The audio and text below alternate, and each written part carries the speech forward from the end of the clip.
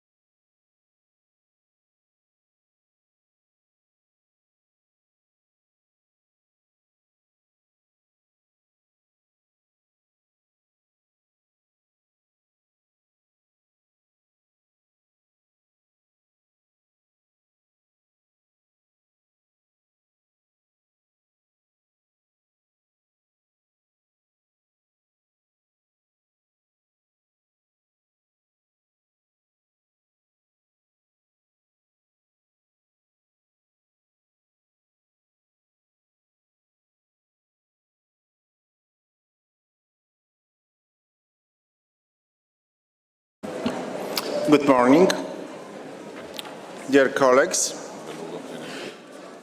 Before we resume our session this morning, I would like to inform you of the outcomes of the second meeting of the Bureau this morning. First of all, the Bureau reviewed the agenda items examined yesterday. As we are behind schedule, I count on all of us to do our utmost to advance with our work today in a smooth manner, considering that it will not be possible to organize night session. In order to better manage time, I have also informed the Bureau that requested the Secretariat to activate the sound on the timer at the end of the time allowed for each intervention. Last, while committee members are entitled to submit an amendment at any moment until the decision is made, I was requested during the Bureau to remind the distinguished committee members that, in line with Rule 23.3 of the Rule of Procedure, the submission of new proposals or amendment should be made as much as possible at least 42 hours before the discussion of the agenda item concerned. This will greatly facilitate the organization of the debates and well-informed decision-making process. Thank you.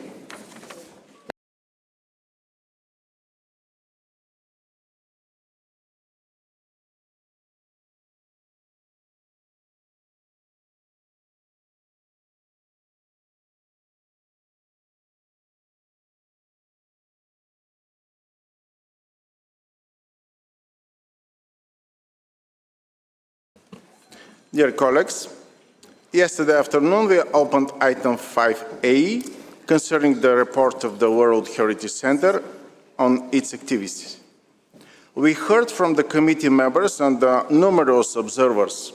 However, due to time constraints, we have not been able to listen to 13 observers who had requested the floor.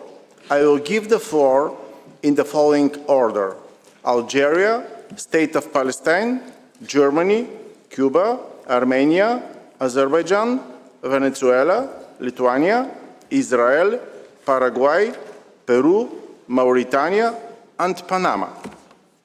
Unless any additional requests, this list is considered closed.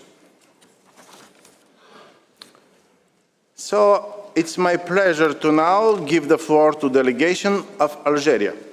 Please, you have the floor. Merci. Thank you. Chairperson, the Algerian delegation would like to congratulate you on your election to the chairpersonship of this committee. We support you fully, and we welcome the high quality of the report submitted by the Centre and its constant efforts to implement the 1972 Convention. Algeria is among the first states to have ratified this convention and is delighted to see that Nauru has now ratified, so we have 196 states parties, which consolidates the universality of this instrument. We also welcome the initiatives of the Centre to strengthen capacities, and in particular the assistance provided to 8 African states that do not yet have any properties listed. And we urge the Centre to increase the fund for support in Africa. Now, Algeria has just updated its tentative list, which now includes 11 cultural, natural, and mixed sites. And this really reflects the geographic diversity and the rich civilizational history of our state. And we do believe that the 7 sites already listed could be increased in number and thereby enrich our presence on the list. The Casbah d'Alger is identified as an emblematic site, and we see that Algeria has been congratulated for its efforts to consolidate this property. And we thank the Centre for that. And the launching today of the platform Dive into Heritage is something that we will certainly welcome. We have a site that was listed back in 1982, which is being included on that platform, and we thank Saudi Arabia for its support in that regard. And we also expressed our regret that the Palestinian proposal to list Hadid Basham, because of the impossibility of ICOMOS to evaluate the property. And we therefore believe that it is important to protect such sites from deliberate attacks against them, which we have witnessed recently. Thank you.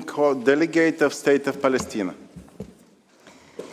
Mr. President, we trust in your leadership as our shared civilization faces an unprecedented threat, nowhere more than in our homeland, Palestine. Palestine is not merely a place on a map. It's part of the cradle of human civilization, where the first cities rose, where ancient cultures flourished, where humanity learned to build, to cultivate, to believe, to persevere, and to dream. From Jericho, the oldest continuously inhabited city in the world, to Bethlehem, the birthplace of Jesus Christ, to the old city of Jerusalem, the cradle of religions, to Hebron, Al-Khalil, to St. Hilarion, Tel Amer, to the ancient terraces of Batir, to the archaeological treasures of Sebastia, Palestine is home to some of the most important, irreplaceable heritage sites known to humankind. But, Mr. President, cultural heritage is not only carved in ancient stone or written in history books. It lives through the people who have preserved it for generations. The people who carry this heritage, its stories, its memories, its living soul are being starved, displaced, and killed. In Gaza alone, tens of thousands of families have been wiped out, their lives, their history, their culture erased. This is not a humanitarian crisis. This is not a humanitarian catastrophe. It's a human and cultural genocide, destroying a people and their heritage before the eyes of the world. When a child dies of hunger, when a family is buried beneath the rubbles, we do not only lose lives, we lose language, memory, traditions, stories. We lose the living soul of cultural heritage. In Gaza, over 200 cultural and heritage sites have been damaged or destroyed as confirmed by UNESCO itself. Ancient mosques, churches, archaeological sites destroyed by Israel alongside homes, schools, hospitals, and many innocent lives. In Hebron, Al-Khalil, a World Heritage Site in danger, illegal intervention by the occupying power continue without consequences. In Jerusalem, the historical status quo is systemically undermined. In Betir, its cultural landscape faces destruction. In Sebastia, archaeological treasures are looted and vandalized, just to mention a few. The occupying power, sitting in this very room, block UNESCO's missions. They deny access. They undermine every international law and commitment. They expect us to stay silent from us and this very committee. Mr. President, we urge this committee to deploy urgent UNESCO ICOMOS monitoring missions to all endangered sites, to demand that Israel, the occupying power, grant these missions full and unhindered access and recognize that the destruction of Palestinian cultural heritage. I know, Mr. President, but Palestine deserves what's happening is a tragedy. It deserves 30 more seconds. The devastation will only end with an immediate and lasting ceasefire and with an end to the Israeli occupation, the only path to halting the killing of innocent civilians and the erasure of our cultural heritage. I thank you. Thank you so much. I give the floor to the esteemed delegate of Germany. Thank you. Thank you, Chair, and good morning. Congratulations on your appointment as President of the 47th session. We appreciate the efforts of your government and the World Heritage Center for organizing this important meeting here in Paris. We commend the World Heritage Center for the comprehensive report on its activities. The report highlights impressive achievements in strengthening states parties' capacities to identify, protect, and manage World Heritage sites, and pays particular attention to Africa and the small island developing states, priority regions that Germany also supports through various projects and activities.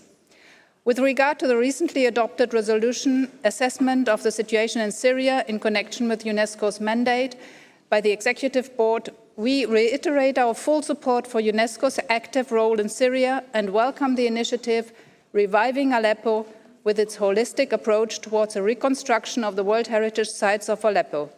Germany, with rich and unique data sets collected for over a decade, its networks and especially the expertise of the German Archaeological Institute will remain a committed partner. In Ukraine, we continue to express our strong concern regarding the threats facing cultural heritage. We fully endorse the statement delivered yesterday by Italy on behalf of the Group of Friends of Ukraine. To conclude, echoing the message of the young professionals expressed yesterday, education is key to ensuring youth engagement and fostering their active role in the preservation of our global heritage. Germany is therefore financially supporting the updating of the World Heritage in Young Hands Educational Resources Kit, which is a crucial instrument in transformative learning and sustainable development. Germany remains fully committed to collaborating with you to ensure the preservation and celebration of our shared heritage for future generations. Thank you. Thank you so much. I now give the floor to Mr. Alundo Somo, Director of the World Heritage, to read the speaker list as agreed this morning. Please, Mr. Somo. Thank you, Mr. Chairperson. So, the following speakers are remaining, unless there is any request for floor, but I don't see. Cuba, Armenia, Azerbaijan, Venezuela, Lithuania, Israel, Paraguay, Peru, Mauritania, and Panama. Thank you, Chairperson.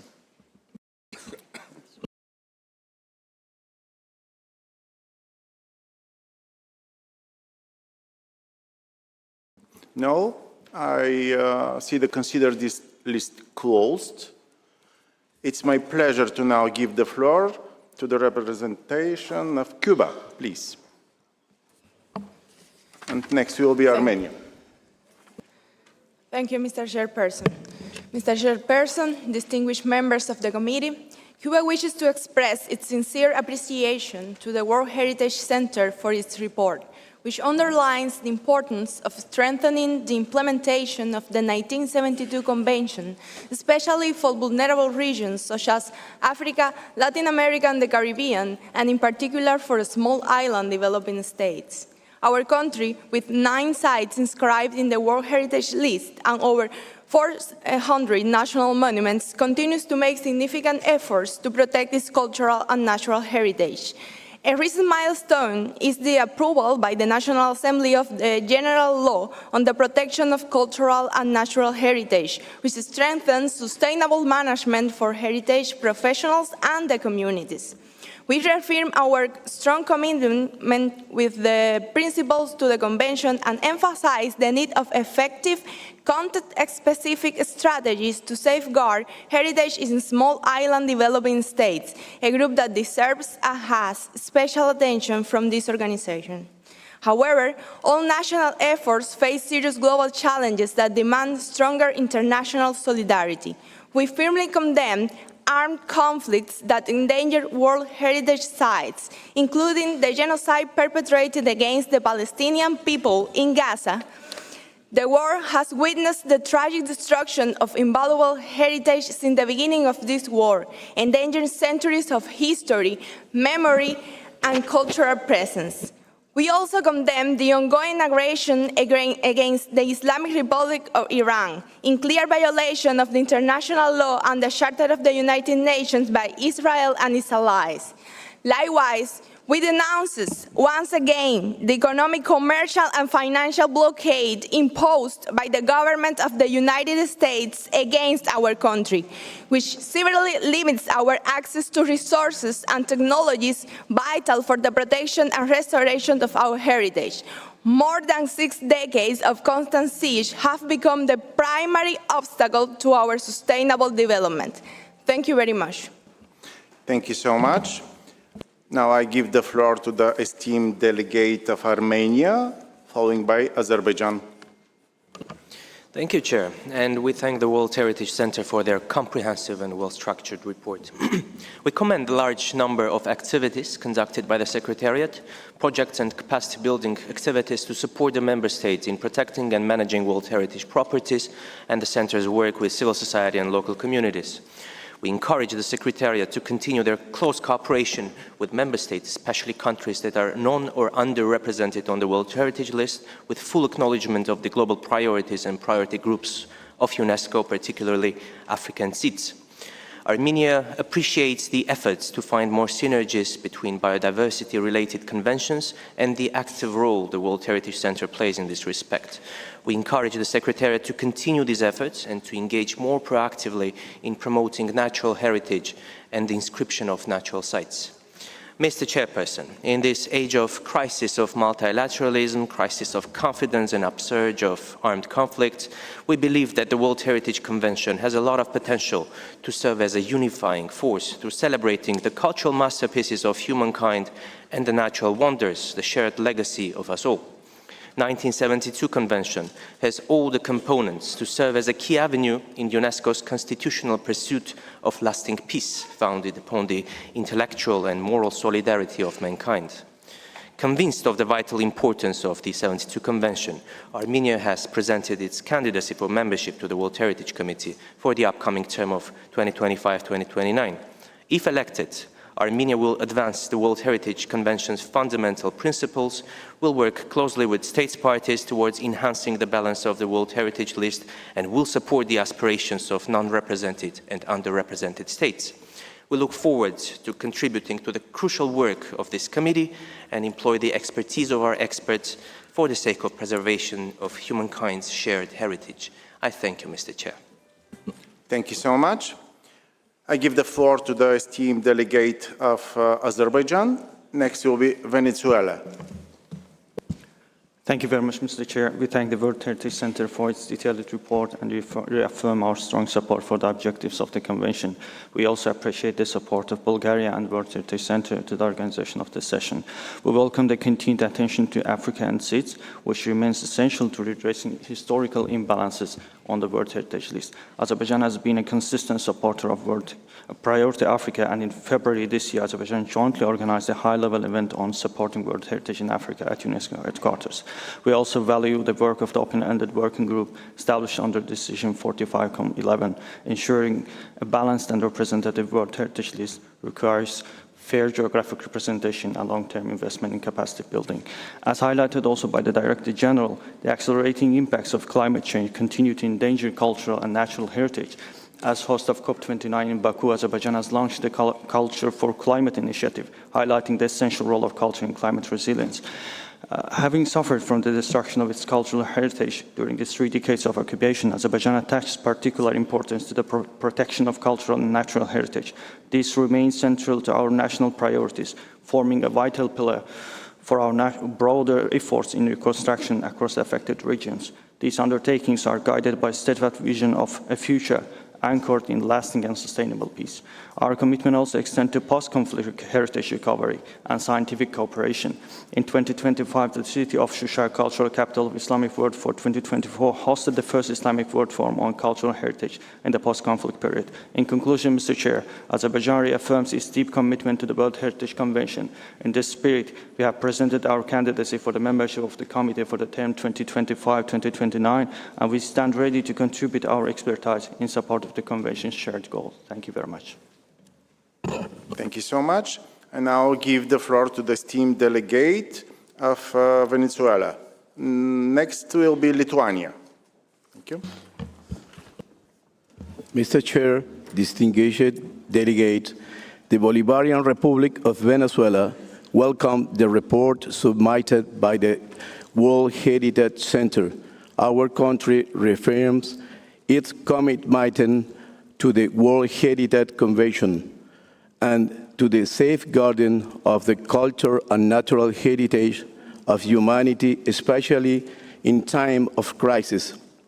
The Bolivarian Republic of Venezuela considers UNESCO contributions to the world to be fundamental, highlighting the provision of the 1972 Convention for the Protection of the World Cultural and Natural Heritage, which has provided our country with a broad institutional framework for the identification, preservation, rehabilitation, defense, and safeguarding of Venezuela's cultural heritage. In this regard, the exchange of experience and knowledge of good practice to foster partnership with the other regions is of great relevance. Despite the aggression resulting from the unilateral and criminal coercive measures which unjustly undermine the sovereign right of nations, Venezuela has developed alternative mechanisms to protection and management of this heritage, grounded in the community participation, institutional resilience, and South cooperation. Today, this action stands as a concrete example of good practice that we are willing to share with the international community. Mr. Chair, in this spirit, we are pleased to announce that Venezuela will host the International Conference of Protection and Safeguarding of Cultural and Natural Heritage in Times of Coercion, to be held from the 8th and 12th September 2025. This initiative is addressed to member state multilateral organizations and experts from around the world, with the aim to join in effort to sharing experience and developing new legal and cooperative tools that may lead to creation of agreements or other mechanisms to protect the legacy of humanity in time of adversity and unilateral coercion. Thank you so much. Thank you. Thank you so much. Casi un minuto más.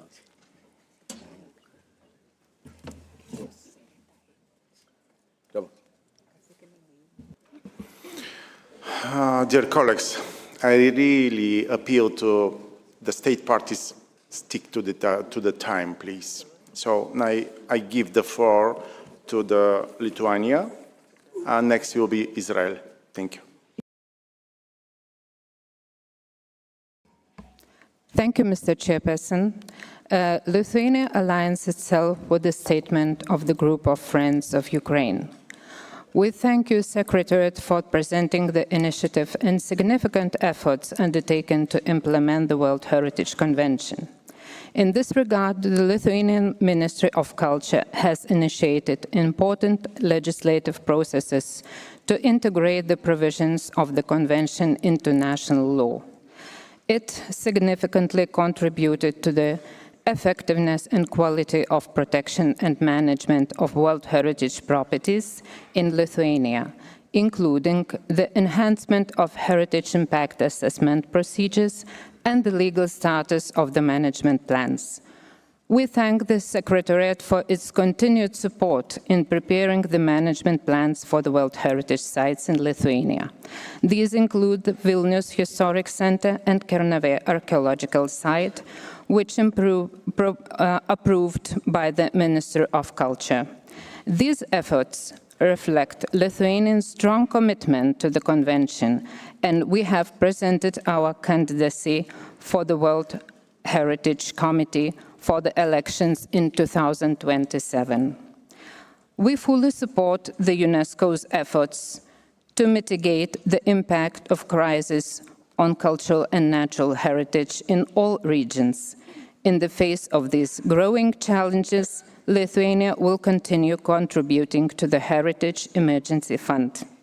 Lithuania strongly condemns the ongoing attacks by the Russian Federation on the World Heritage sites in Ukraine.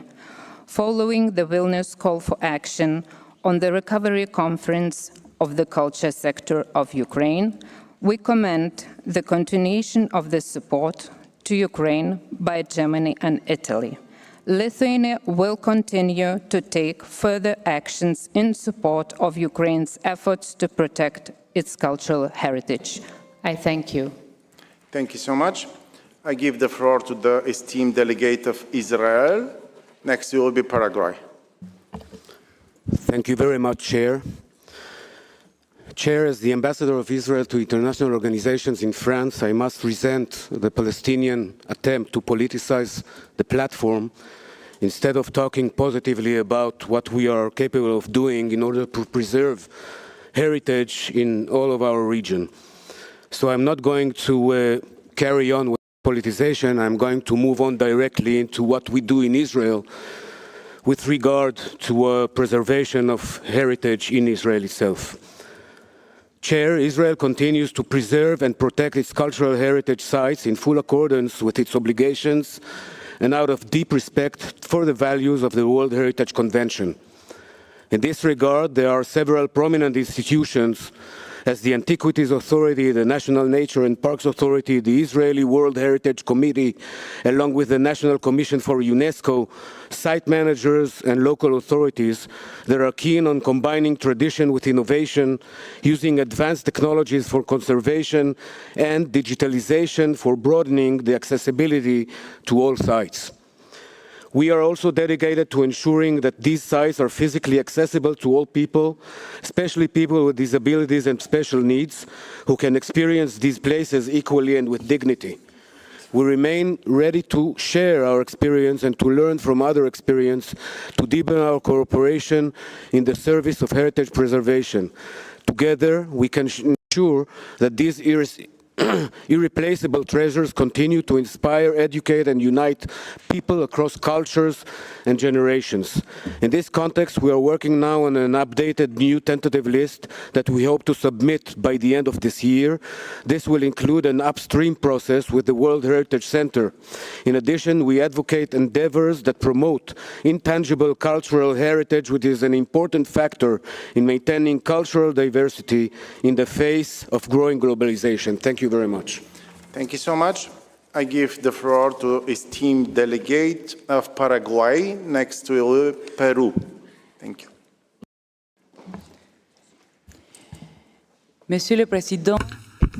Mr. Chairman, Excellencies, dear colleagues, let me first of all congratulate you, sir, on your election to the chairmanship of the committee and to extend our best wishes for the meeting. We are grateful for the detailed report of the World Heritage Center as concerns its activities. It's a great honor for me to take the floor here today on behalf of Paraguay, the land of live Guarani memories.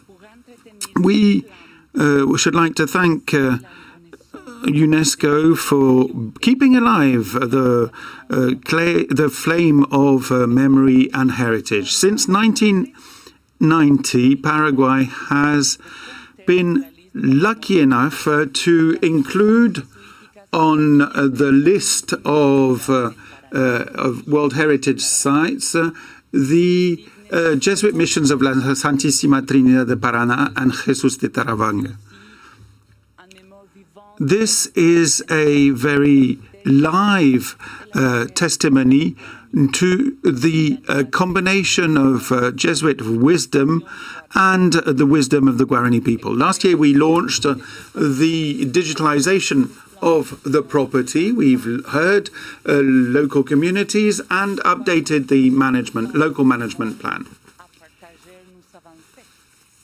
We share with you all our progress, but also call for further exchanges between the member states to make sure also that the World Heritage lists can go on being diverse, alive, and multiple. We call for further capacity building operations in those countries which have limited resources and cooperation on the properties and through networks. As we say in Guarani,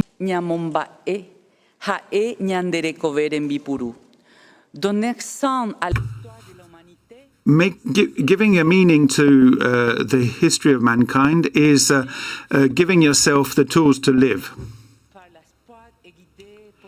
and make sure that hope and meaning lead our work. Thank you. I give the floor to the esteemed delegate of Peru, and now it will be Mauritania. Thank you. Merci, Monsieur le Président. Thank you, Mr. Chairman. On behalf of Peru, let me express my sincere gratitude to the Secretariat for the quality of the report submitted and for the commitment of the committee to the implementation of the decisions of the committee. We welcome more specifically the work done over the last year, as concerns risk management, community engagement, and inclusive governance. Peru was lucky enough to host a number of regional workshops, especially on preventing fires, sustainable development, strengthening, in so doing, dialogue with local communities. We also would like to highlight the significance of community projects for heritage and the progress achieved as concerns the rights of indigenous people, and more specifically as concerns free, prior and informed consent, which leads to a fairer and more participatory approach to heritage management. So, Peru states once again its unwavering commitment to the principles of the Convention and its commitment to multilateralism, international law, and the key role of UNESCO in protecting World Heritage. Every nomination must abide by the principles of authenticity, integrity, and relationship with the communities. What is at stake here is the credibility of the 1972 Convention. As the cradle of one of mankind's great civilizations, our country is marked by historic cultural diversity. With its 13 sites on the list, we have worked on sustainability of heritage management in cooperation with local communities. I am also honored to state that Peru is running for election to the committee, and we are committed that our commitment can make and hard work can make a useful contribution to the work of the committee. Thank you. To esteemed delegate of Mauritania, and next will be Panama. Thank you. Monsieur le Président. Mr. Chairman, Excellencies, ladies and gentlemen, it's a great honor for me to attend this 47th session of the World Heritage Committee. Can I thank warmly Bulgaria for its financial support to the organization of the session, and thank you, sir, for your learned stewardship of our work, and extend the full support of the Mauritanian delegation. My thanks also go to the Secretariat as concerns the quality of the documents circulated and the quality of the report on the activities and the implementation of the decisions of the committee. In this respect, I'd like to thank more specifically Mr. Lazarus Elundo Esomo, the director of the Centre.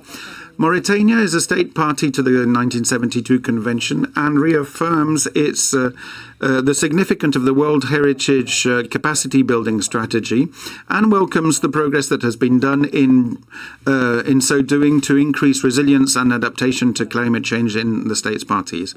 The issue of the tentative list and tentative nominations is also very important.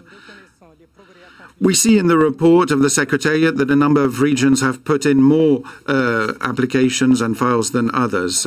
However, there are still imbalances, which means that there are still obstacles to a more effective implementation of the Convention. Mauritania, sir, welcomes the efforts made by the World Heritage Centre for African states and SIDS, so as to include them in the capacity building program. This is a clear and praiseworthy illustration of an inclusive and participatory approach to the convention. We suggest that more efforts should be done to reduce the imbalances. In this respect, we argue and advocate a better representation of all regions to ensure inclusivity. As concerns the management of sites and the assessment and monitoring, we are convinced that the OUV of properties listed on the World Heritage list can only be established through hard work and cooperation between the parties and UNESCO, and also work to overcome climate change and its impact on the property. Mauritania is monitoring closely the decisions that will be adopted, and we are convinced that consensus can prevail to ensure all this, and I'd like to thank you, sir. So much. I give the floor to the esteemed delegate of Panama. Thank you so much. Thank you, Mr. Chair. As this is the first time a delegation takes the floor, allow me to congratulate you on your election. Panama would like to thank the World Heritage Center for presenting this comprehensive report. We appreciate the efforts made to put into practice the decisions of the committee, especially in today's context of increasing challenges to protect and manage our World Heritage sites. Panama would also like to congratulate the director of the World Heritage Center, Mr. Lazar Elundo Esomo, for his leadership and commitment. We welcome the progress made in Latin America and the Caribbean, where we're seeing more diversity on the World Heritage list, better protection of fragile sites, and a stronger community involvement. As a country that connects continents, cultures, and oceans, Panama is proud that during this session, the nomination of the colonial Trans-Isthmian route is being presented after accepting the referral. We have fully complied with Decision 46-8B.29 by improving its legal protection, conservation, and management through a joint effort by our government.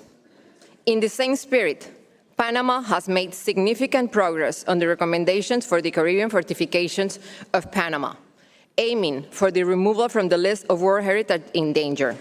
We have invested over $59 million in emergency work, restoration, and an updated management plan, with a special focus on climate risk. Dear colleagues, Panama remains fully committed to the World Heritage Center and to the advisory bodies, and to the values we share. Our heritage brings people together, inspires future generations, and helps build a common identity beyond borders. We are proud to protect this legacy, not just as a duty, but as a lasting promise to humanity. Thank you very much. Thank you so much.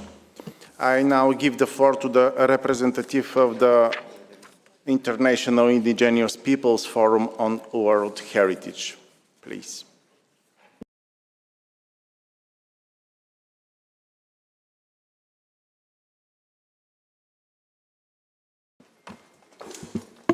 Thank you, Mr. Chairperson. I am speaking on behalf of the International Indigenous Peoples Forum on World Heritage, which is a self-governed, Indigenous-led platform dedicated to achieving full respect for Indigenous peoples' rights within the World Heritage Convention processes.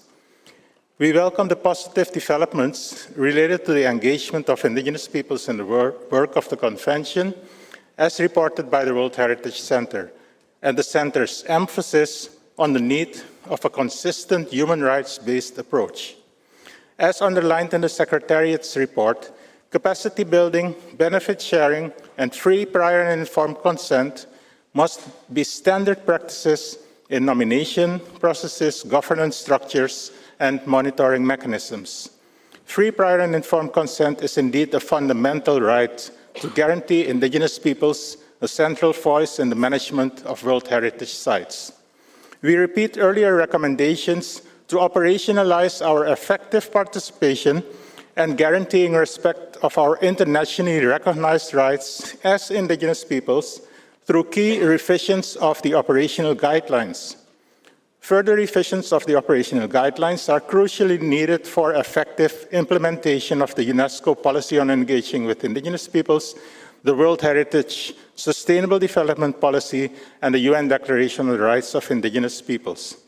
In this regard, we draw attention to the outcome document of the International Expert Workshop in Recognizing and Respecting Indigenous Peoples' Heritage Values in World Heritage Sites, held in January 2024 in Geneva, which outlines Indigenous peoples' priorities, concerns, visions, and recommendations regarding the implementation of the Convention. In Decision 46-7, the World Heritage Committee invited the Indigenous Peoples Forum on World Heritage to make the outcome document available at the earliest opportunity. We have done so. We have submitted the outcome document, and we are also posting it on our forum's website. We look forward to the deliberations of this week and hope to make strong and constructive contributions. Thank you, Mr. Chair. Thank you so much.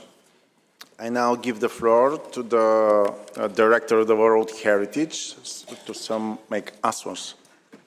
Please. Thank you very much, Mr. Chairperson. Let me first start by really thanking all the speakers, the 19 committee members who took the floor to comment on this report, but also the 31 state parties who also took the floor. And I really would like, on behalf of the World Heritage Center, to really express our gratitude for your positive comments on the quality of the report and also on the work undertaken by the World Heritage Center. And I can assure you that we will continue to improve the quality of the report based on your comments, but also the quality of our work. So we took really with a lot of attention the concerns that some of you have raised, and we will continue to improve. So I would like to now go to answer some of the the questions and concerns that you have raised, and in the sake of time, I apologize if I'm not able to answer all the questions because we have a lot ahead of our schedules.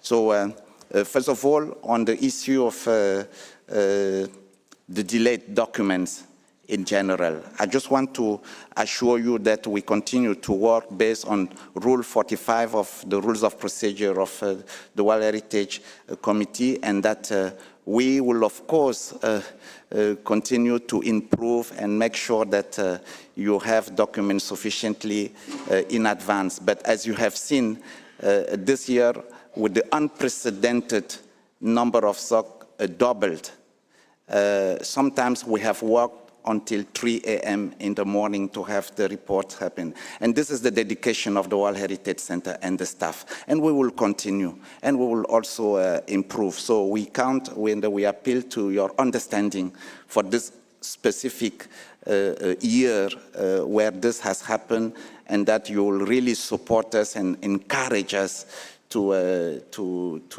continue doing it. On the cooperation, with the African World Heritage Fund. I just want to tell you that the World Heritage Center and the African World Heritage are strategic partners and collaborate in almost all their activities and programs, and I want to assure everyone that we will continue to do so. And as a Category 2 center, the African World Heritage Fund will be presenting in one of the next items its report on the activities, and I will really want you to really take time, as the other Category 2 centers also who will be reporting, to really appreciate the work that the Category 2 centers are doing. Now, I want to go quickly to some of the specific questions that have been asked by the India's delegations, and I will also try to make it very short and very quickly, but these are very important questions that you have asked on how the results of the open-ended working group will contribute to the improvement of the representativity. And I think on this, I really want to thank the ambassador of His Excellency, the ambassador of India, for his comments. And I think, and also other donors, also including India, for their support on the nomination of the side from LDCs, countries, Africa, and the seats. And I think later on we will discuss document 11 on the outcomes of the open-ended working group, and including the several recommendations aimed at addressing the needs for the seats, the needs for Africa, for nomination, including capacity building and twinning. And here, of course, in the intervention by the distinguished delegate of the representative of Rwanda, who mentioned, of course, the reflection on authenticity in Africa. You can already say that in terms of how this is going to help the representativity, already you know that one of the priority is to conduct the gap analysis, which is really very important. And I think I would like to call for your support for extra budgetary funds so that we can conduct the gap analysis. And when this is carried out, it will really offer, all the countries, in particular African state parties, the seats, a concrete tool to enhance their capacities of nominating this. You raised the issue of the digital and geospatial. Yes. Now, just to recall that now the World Heritage has a number of tools, and more can be developed with financial support, of course, and partnership. And we reported on the Dive into Heritage, the World Heritage Online Map Platform, the Urban Heritage Atlas, and many. And of course, we have also the work that Category 2 centers are doing also in this regard, and they will report about it, in particular the Category 2 Center East in China, and I think they will be mentioning. So you will be also understanding, and we are ready to do more, and we also call on your support in this regard. And on the engagement of indigenous people, I don't have to say more because we just listened to the International Indigenous People Forum on World Heritage. And here, of course, I think it is important that we continue supporting indigenous people in strengthening their capacity to engage with the existing opportunities across the convention processes, from nomination to management, and also monitoring. And I think here, again, let me thank really the support of Australia, the support of Canada, to the World Heritage Fund. I mean, these efforts are really important because it helps both the Secretariat but also the advisory bodies to continue to doing, and of course, and what the chairperson has also been doing is that to make sure that we all continue to support, the work of indigenous people and their contribution in the governance of the convention, of course. So overall, again, I want to thank all of you, and I want to give, I think, there's one question, and I think the Assistant Director General for Culture will address this issue regarding the financial issues to address the World Heritage needs. Thank you. Thank you so much. Mr. O'Connor, you have the floor. Merci, Monsieur le Président. Thank you. Thank you, Chair. In these debate, which was very full of interesting information, there was one question that was recurrent. It's been coming back over the last 6 sessions of the committee in which I have had the honor to participate, and namely that's the question of human and financial resources. I know that you're going to be talking about the budget for 3 days, but let me just indicate to you whether the organization we have at the present time can be sustained over time, given the demands of the convention and the implementation of the convention. Well, in the short term, yes, but in the medium term, not really, and certainly not in the long term. With the human and financial resources, it just won't work in the long term. In 2010, we had 10 more professionals than at the present time, and in total, a staff of 32 more people than today. That was in 2010. And today we have 300 sites more, with 10 professionals less. So arithmetically, it just doesn't work. Second, given the ongoing work that we have in the Secretariat, and I'm not referring here to capacity building and all of the work being done on conservation and so on, there's additional work than what we had 10 years ago, and with fewer people, it just can't work. At the present time, the staff of the World Heritage Center represents 30% of the overall staff of the culture sector. 153 professionals, 52 of them in the national and regional offices, the field offices. So, how do you manage? You can ask, well, it's nothing magical. People come in at 8 o'clock in the morning and they leave at 2300 hours. So it's just not possible to continue like that in the medium term. But the problem that we have is one that everyone is familiar with. It's an overall organization, and when the decision is taken by member states to increase the budget by only 3%, say less than inflation, and so there are the programs that suffer. That's the reality. How does one change this? Well, I have heard it said, not for the first time, that there is this proposal to do more fundraising. But fundraising is very targeted. I mean, it is very rare to obtain funds that are not earmarked. So this really raises the question of the long-term viability. The work that you're asking us to do is permanent work. I mean, we can't replace the missions by machines or by AI. It has to be done on the spot.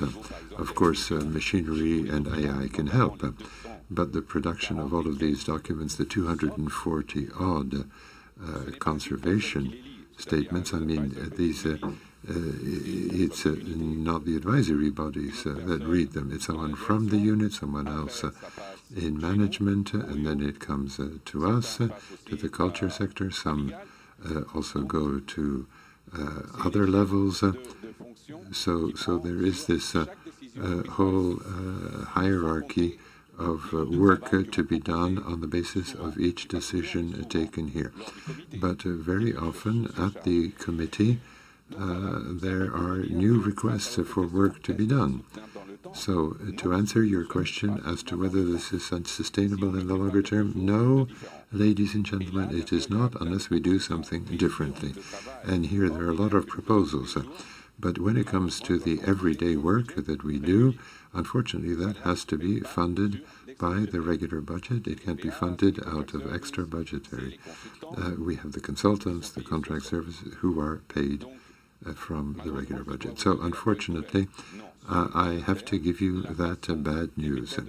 The working methods that we have at the present time, with the extra work that you are requesting of us, well, at some point, this is all going to break down, and you have to confront that reality. So the teams of the culture sector, the 150 professionals and the 200-odd contract services, the secondments, the juniors, I mean, you know, they do wonders. But at some point, that is going to break down, and we have to find some way of solving this problem in the medium term in order that it be sustainable, that it be possible for us to do the work that you are asking us to do. I'm sorry to say this over and over again, but you as a committee will have, if we don't have more resources, we'll have to establish priorities. Unfortunately, when I see the agenda that are proposed from one year to the next, they get longer and longer, there are more and more decisions, and then there are complaints that certain documents are not available on time. It's not 70%, as some have said, it's 45% of them that are distributed. I mean, there are 10% that are never distributed 60 days in advance because they're discussed here. But the SOX or various other documents with details to be written in as a function of decisions taken by other entities in the House. So I wanted to be as frank, honest, and open with you as I could be. There are some decisions to be taken, and I hope that at the budget meetings, appropriate decisions will be taken, and we'll be able to continue this exchange to find the right solutions. Thank you. I therefore invite you, dear colleagues, to proceed with the adoption of the draft decision 47-5A. But before doing so, I would like to ask the rapporteur if she has received any amendments on the draft decision proposed. Thank you, Chair. We have received an amendment tabled by Italy as a state party, which proposes Italy is proposing the addition of an additional paragraph number 7, and let me read it out. Notes with appreciation that UNESCO organized in close cooperation with the government of Italy the second Naples Conference on Cultural Heritage in the 21st Century in June 2025, following the first conference in 2023, and with the objective to assess the implementation of the call for action spirit of Naples.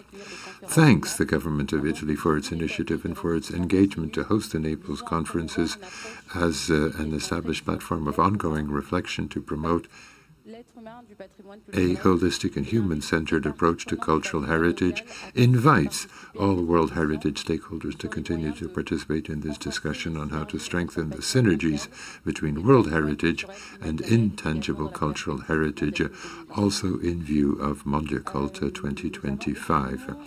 We have just received a slight amendment that is being suggested to you for the purpose here is to delete, the objective here is to delete the word established. And in paragraph 5, Belgium has proposed the following: thanks all the states, parties, notably Andorra, Australia, Azerbaijan, Bahrain, Belgium, in bracket, Government of Flanders. Well, Belgium wants it to read Governments of Flanders and Wallonia. Thank you very much. Those are the 3 changes proposed.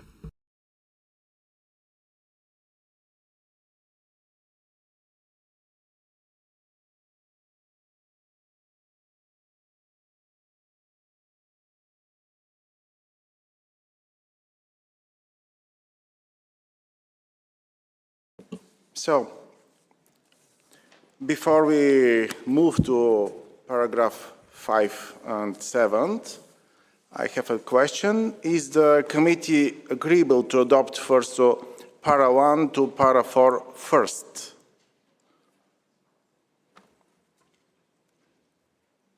I see no objections.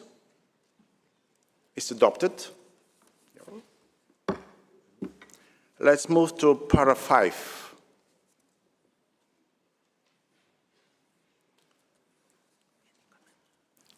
Any comments, please?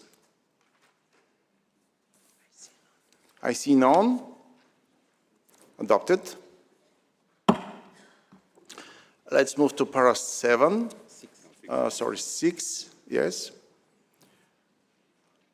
Any objections? None.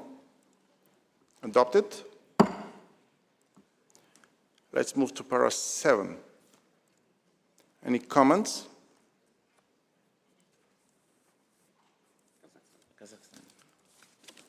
Yes. The Kazakhstan. You have the floor, please. Thank you, Mr. Chair. If possible, we would like to add Kazakhstan to the list of co-authors of this decision, of this amendment, number 7. Thank you. Correctly, it will be co-author, yes?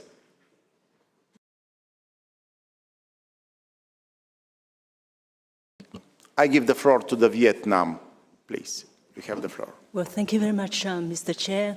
Vietnam also wishes to join the co-authorship of this amendment. Thank you. Thank you. I give the floor to the Republic of Korea, please. Thank you, Mr. Chair. We also would like to join the co-authorship. Thank you.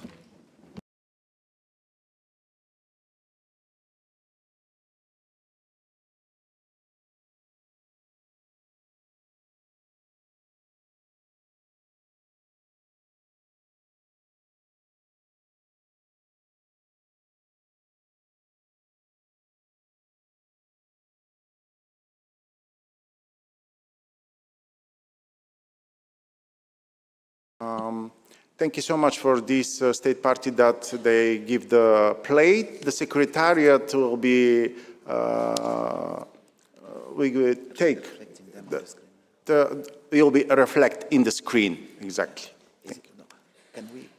put in the list. Yes, please. So that we can see. Yes.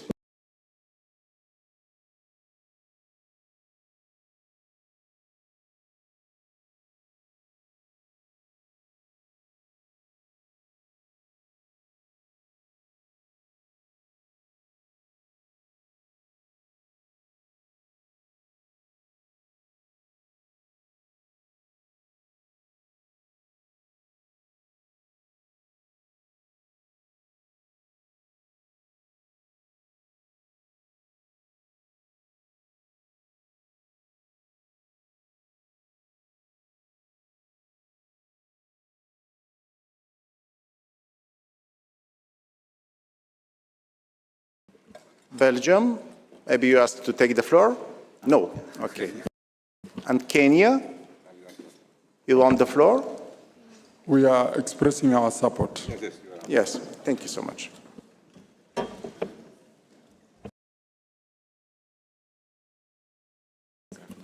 So we can adopt the, sorry? Zambia. You want the floor? Chair, the State Party of Zambia would like to be included to the list of the co-authors. Okay, thank you so much. So we can adopt this para. Yes? The para adopt as amended. Yes. Senegal. Okay, add Senegal on the list. Add Senegal at the list. Yes. Now we adopt as amended. Oui, Monsieur le Président. Chair, Senegal also supports this amendment. So finally, we adopt it as amended. Thank you. I now declare agenda, sorry? 8, paragraph 8. So, please, we see the paragraph 8. Objections? No? Adopted. So, can we adopt the declaration as whole? The draft decision 47.5e?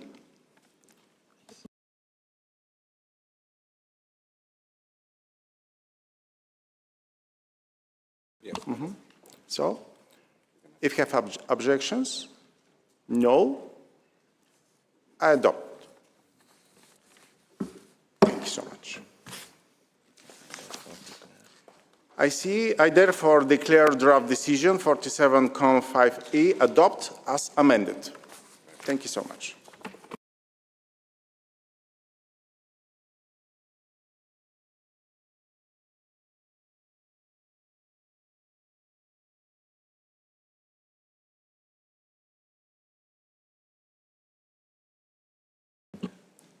Excellencies, dear colleagues, our next item on the agenda is the report of the 3 advisory bodies to the World Heritage Committee, ICROM, ICOMOS, and IUCN, on their activities.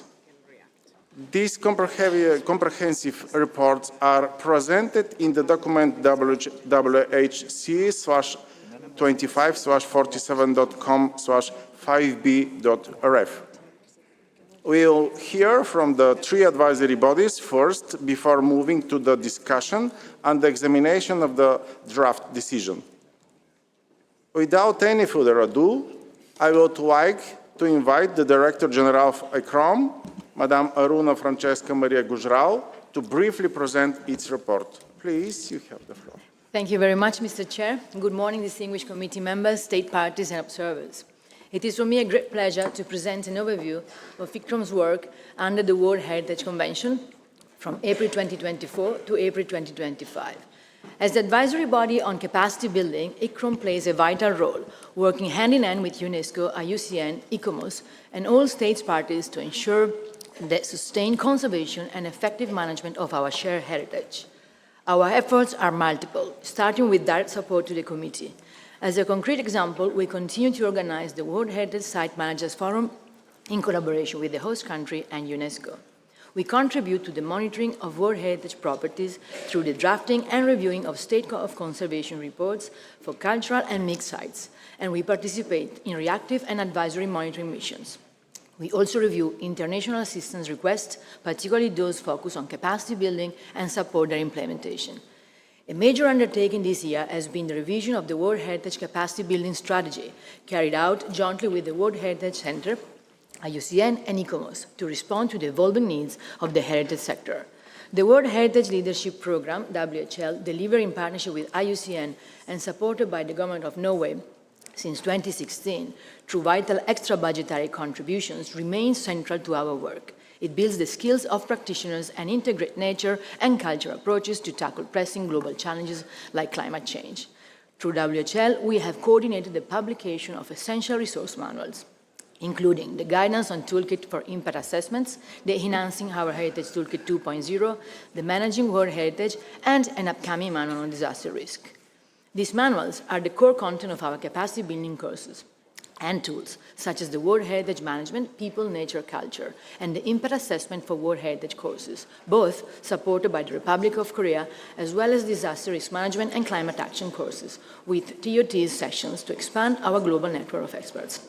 Significant progress has been made on Climate Action Toolkit for World Heritage with a zero draft finalized and testing planned, where the initial phase has been kindly supported by the Australian government.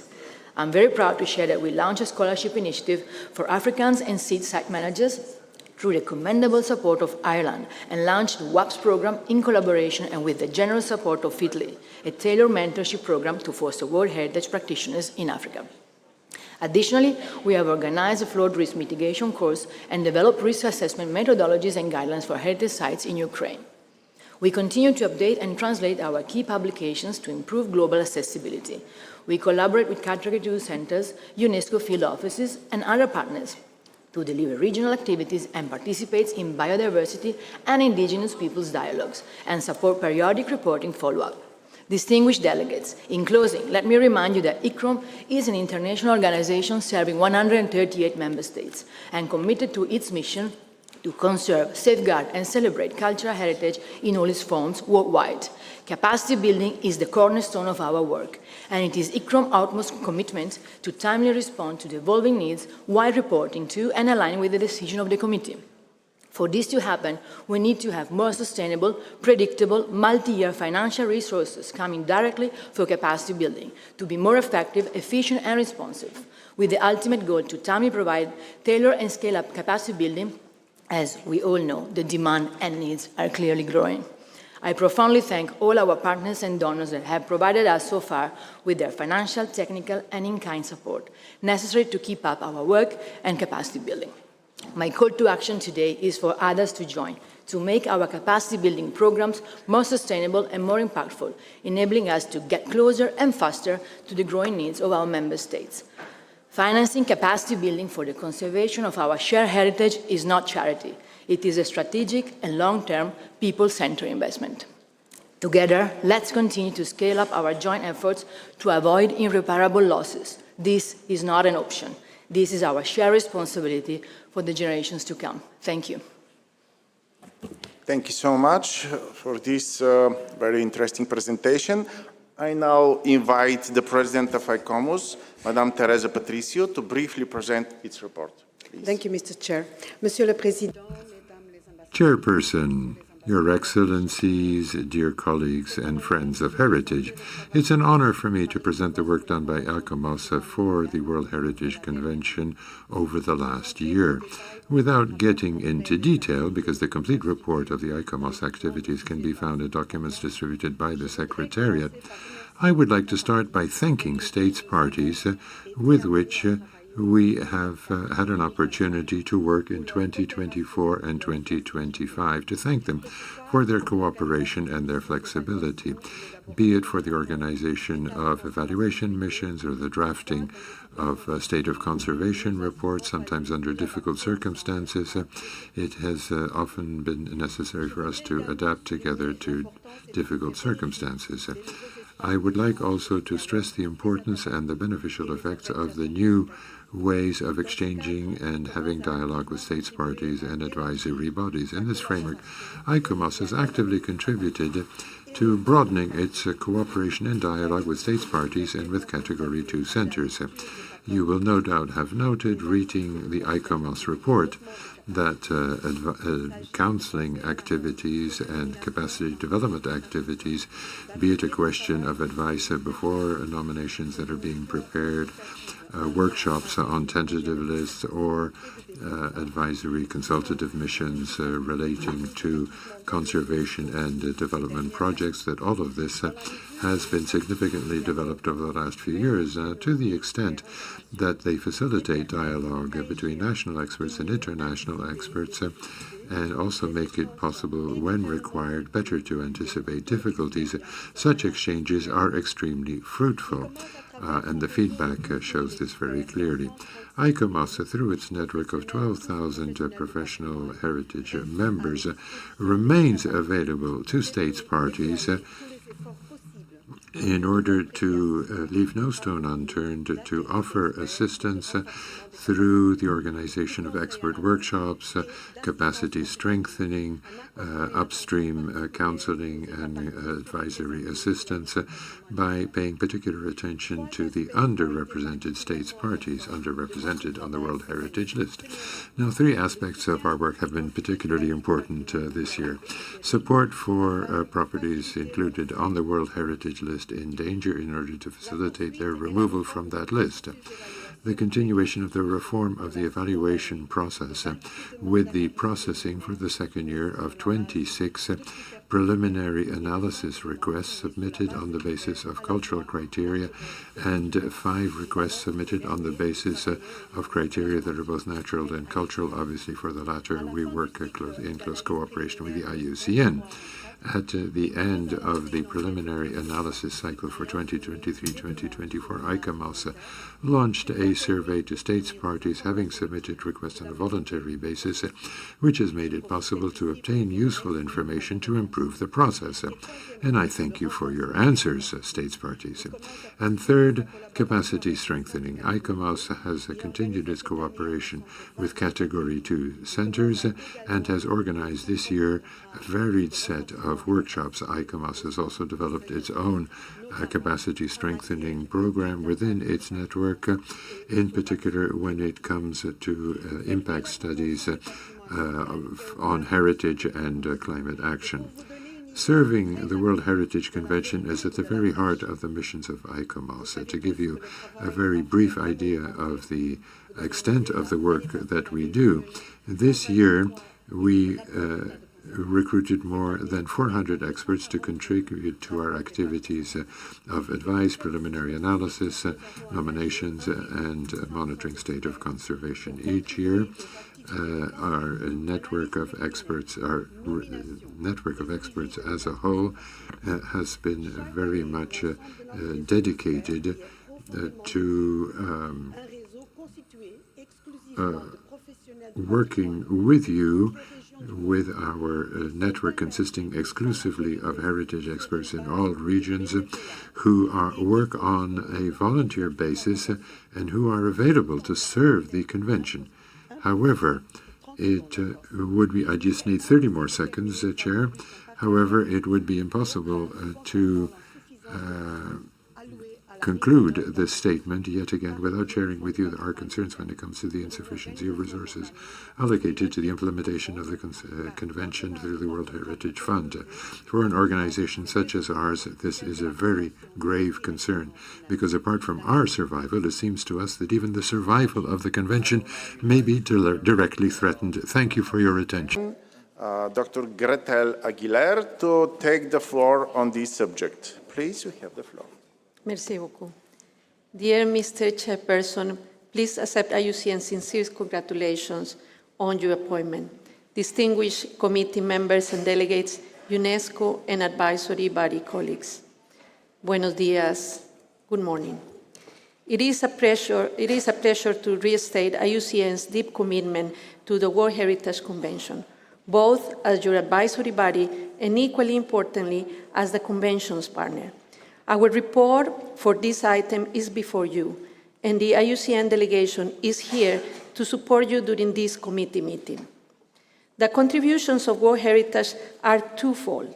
First, the direct conservation results on the ground, and second, an exemplary beacon that inspires innovation and best practice. This dual role means that our advice must consistently uphold and foster the highest standards while shaping constructive, practical solutions. IUCN's proposed new program of work includes, for the first time, a specific World Heritage result through which we will track the achievement of effective and equitable conservation in World Heritage sites, globally, regional, and nationally. We know that while the decisions taken here are an important step in the right direction, more work remains to be done. We need to complete them with direct support for states, sites, and communities. This includes innovative ways to embrace the full range of international conservation funding mechanisms, such as the Global Environment Facility. The highly successful World Heritage Leadership Program that ICROM has just referred to is a growing priority and can help animate the proposed new capacity building strategy that is on your agenda. But to make a real difference, World Heritage must be in synergy with larger efforts.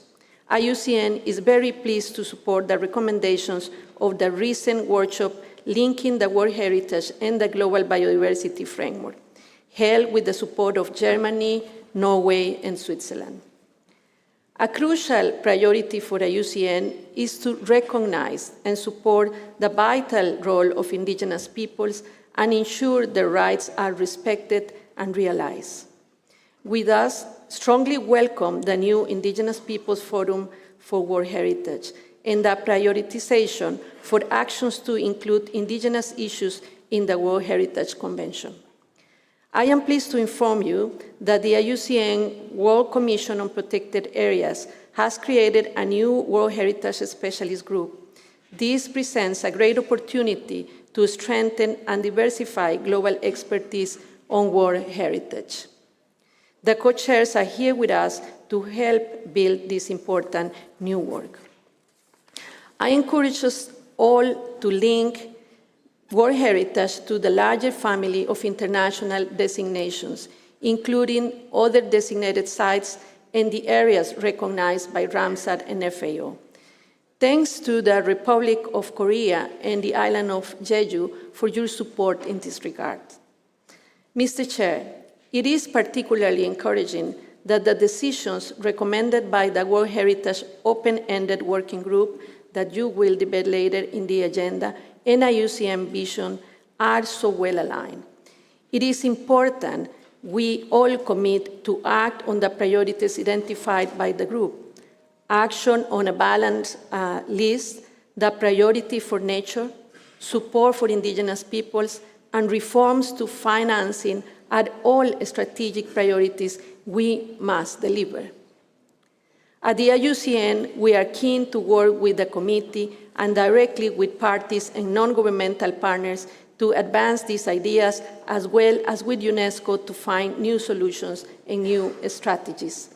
Lastly, let me invite you to IUCN World Conservation Congress in Dubai, UAE, in October, where around 10,000 people will gather to shape the future of nature conservation. There, we will launch the new IUCN World Heritage Outlook, assessing the future prospects for natural World Heritage. I look forward to seeing many of you at the IUCN World Conservation Congress. Your questions and comments are welcome. Thank you very much. Merci, gracias. Thank you so much. Thank you for this interesting presentation. I would like now whether there are any comments on this agenda item. I see India. You have the floor. Thank you, Mr. Chair, for giving India the floor. India thanks the advisory bodies, ECOMOS, IUCN, and ICROM for their comprehensive reports and continued commitment to the implementation of the World Heritage Convention. Their reports reflect a collaborative and strategic approach to advancing the Convention's multifaceted goals. ICCROM's emphasis on capacity building and tool development is particularly noteworthy. India values its long-standing partnership with ICCROM and hosts the Regional Capacity Building Initiative under the World Heritage Leadership Program in collaboration with UNESCO Category 2 centers such as the Center for Heritage Management at Ahmedabad University. India notes ICOMOS's critical role in expert evaluation and monitoring, which underpins the credibility of the World Heritage List. India has worked closely with ICOMOS on advisory missions and thematic studies for the nomination and management of both cultural and mixed heritage sites, including the successful inscriptions of Shantiniketan, the sacred ensembles of the Hoysalas, Choroido, etc. India acknowledges IUCN's continued leadership on natural heritage and climate action. Our collaboration with IUCN in managing sites such as the Western Ghats and the Great Himalayan National Park demonstrates India's commitment to ecosystem-based conservation aligned with community participation and sustainable development. We note the funding constraints faced by the advisory bodies, particularly IUCN's call for a systemic rethink. As a nation deeply invested in heritage-led progress, India remains committed to advancing inclusive, resilient, and forward-looking heritage governance in collaboration with all stakeholders. We have the following queries. What alternative or supplementary funding mechanisms can be developed to ensure sustainable support for the advisory bodies, especially for unfunded mandates like technical reviews and missions? To reduce operational costs, can some functions be outsourced to regional chapters of the advisory bodies? Second, what specific reforms are proposed or under consideration to address the operational challenges identified by the advisory bodies? In lieu of certain increase in the factual errors being observed in the assessments, could the World Heritage Center be accorded observer status in the panels of the advisory bodies? Third, how can collaboration between advisory bodies and Category 2 centers be optimized to leverage regional expertise and resources effectively? And fourth, how are digital tools and platforms being utilized to support site visits, monitoring, stakeholder engagement, and evaluation activities? I thank you, Mr. Chair. Thank you so much. I now give the floor to the Republic of Korea. Thank you. Thank you, Mr. Chair. The Republic of Korea deeply appreciates the advisory bodies, ICCROM, ICOMOS, and IUCN for their continued dedication in supporting the effective implementation of the World Heritage Convention.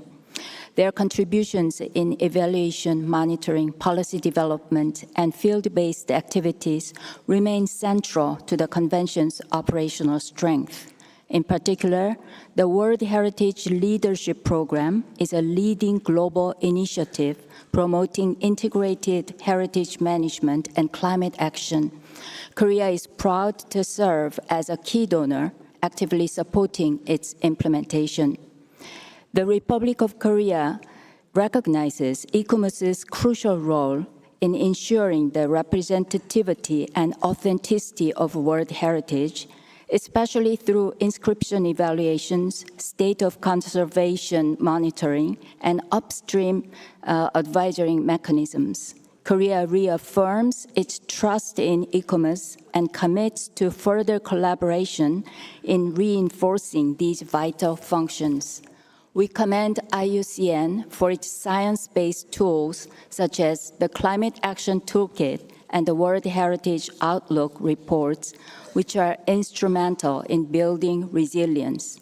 In cooperation with IUCN and ICCROM, Korea has been applying these tools in UNESCO-designated sites, including Jeju Island. Moreover, the Global Center for Interpretation and Development of Areas, GCIDA, established in Korea, engages comprehensively with the World Natural Heritage and other UNESCO-designated areas. We look forward to expanding cooperation between GCIDA and IUCN to strengthen heritage management and synergies across designations. Korea also values ICROM's thematic programs such as Youth Heritage Africa, First Aid and Resilience for Cultural Heritage in Times of Crisis, and Sustainable Built Heritage. These initiatives are essential in addressing regional disparities, particularly in Africa and the Arab states, and in building long-term local capacities. Finally, we emphasize that the advisory bodies are not simply technical entities, but strategic partners in global heritage governance. Ensuring their sustainability requires adequate and predictable financial and human resources to address their growing workload. Thank you. Thank you very much. I now give the floor to the St. Vincent Grenadines, please. Thank you, Mr. Chair. St. Vincent and the Grenadines congratulates ICROM, ICOMOS, and IUCN for their tireless efforts and invaluable contributions to the implementation of the World Heritage Convention, from capacity building initiatives to monitoring the state of conservation, and from activities related to climate change into supporting sites in danger.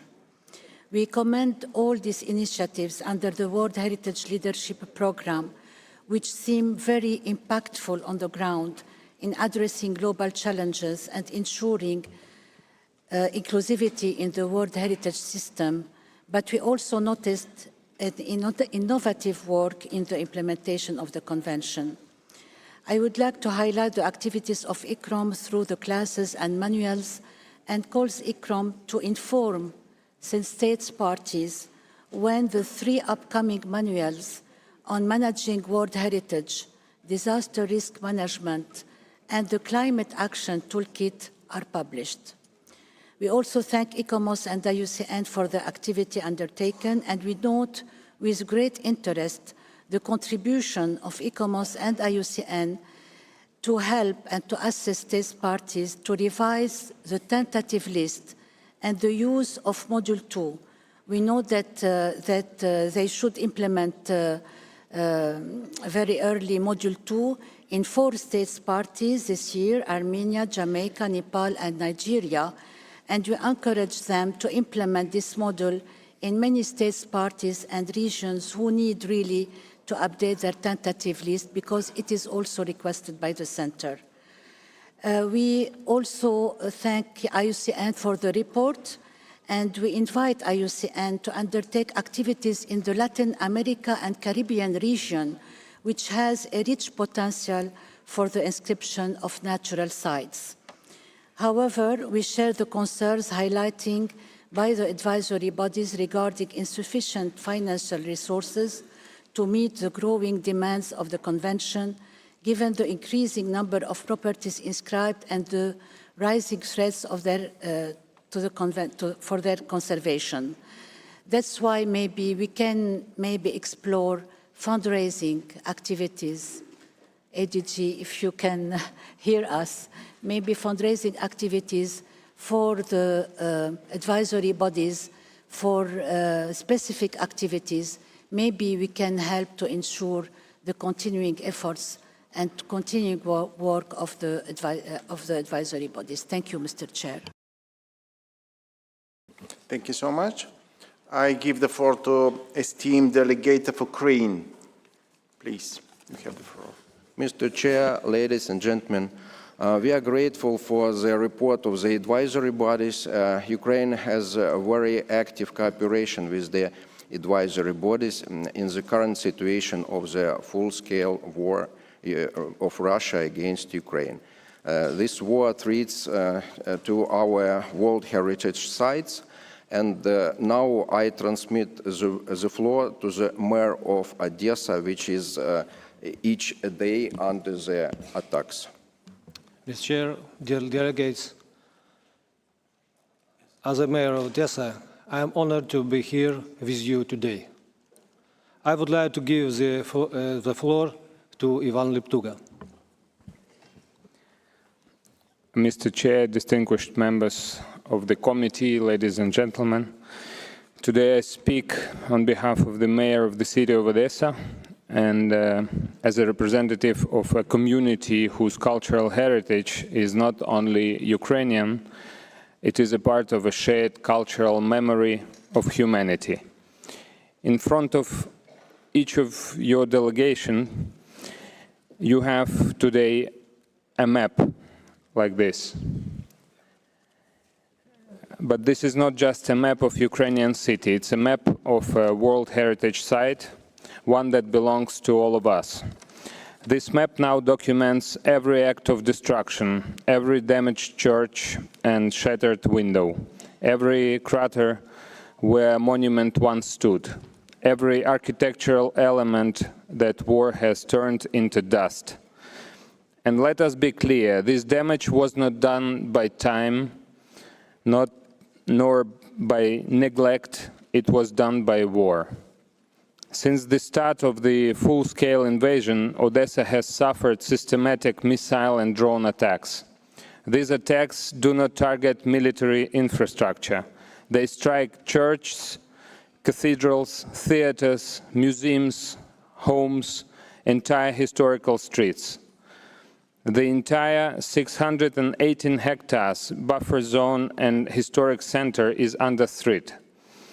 More than 170 sites of cultural heritage have been damaged. We have documented it all. We have preserved the evidence, but the destruction continues every day and every night. And the concerns reflected in the report of the advisory bodies only reinforce the scale and urgency of this threat, a threat that cannot be addressed with words alone. And we must say clearly and without euphemism, there is only one country destroying these sites. Only one country, a state party to the 1972 convention that instead of protecting world heritage is deliberately, systematically and definitely attacking it. And all of you know that this country is Russian Federation. This is not theory, this is not debate, this is cracked domes, collapsed facades, dead and injured civilians.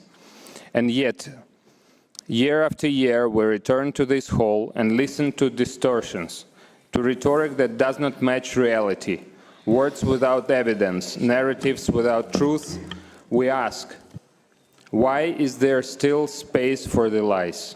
Please conclude, sir. I call on each of you, look at this map. It is not a document, it is a call to truth, to action, to solidarity, because silence, too, is a form of participation. Thank you. Thank you so much.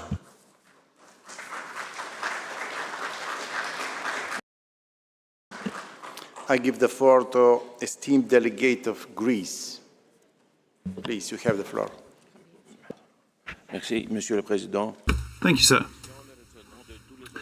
We should like to thank the advisory bodies for the very detailed information that they have supplied us as concerns their activities. Their role is particularly important as concerns the effective implementation of the World Heritage Convention.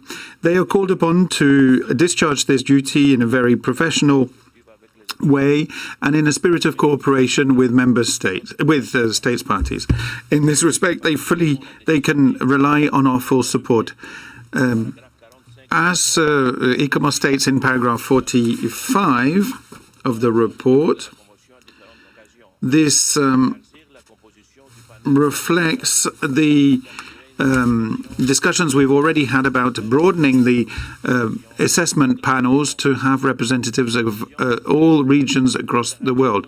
This highlights the sustained relationship between the stakeholders of the convention and those who implement it, with a view to take into account the very specific circumstances in this sixth decade of its life. The ICOMOS decision clearly is a good thing and should be supported. We also consider that what is to be found under paragraph 78, relating to the IUCN's principles, for instance, the Nature 2030 program in World Heritage Sites, is very significant insofar as it helps contribute to the long-term protection of the properties. Thank you. Thank you so much. I give the floor to the esteemed delegate of Italy. Please, you have the floor. Thank you, Mr. Chair. We extend our gratitude to the advisory bodies, which remain central and essential for the implementation of this convention. We wish to stress once again the importance, among other activities carried out by the advisory bodies, of capacity building, both in relation to site management and to the preparation of nomination files. In our view, this represents the only convincing path forward to achieve our shared objective of a more balanced World Heritage List. We note with concern, as we also emphasize in reference to the World Heritage Center, the increasing workload and the insufficient resources, which pose a serious risk to the stability of the system. We acknowledge that the introduction of the preliminary assessment has generated additional burdens and costs. However, we hope that this is mostly due to this initial transitional phase, and that once the system is fully operational, there will be gains in terms of the overall process's efficiency. Furthermore, we trust that the preliminary assessment will contribute to improving transparent and constructive dialogue between states, parties, and the advisory bodies. While some progress has been made on this in recent years, much still remains to be done. Finally, we are pleased about the signing of a recent agreement that has secured the ICROM a new temporary headquarters in Rome during the renovation of its original premises.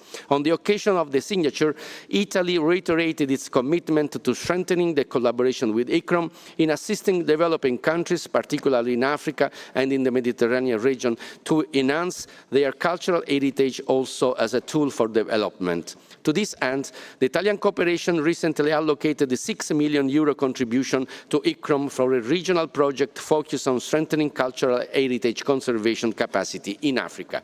The program World Heritage in Africa Processes and Strategies, organized in cooperation between ICROM and the Italian Ministry of Culture's National School for Heritage and Cultural Activities, was launched in March 2025 with an international forum in Zimbabwe and is currently targeting 30 selected participants from Africa and Italy, aiming at enhancing technical and strategic skills in the preparation of nomination dossier, the management of World Heritage properties, and the implementation of impact assessment. Thank you, Mr. Chair. Thank you so much. I now give the floor to the esteemed delegate of Turkey. Please, you have the floor. Thank you, Mr. Chair. Turkey appreciates the technical contributions of the advisory bodies in the areas of capacity building, nomination processes, and monitoring, as well as their guidance across both cultural and natural heritage domains. These contributions are vital to the credibility and resilience of the Convention. At the same time, we share the concern about persistent underfunding and increasing workloads across all three bodies. The growing demand, particularly for unfunded tasks, such as technical reviews, advisory services, and missions, risks overstretching capacity and compromising quality. We support calls for more predictable and adequate funding through the World Heritage Fund and voluntary contributions. We also encourage the committee to give due attention to the proposed restructuring of the technical review process as recommended by ICOMOS and IUCN. We stand ready to engage in constructive dialogue and remain committed to supporting a strong, effective advisory system. Thank you. Thank you so much. And now we continue the observers. I give the floor to the esteemed delegate of Yemen. Please, you have the floor.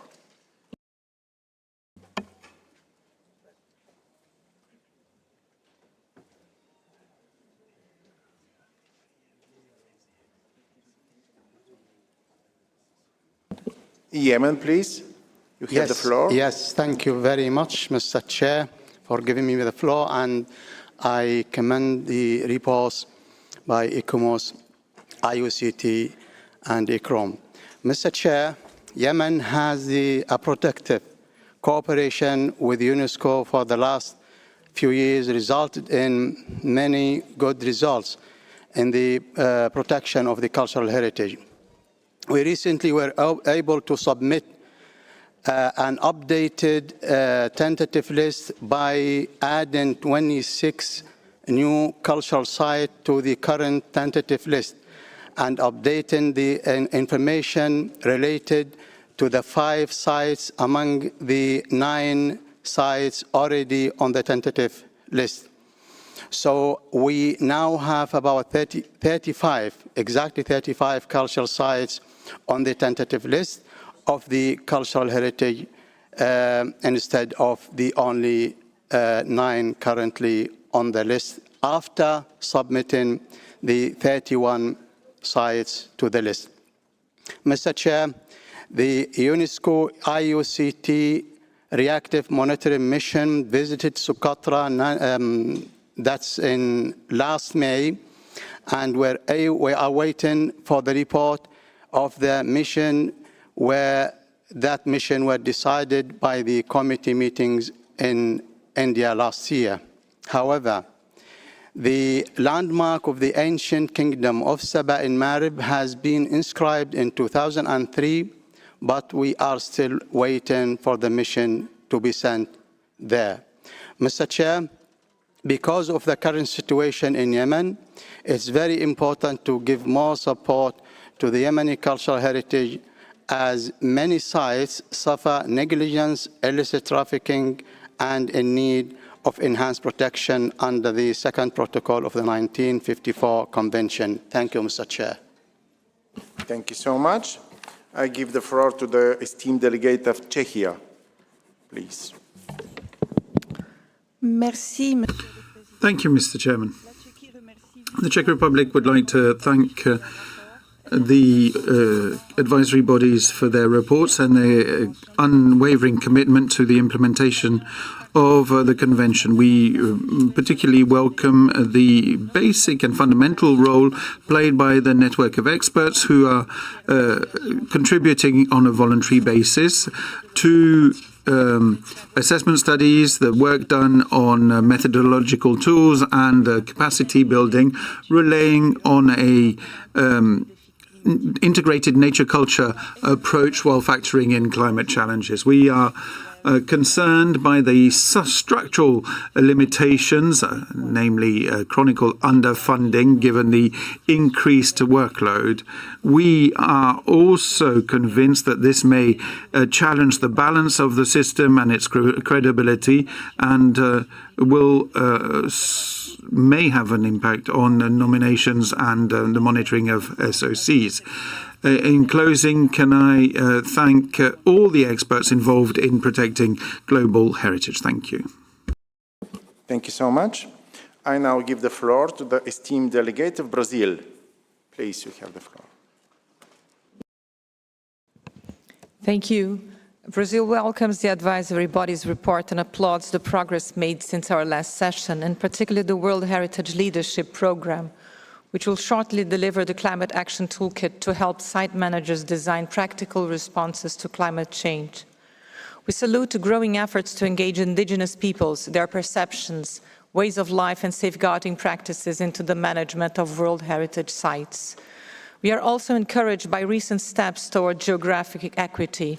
10 African and Arab experts sat on the ICOMOS evaluation panel for the first time, and IUCN convened its World Heritage Panel in Dakar, Senegal, ensuring decisions are informed by voices from the less developed countries. These initiatives, however, still rely on ad hoc extra budgetary support. We urge that permanent funding lines be established to guarantee balanced representation throughout the evaluation process. Brazil also remains concerned that capacity building for natural and mixed properties has received no allocation from the World Heritage Fund since 2012, leaving IUCN's training work entirely dependent on external fundraising. In the spirit and in the light of the report presented by IUCN, we would like to hear from the Secretariat and from IUCN in particular their opinion on whether the creation of an informal Friends of Nature group of state parties could provide a framework for a greater collaboration among state parties, the advisory body and the Secretariat for the full implementation of the decisions taken by the committee on topics such as closing the typological gap, strengthening links with other environmental conventions, and advocating for adequate funds. Brazil stands ready to collaborate on these priorities so that the World Heritage Convention may fully integrate culture and nature, indigenous stewardship and sustainable development. Thank you. Yes, thank you so much. I now give the floor to the Russian Federation, please.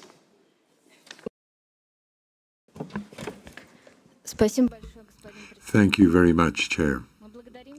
We would like to thank the advisory bodies for the reports that they have made available. We certainly value their contribution to the protection of the world's heritage. We share the concern that they have expressed that their financial resources are insufficient. Chairperson, on the basis of the statements that we've heard yesterday and today from a number of members of the committee, we draw the conclusion that the distinguished representatives of Italy and Ukraine have chosen to open up the debate already now about various properties that are on the list in danger. Now, this is something that we will be discussing under item 7 of the agenda.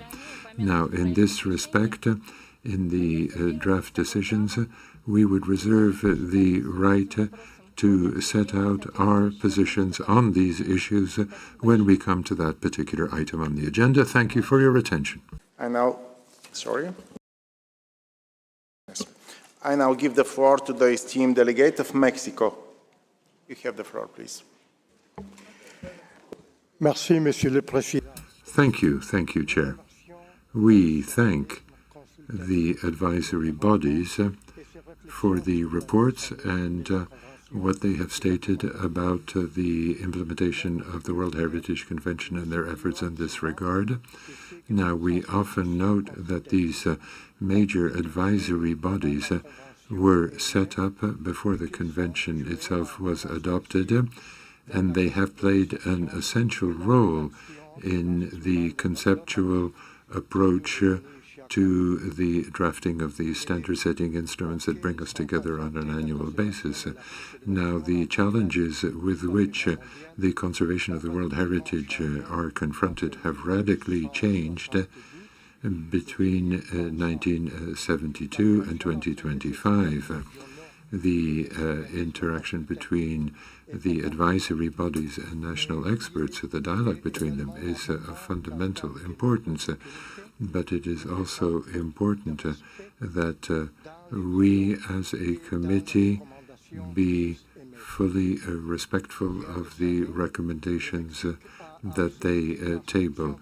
A few years ago, Mexico accepted the inclusion of a site on the list of properties in danger in order to improve the conservation activities.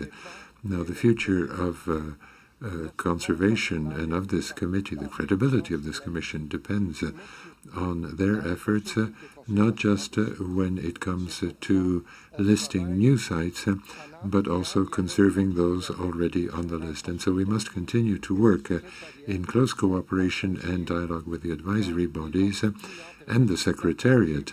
That is really one of the most important tangible outcomes of this convention, which is really one of the most important international instruments of UNESCO. Thank you. I give the floor to the esteemed colleague from Malta. Please, you have the floor. Thank you, Mr. Chairperson. It is an honor for me to address this assembly for the first time, and on behalf of Malta, I would like to extend our congratulations to you, Mr. Chairperson, for steering this 47th session of the World Heritage Committee. Additionally, we wish to convey Malta's sincere gratitude to the Secretariat and the advisory bodies for their hard work and for the comprehensive report we have before us. Item 5b notes that ICOMOS chose Malta to host one of the inaugural capacity building workshops on heritage impact assessment within a World Heritage context in October of last year. In conjunction with the previous session held in Austria, this initiative has provided Maltese professionals from heritage authorities and planning entities to site managers with the necessary knowledge to implement best practice impact assessment tools effectively. They are currently sharing that expertise throughout our cultural sector, enhancing the advantages of the workshop. Malta's involvement is rooted in a long-standing commitment to the principles established by UNESCO. Malta's sustained belief in UNESCO's instruments in preserving cultural heritage is attested by the recent ratification of the 1954 Convention and its two protocols and the 1970 Convention. Indeed, these conventions provide the very foundations upon which we are building our national strategy and Vision 2050. At its heart lies a heritage pillar that pledges a safe and resilient nation inspired by heritage and driven by progress, delivering strategic action on site preservation, public engagement, and professional capacity. Through such efforts, we translate capacity building into concrete on-the-ground results, demonstrating that global conventions can guide targeted national policy. Malta remains committed to sharing its experience, learning from fellow state parties, and actively contributing to the upcoming World Heritage Capacity Building Strategy. Mr. Chairperson, Malta will continue to be a steadfast partner in safeguarding our shared heritage for present and future generations. We look forward to fruitful knowledge sharing in future assemblies. Thank you. Thank you so much. Dear committee members and observers, thank you for your comments. I will ask the Director General of IUCN, Dr. Gretel Aguilar, to answer your questions. You have the floor, please. Thank you very much, Chair, and allow me to address the interventions related to natural heritage. Please, Excellency Ambassador from India, you have very important questions, and we have to say as IUCN that we agree with you on financial matters. We need a major collaborative reflection with all parties and, of course, with UNESCO on fundraising. We are happy to reflect on the panel processes, and we already link the regions and gave, we have in IUCN regional offices and country offices, more than 60 offices around the world. So we use our own staff based on these regions in coordination with the countries, of course, to be more efficient and financially viable. We also link IUCN digital tools, especially through the IUCN World Heritage Outlook. Next one will be launched, as I indicated, in our World Conservation Congress. The Republic of Korea, we strongly welcome the opportunity with our collaboration and, of course, supported by the island of Jeju in Republic of Korea. We want to recognize also the interventions of St. Vincent and the Grenadines. Thank you for the invitation. We have been pleased to support your efforts.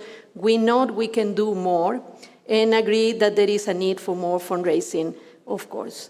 Let me also refer to the intervention from Brazil that asked a very direct question. IUCN welcomes the idea to create a Friends for Nature group. We look forward to further discuss this idea with other parties and with UNESCO.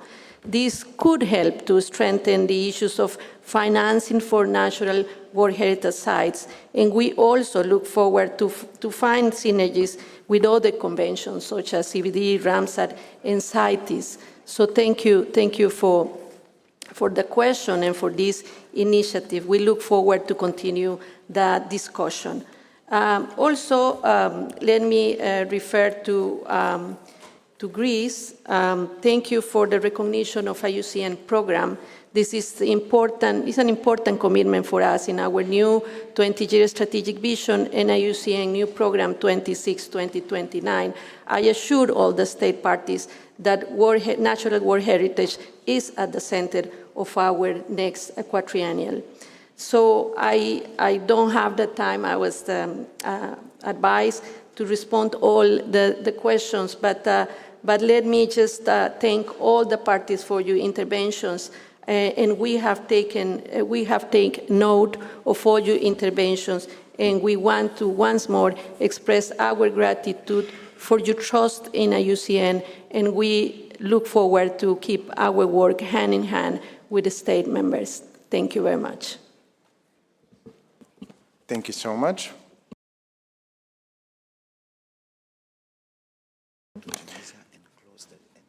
So I will give the floor to the Tunisia and close the list. Thank you so much. Merci, Monsieur. Thank you, Chair. Since Tunisia is taking the floor for the first time, please allow me to congratulate you on your chairmanship of this committee. Tunisia certainly appreciates the expert work done so minutiously and so scientifically by the advisory bodies, and we thank them also for their support in the preparation of preliminary analysis files or the preparation of nomination files and also the follow-up to nominations. And also the work that they do on strengthening capacities. Now, Tunisia considers that the work of the advisory bodies is necessary and essential for the implementation of our convention. Thank you, Chair. Thank you so much. I therefore invite you, dear colleagues, to proceed with the adoption of the draft decision 47-5B. But before doing so, I would like to ask the rapporteur if she has received any amendments on the draft decision proposed. Merci, Monsieur le Président. Thank you very much, Chair. No amendments were tabled.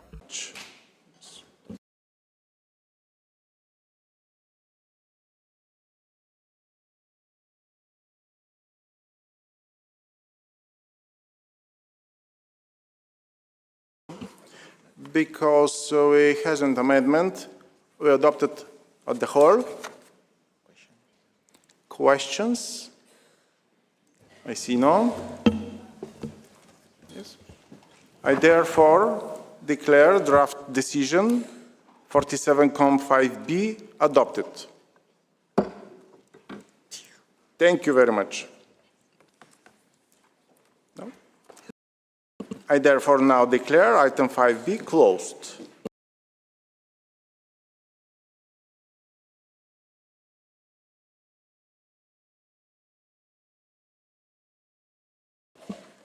Dear committee members, we'll move now to the next item concerning the World Heritage Convention and Sustainable Development. Please refer to document WHC 25/47.com/5D in this regard. Allow me to give the floor to Madame Jyoti Hosegrar, Deputy Director of the World Heritage Center, to present to us this document on an essential matter for the future implementation of the World Heritage Convention. After Madame Hosegrar, I will give the floor to Madame Chrissy Grant, Chair of International Indigenous People Forum for World Heritage. Please, Madame Hosegrar, you have the floor. Thank you very much, Mr. Chairperson. This report is regarding activities towards implementing the policy for the integration of a sustainable development perspective in World Heritage processes, which we also call the World Heritage Sustainable Development Policy. The activities reported are since the last reporting 2 years ago, as well as follow-up to previous decisions. My presentation follows the structure of the document with a view to align the World Heritage Sustainable Development Policy with the UN 2030 Agenda. The themes also identify the relevant SDGs to which those activities contribute. And I'm going to go through it as quickly as I can for the schedule. With regard to, if you can get the slides up. Yeah. With regard to contribution of the World Heritage to international policies and action plans, the World Heritage Convention is recognized as one of the key global biodiversity conventions in response to previous committee decisions. UNESCO, in collaboration with the advisory bodies, convened an expert workshop generously hosted by the German Federal Agency for Nature Conservation in Wilm, Germany, to define concrete actions for aligning World Heritage implementation with the Global Biodiversity Framework targets, reaffirming also the importance of a human rights-based approach and the meaningful participation of indigenous peoples and local communities in the implementation of the World Heritage Convention. Building on these efforts to link heritage and sustainability, the Mondiacol 2022 declaration promotes culture as a priority in the post-2030 agenda, aligning with the World Heritage Sustainable Development Policy. UNESCO also advocates for culture's role in sustainable development and climate action through the G20, the G7, the UN's Pact for the Future, and inputs to ECOSOC and the High-Level Political Forum and the UN SG's report on SDG 11 from the perspective of the World Heritage Convention. As evident in the third cycle of periodic reporting exercise, the states parties' reports indicate increasing recognition at the national level of World Heritage inscription as contributing to the UN 2030 agenda. With regard to enhancing environmental resilience, UNESCO supports regional and site-specific actions. Activities for marine sites that are major blue carbon ecosystems have ranged from organizing a meeting for site managers to strengthening environmental resilience in Yemen's Socotra.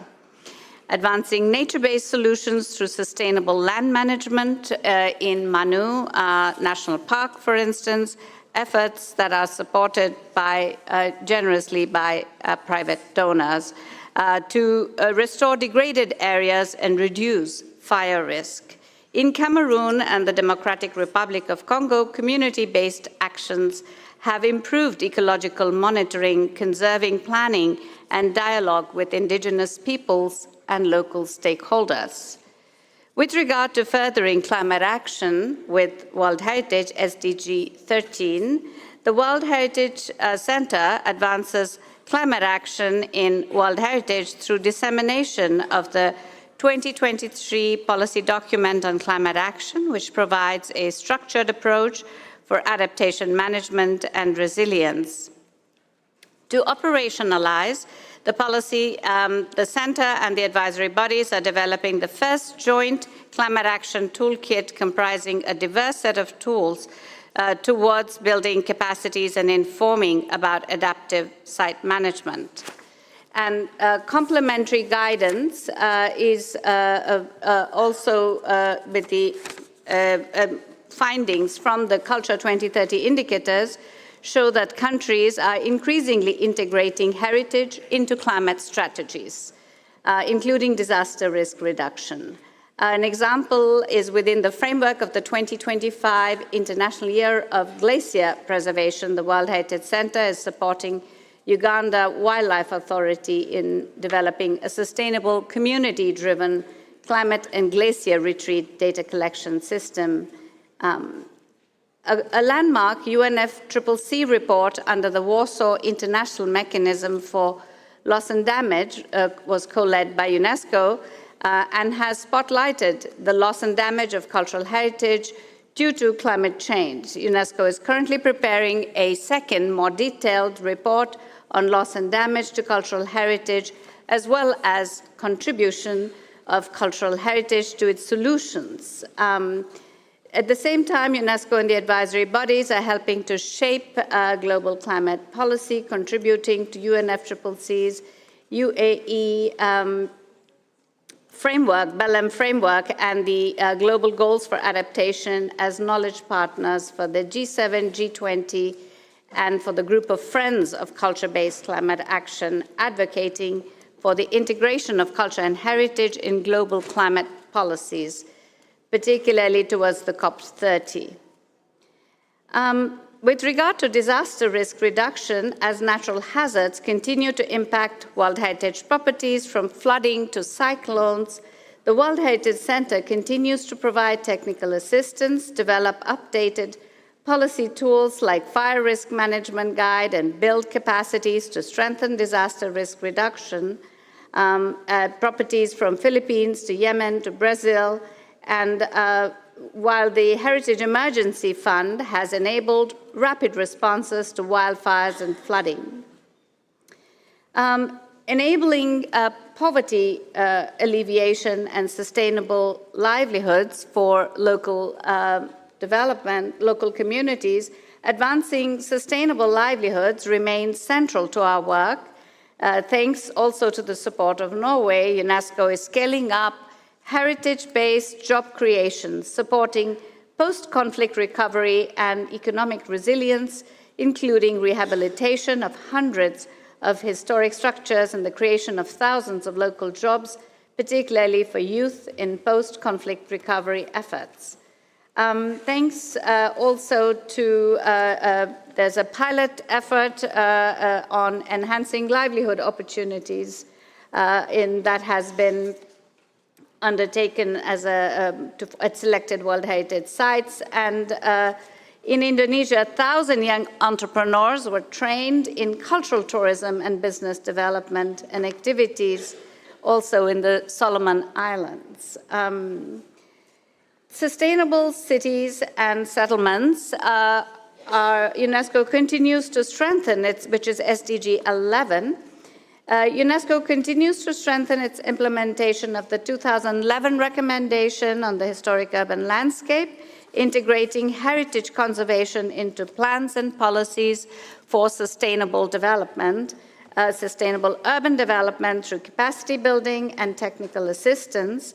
Following the third member states consultation on its implementation, the results were published in the publication Urban Heritage for Resilience with the responses. UNESCO is also engaging with the World Urban Forum and the Davos Alliance for Baukultur in efforts to advance urban policies, promote inclusive governance and sustainable infrastructure in a number of in the forums, but also in a number of countries. Promoting social inclusion and empowering local communities, youth, women, and indigenous peoples, SDGs 5 and 10, in ensuring equality and participation of indigenous peoples.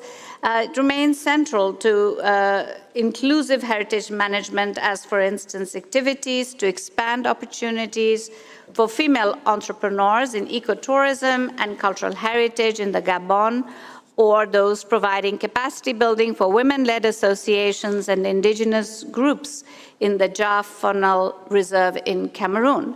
UNESCO and the advisory bodies have strengthened their cooperation with the International Indigenous Peoples Forum on World Heritage, with a focus on enhancing the participation of indigenous peoples and local communities in World Heritage conservation. A co-designed and co-organized capacity building initiative in May with the IIPF advisory bodies and the Secretariat, thanks to the support of the State Party of Australia and Canada, aimed to capacitate the members of the Indigenous Peoples Forum on World Heritage processes and to integrate the principles of free, prior, and informed consent and rights-based heritage management in the nomination processes.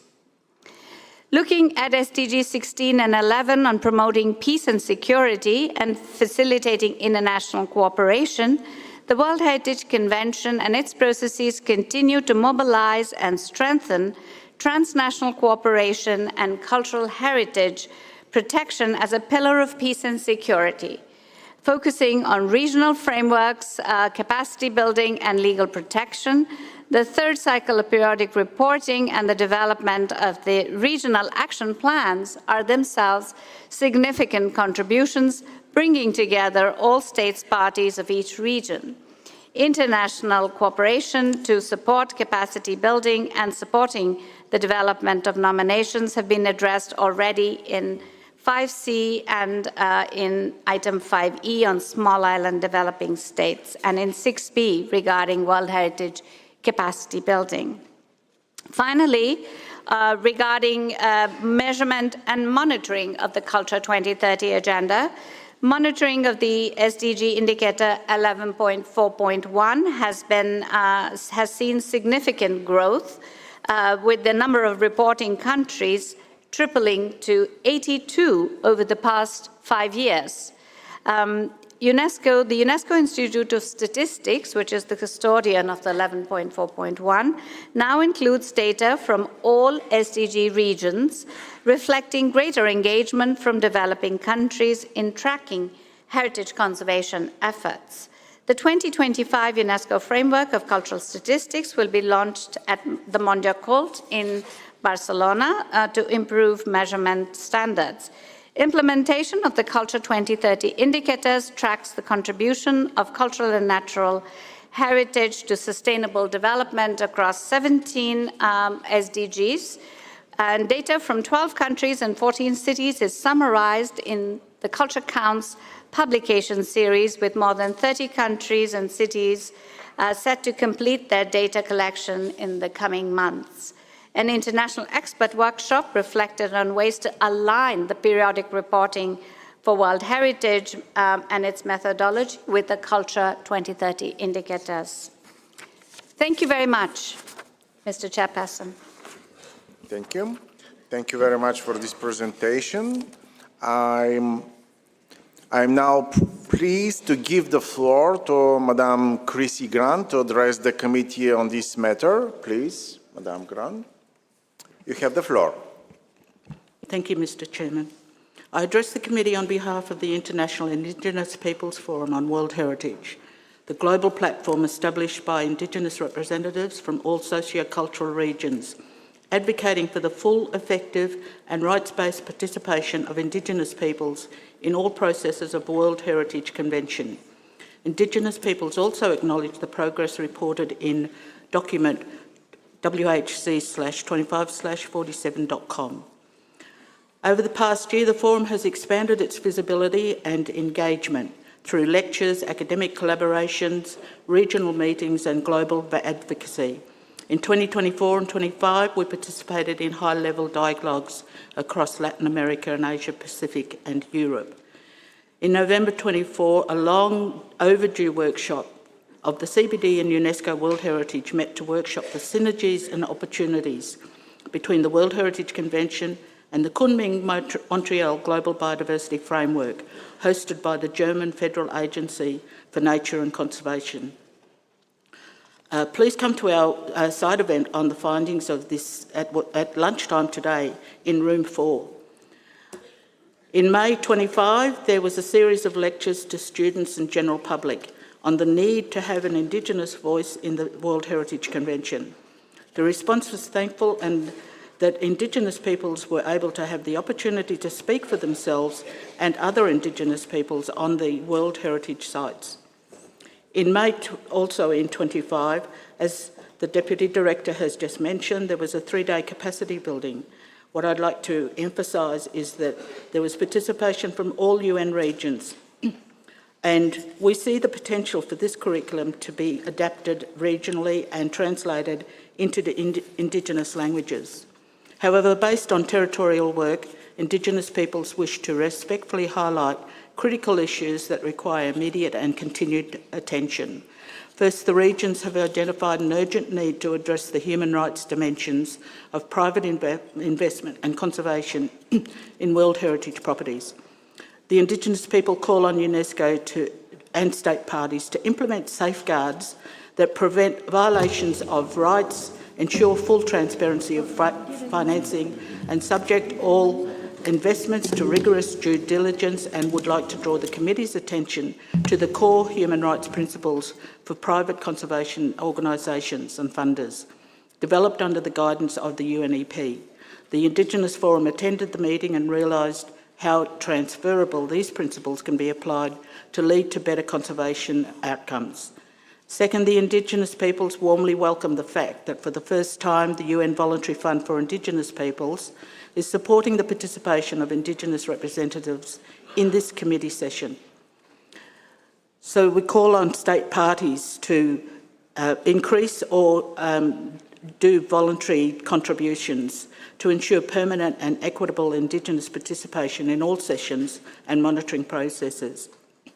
Indigenous peoples also stress that the role of Indigenous women, who are guardians, protectors and knowledge holders in World Heritage conservation, extends far beyond artisanal and culinary traditions and leading efforts to defend biodiversity, uphold our cultures and sustain our communities. Indigenous peoples also take this opportunity to remind the committee that we are currently within the International Decade of Indigenous Languages and the United Nations Decade on Ecosystems Restoration, and call upon all state parties to take concrete measures to preserve, revitalise and promote Indigenous languages, knowledge systems and ecosystems as integral parts of the World Heritage. All state parties are urged to ensure that every measure related to the identification, protection and management of World Heritage is carried out in strict adherence to the UN Declaration of the Rights of Indigenous Peoples with the full and effective participation of Indigenous peoples. The Indigenous Forum expresses our sincere appreciation to Australia and Canada for their continued financial support for the Forum's global engagement. Without such support, many of these initiatives will not be possible. Yet we acknowledge that much remains to be done to ensure meaningful and equitable representation of Indigenous peoples in all regions. You're all invited to our side event on Thursday night in room 9 at 6:15. The Forum would like to also encourage state parties to consider establishing national mechanisms to facilitate the collaboration, capacity development and knowledge transfer between Indigenous peoples at World Heritage properties within their countries. The Forum have continued to engage with a number of state parties to raise awareness of the Forum and to explore ways for future collaborations to enhance the participation of Indigenous peoples in the processes of the World Heritage Convention, and to work with our existing partners, whether they are state parties, the Secretariat, advisory bodies or other members of civil society. Finally, the Forum members have continued to expand the network of Indigenous peoples and Indigenous peoples organisations through various regional caucusing at various levels, at regional and local level events, with the number of initiatives that are currently being worked on throughout regions such as Latin America and the Caribbean and Asia Pacific to form capacity building, formalise capacity building, information transfer and strengthen collaboration and support networks amongst Indigenous peoples and their representative organisations. Thank you, Mr. Chair.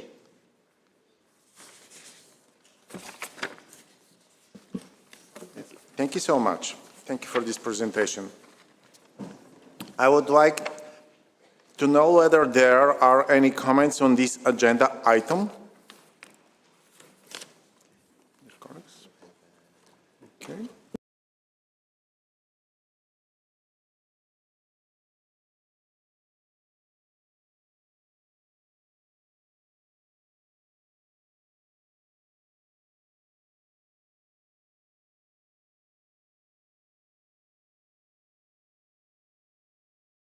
Okay. So I give the floor to the esteemed delegate of Zambia. Please, you have the floor.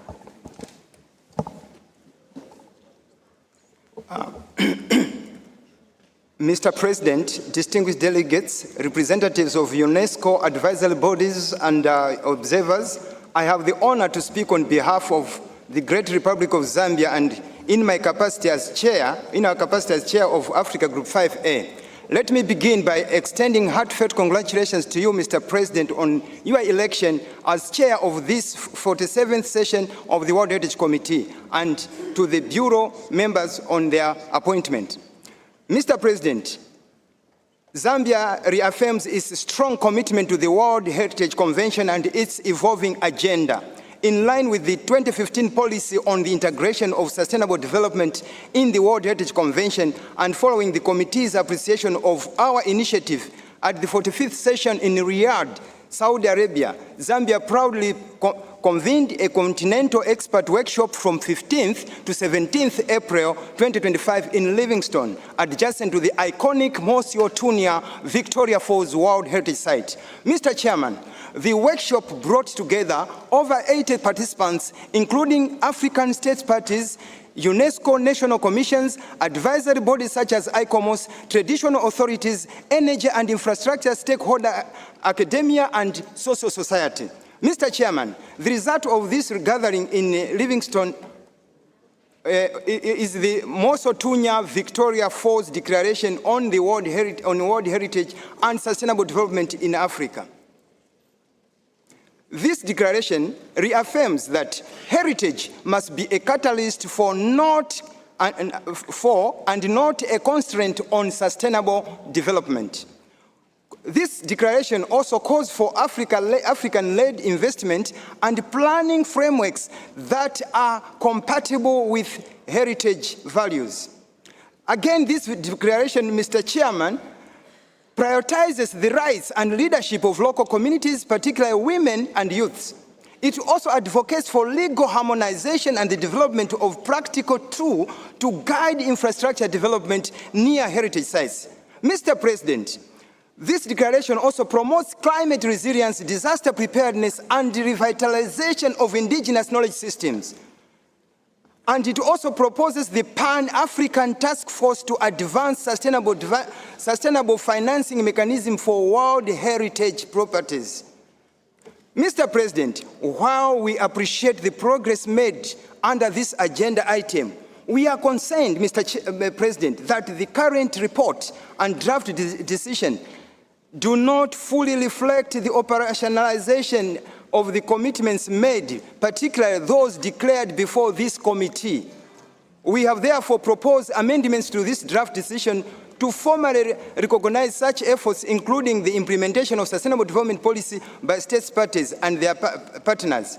Zambia and Zimbabwe have already begun to put this declaration into practice at the Victoria Falls, Africa's 7th natural wonder.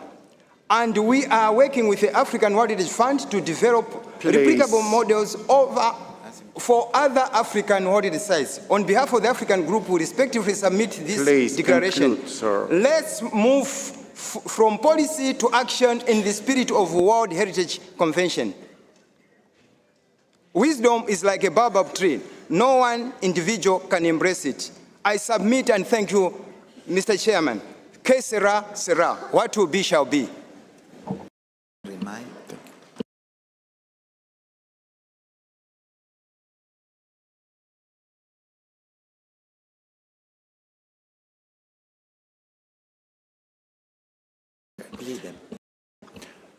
Thank you so much. Please respect the time. Now I give the floor to the estimate delegates from Belgium. Please, you have the floor. Thank you, Mr. Chair. Belgium would like to take the floor on the important matter of the World Heritage and the Kunming-Montreal Global Biodiversity Framework. While we fully recognize the significant contribution of the World Heritage Convention to biodiversity conservation, we also acknowledge that its potential to support the implementation of the GBF remains underutilized. In this regard, we warmly welcome the initiative taken by the World Heritage Center and the advisory bodies to organize the expert workshop held in Wilm, Germany last year, November 2024. The workshop provided a valuable platform to define and concrete practical actions to align the implementation of the Convention with the GBF targets. And we are very pleased that some of these key points on finance and alignment are reflected in the draft decision 5D, as well as in the draft decision 11 of the open-ending working group. Belgium would like to draw the attention to the side event taking place in a couple of minutes, about half an hour, on this topic, and encourages all interested delegations to attend. Chair, we firmly believe that an inclusive approach and the promotion of synergies among multilateral environmental agreements is key, since many of the conservation challenges we are facing in World Heritage properties stem from pressures originating in the broader landscape. And therefore, responses must be sought through integrated approaches that go beyond the property and its buffer zone.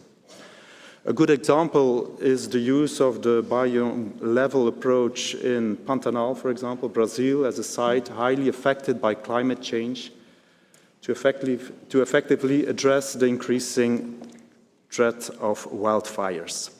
Another specific area of concern is the wide-reaching impact that extractive industries create within properties, in buffer zones and water setting. And we would like to recall the committee's position on the incompatibility of mining within a World Heritage status. Belgium has, through the government of Flanders, supported UNESCO in updating the global assessment of extractive activities such as mining, gas, and oil and gas within and around World Heritage sites. And we consider this a valuable contribution to improving our understanding and response to these pressures. To conclude, dear Chair, Belgium stands ready to work closely with the Secretariat, the World Heritage Committee, the advisory bodies, and other state parties, and we support the proposal raised by Brazil on the implementation of the film workshop recommendations to ensure that the World Heritage Convention plays its full role in advancing the goals of the Global Biodiversity Framework. Thank you. Thank you so much. I give the floor to the representative of India. Please, you have the floor.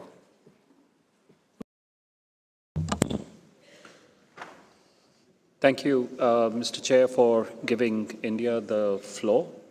We would like to compliment the Deputy Director of the World Heritage Center for her exhaustive report on the, the progress report on the World Heritage Convention and Sustainable Development. Mr. Chair, India reaffirms its steadfast commitment to the World Heritage Convention and its integrated approach to sustainable development. We welcome the progress report, which rightly underscores the importance of inclusive, climate-responsive, and community-centered heritage conservation. India has undertaken multiple initiatives to align heritage preservation with the Sustainable Development Goals. Through the Swadesh Darshan and Prasad schemes, these are acronyms, the Government of India has promoted sustainable tourism and infrastructure development at heritage sites, supporting local livelihoods while safeguarding cultural authenticity. The Hriday, which is an acronym for Heritage City Development and Augmentation Program, scheme has further enabled holistic urban renewal in heritage cities by integrating conservation with improved urban services. Our community-led conservation efforts are equally significant. At sites like Hampi and Rani Ki Vav, the local communities actively participate in site management, fostering both cultural pride and economic empowerment. Digital documentation initiatives under the National Mission on Cultural Mapping and the Indian Heritage in Digital Space project reflect our commitment to inclusive and technology-driven conservation. India also emphasizes climate resilience and disaster risk preparedness through capacity-building initiatives and guidelines issued by the Archaeological Survey of India. During India's G20 presidency in 2023, heritage was placed at the heart of development agenda, advocating the principle of culture for life, lifestyle for environment. Nevertheless, challenges remain in balancing development pressures and ensuring equitable benefit sharing. India calls for stronger global cooperation, especially through South-South partnerships to address these concerns. In these contexts, India offers the following questions for further reflection. 1.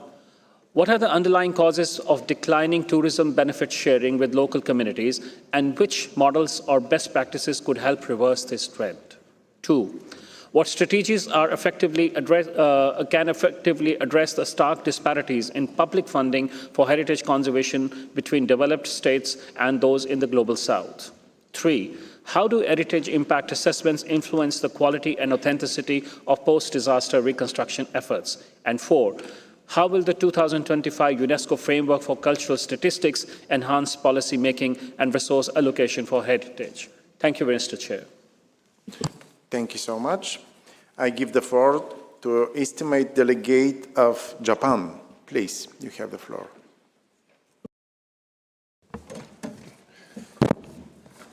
Thank you, Mr. Chair. Thank you for the explanation regarding the activities made by the World Heritage Center and the advisory bodies in accordance with World Heritage Sustainable Development Policy. Among the various challenges surrounding World Heritage in relation to sustainable development, Japan is particularly interested in a wide range of activities for disaster risk reduction, namely the development of early warning systems for natural hazards such as floods and wildfires, capacity building, and post-disaster reconstruction. In addition to conservation and protection of cultural heritage sites, such as Mohenjo-Daro in Pakistan and Gore Island in Senegal, Japan has supported UNESCO to establish flood forecasting and information sharing systems in African countries by using advanced technologies like AI and mobile applications. Japan also launched a new support program this year to flexibly dispatch scientific experts to disaster-affected areas for minimizing secondary disasters. As proposed at the UNESCO Executive Board last autumn, UNESCO is expected to effectively promote disaster risk reduction through interdisciplinary cooperation by making use of its broad mandate and expertise of science, culture, and education. In this sense, Japan hopes that the World Heritage Center will enhance the collaboration with other sectors like natural sciences in this area. Thank you very much. Thank you so much. I give the floor to the esteemed delegate of Argentina. Please, you have the floor. Thank you, Mr. Chairman. We saw the presentation of the report on this item. In this regard, and although we will not oppose the consensus on this matter, I must mention that my country has dissociated itself from the Pact of the Future and expressed the position that the 2030 Agenda and the Sustainable Development Goals, though well-intentioned, are composed of legally non-binding aspirations that each state has the sovereign right to interpret and pursue freely. That's all. Thank you very much. Thank you so much. I give the floor to the estimate delegate of Jamaica. Please, you have the floor. Thank you, Chair. Jamaica welcomes and appreciates the progress made in relation to the World Heritage Sustainable Development Policy, which aims to strengthen and align efforts focused on sustainable development and the conservation of biological diversity. The initiatives of the World Heritage Center and the advisory bodies towards this initiative must be commended. As a member to the Convention on Biological Diversity for over 30 years and signatory to several other environmental agreements, Jamaica remains committed to support efforts geared at protecting endangered species and ecosystems. We welcome the encouragement from the World Heritage Center for state parties to identify synergies between the Global Biodiversity Framework and other multilateral environmental agreements, and to integrate World Heritage Relation objectives within their national biodiversity strategies and action plans. The regional study Pathways for Peace and Nature, Achieving Global Biodiversity Goals in UNESCO-designated sites, Latin America and the Caribbean, and the WHC's promotion of days of significance such as World Wetlands Day and World Wildlife Days are all appreciated and applauded. The policy's multi-purpose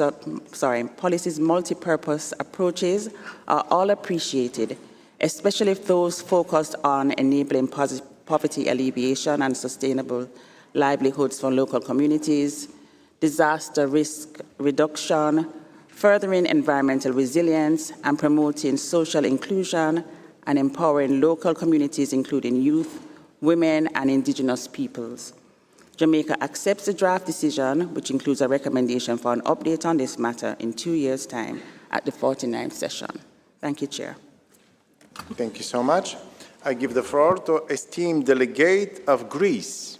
We have the floor. Thank you, Mr. Chair. First of all, we would like to express our appreciation for the presentation of this detailed and comprehensive report. Our delegation strongly welcomes the activities of the World Heritage Center and the advisory bodies in the implementation of the 2015 policy document for the integration of a sustainable development perspective into the processes of the World Heritage Convention. The UNESCO policy document on climate action for World Heritage, adopted in 2023, stands out as a valuable tool for decision-making across different sites and countries to address climate change-related risks and an outcome-oriented policy framework for the updating of national heritage management tools and action plans. The guiding principles of the document, including precautionary approaches, global partnerships, interdisciplinary processes, and sustainable development perspectives, set the basis for integrated climate change adaptation actions to be undertaken in national or other appropriate levels, avoid and minimize climate impacts on heritage values, consistent with obligations of states parties under the Convention to preserve the outstanding universal value of properties. The policy document also facilitates and enhances the periodic reporting process for World Heritage sites by embedding climate change considerations into site evaluation, monitoring, and planning. As demonstrated from the results of the third cycle of periodic reporting, the document had indeed contributed significantly in aligning between national heritage policies and climate resilience priorities.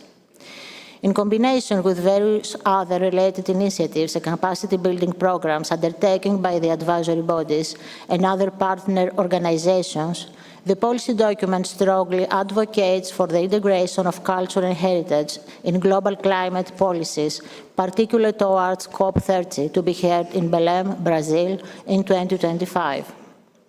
We are looking forward for the guidance document to facilitate effective implementation of and support for the actions, goals, and targets of the policy document, as well as for the development of the first joint climate action toolkit in World Heritage contexts, which will both strengthen capacity building, training, and knowledge sharing on this pressing issue. We would finally like to express our gratitude to the World Heritage Center and the advisory bodies for making all efforts possible to develop and disseminate all necessary tools for preventing and mitigation climate change impacts on cultural heritage, as well as for their commitment to keep up this important work. Thank you. Thank you so much. I give the floor to the esteemed delegate of Senegal. Please, you have the floor.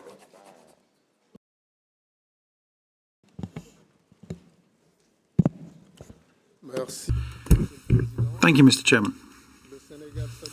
Senegal should like to commend the report on sustainable development and World Heritage.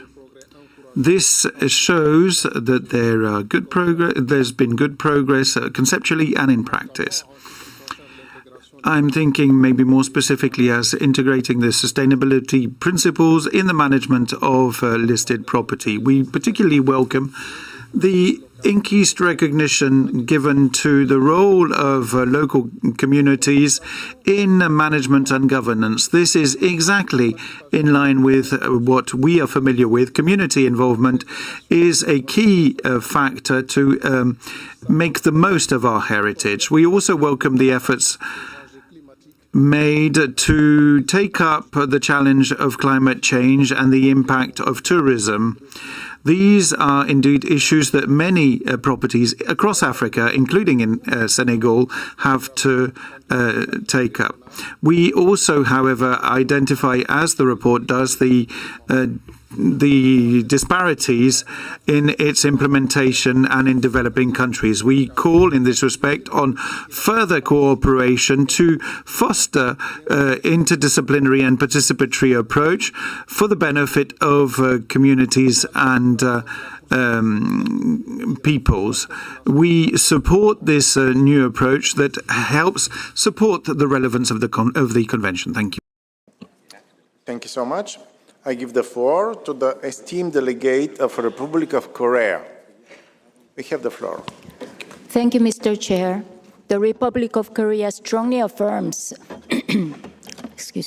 the policy relevance and practical importance of integrating sustainable development perspective into the implementation of World Heritage Convention as outlined in the World Heritage Sustainable Development Policy, WHSDP. In line with this WHSDP, Korea is advancing a balanced heritage management approach that encompasses regional development, community engagement, environmental stewardship, and economic sustainability. Notably, we have taken a significant legislative step by enacting the National Heritage Impact Assessment and Diagnostic Act, which came into effect in 2024.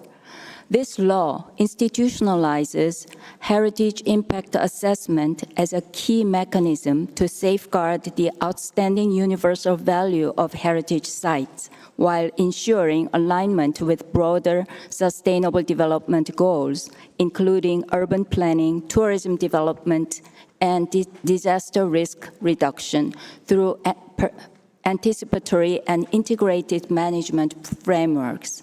Korea fully supports the vision articulated in the Mondia Cult Declaration, particularly the call to recognize culture as a distinct and essential component of the Sustainable Development Agenda. We stand ready to contribute to strengthening international governance and policy frameworks that enable cultural heritage to serve as a driver of ecological resilience, urban regeneration, climate action, and social inclusion. Thank you. Thank you so much. I give the floor to esteemed delegate of Kenya. Please, you have the floor.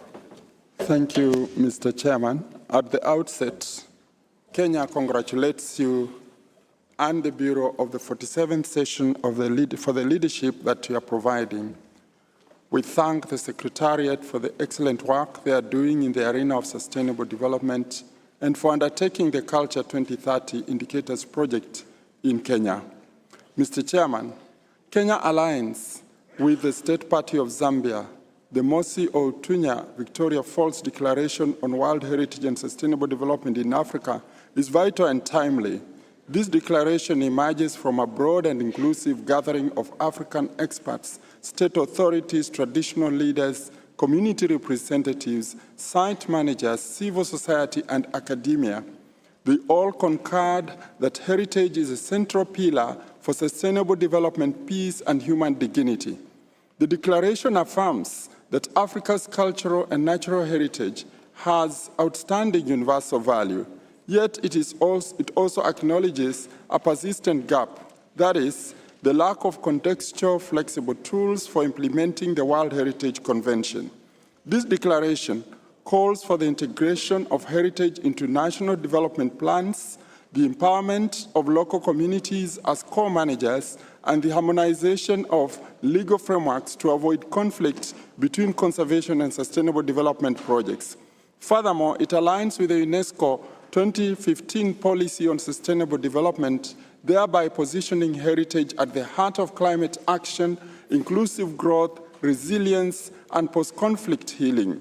It proposes realistic pathways, including heritage-sensitive impact assessments, capacity building through the African World Heritage Fund, and a Pan-African task force to mobilize sustainable finance. Mr. Chairman, this declaration is not merely aspirational.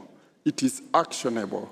It proposes task forces, toolkits, and peer review mechanisms. It champions African leadership and proposes a whole-of-society approach rooted in dignity, equity, and sustainability. As such, by adopting Zambia's inputs, the committee will support the translation of this into operational frameworks. Thank you. Thank you so much. Thank you. I give the floor to the esteemed delegate of Ukraine. Please, we have the floor. Thank you, Mr. Chairman. Ukraine welcomes the report presented under item 5D and fully supports efforts to mainstream sustainable development into the implementation of the World Heritage Convention.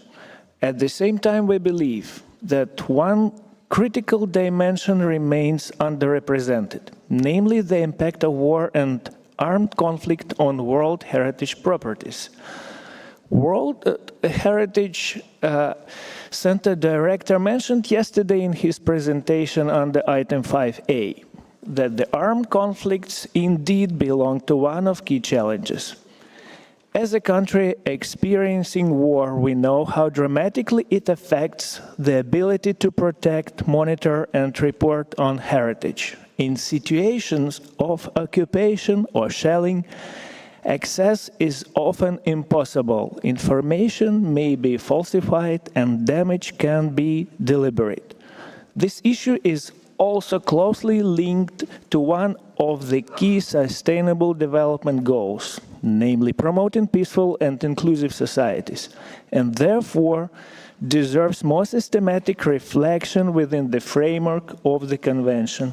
Therefore, Ukrainian delegation have submitted a proposal to add a new paragraph to the draft decision. This reflection will help address an urgent gap, enhance the Convention's operational tool, and better protect properties at risk in conflict zones. We kindly invite the committee state parties to support this proposal. Thank you very much. Thank you so much. I would like to ask the directive to read the remaining names of committee members and the states parties observers, please. Thank you, Mr. Chairperson.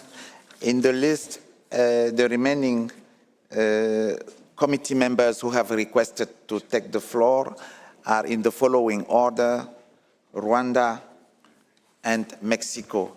And then we have received a request from the following state parties observers in the following order: Chile, Brazil, Mali, Tanzania, Honduras, and there is also a request from the two advisory bodies, IUCN and ICOMOS. Thank you so much. And now I see also Zimbabwe and Uganda. Czechia.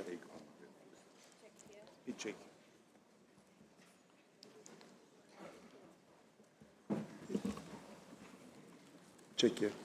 And Czechia. Lettonie. Latvia. And Latvia. But, Sì, sì, sì.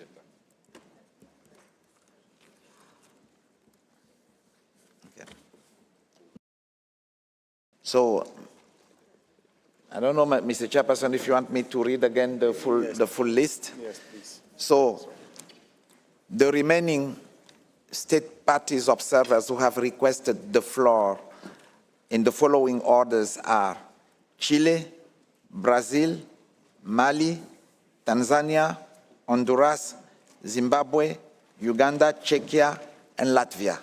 And the three advisory bodies, IUCN, ICOMOS, and ICROM, have also requested the floor. Thank you, Chairperson. Thank you so much. Dear colleagues, considering the time, I will now adjourn our meeting for lunch and we'll resume at 3 p.m. with item 5D. Yes. Thank you so much. But I won't give the floor to the Secretariat to make some announcement before we break.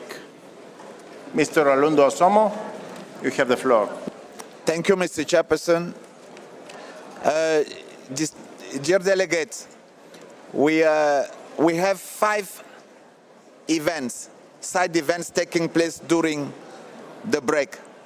We have the opening of the exhibition Dive into Heritage, an innovative digital platform for World Heritage preservation and exploration organized by UNESCO in the Pas Perdu Hall.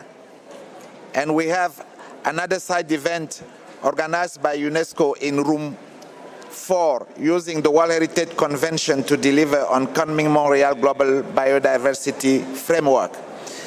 And we have the next side event is organized by the Kingdom of Bahrain in room 9 on Khalat Al Bahrain 20 years anniversary on the World Heritage list. Peru is also organizing a side event in the restaurant on the 7th floor on the treasures of Peru at UNESCO Heritage Sites and Flavors. Last site event, the Category 2 Center WITRAP is hosting a side event on World Heritage Education towards the future global innovative network and capacity building in room 7. Thank you. Thank you so much. I wish all a pleasant lunch break.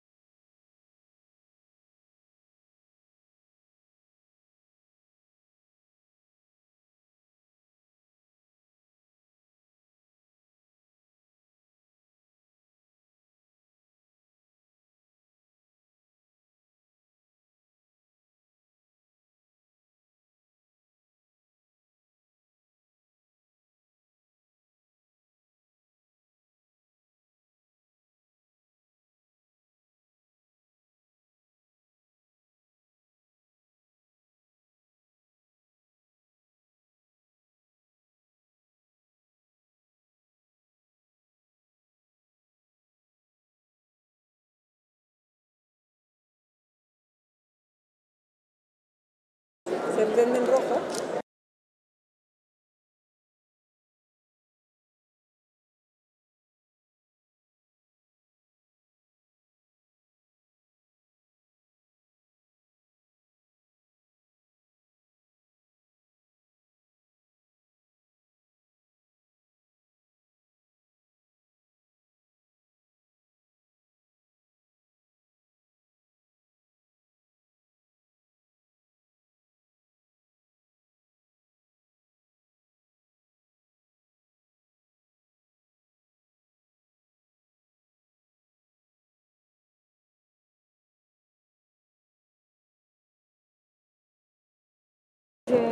Gandhi.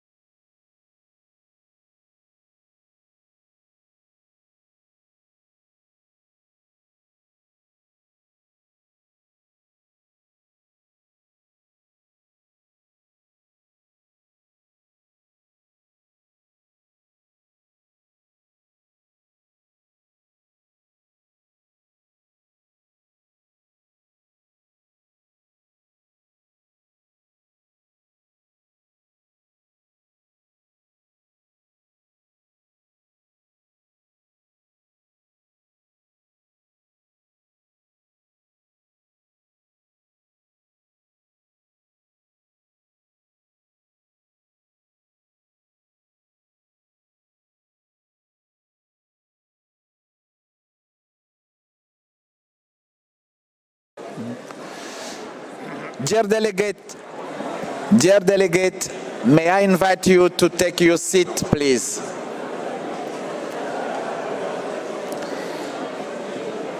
Chers délégués, je vous invite. Dear delegates, let me invite you to take your seats. We are about to start. The session is going to resume shortly.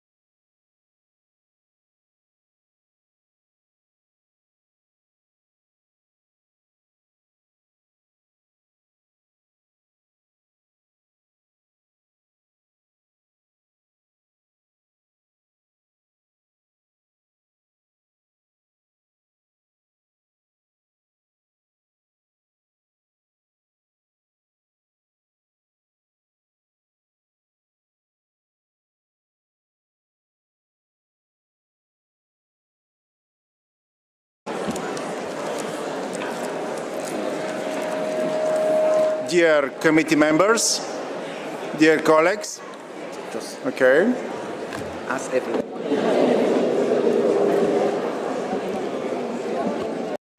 Dear committee members, may I ask you for silence, please? We are about to start.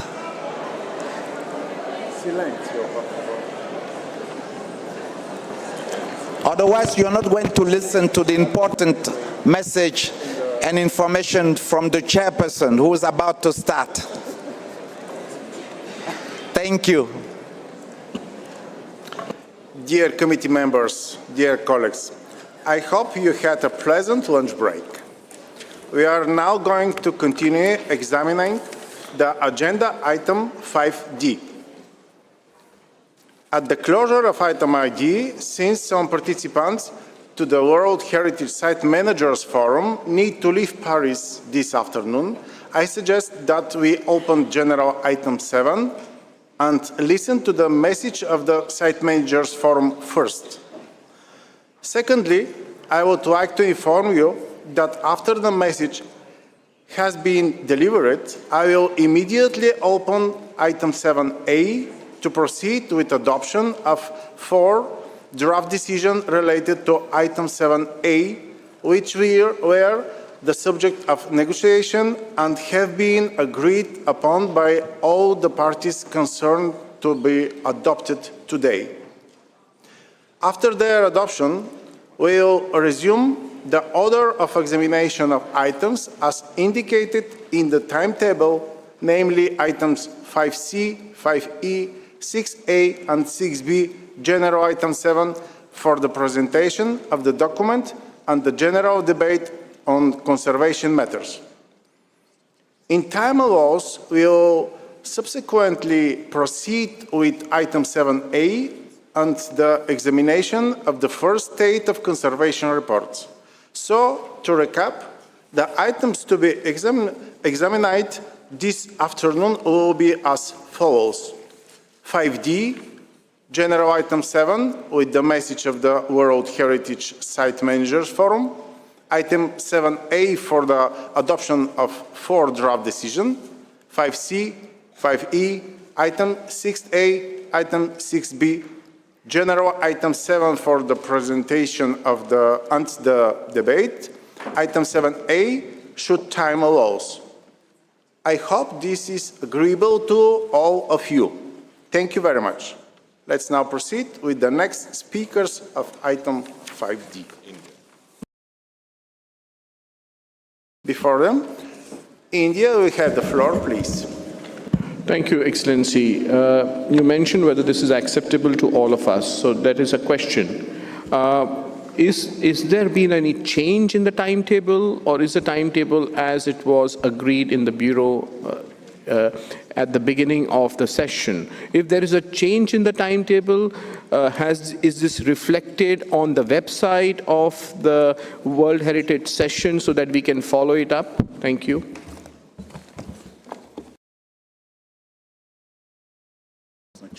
So it's not a change, but it's to deal of this item. Yes? Okay. I can give more explanation. Okay. Mr. Relundu Osamo explained a lot. Please. Thank you, Chairperson.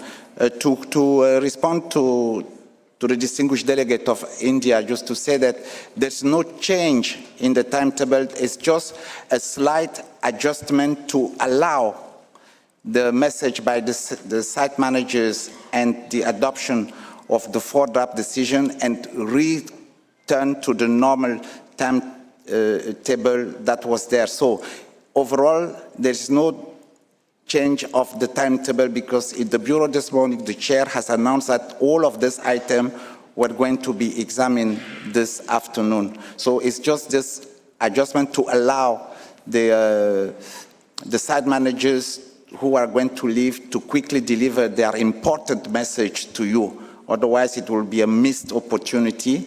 And then to take this opportunity to adopt the 4 draft decision and quickly return to the work before doing any general presentation on item 7 as planned.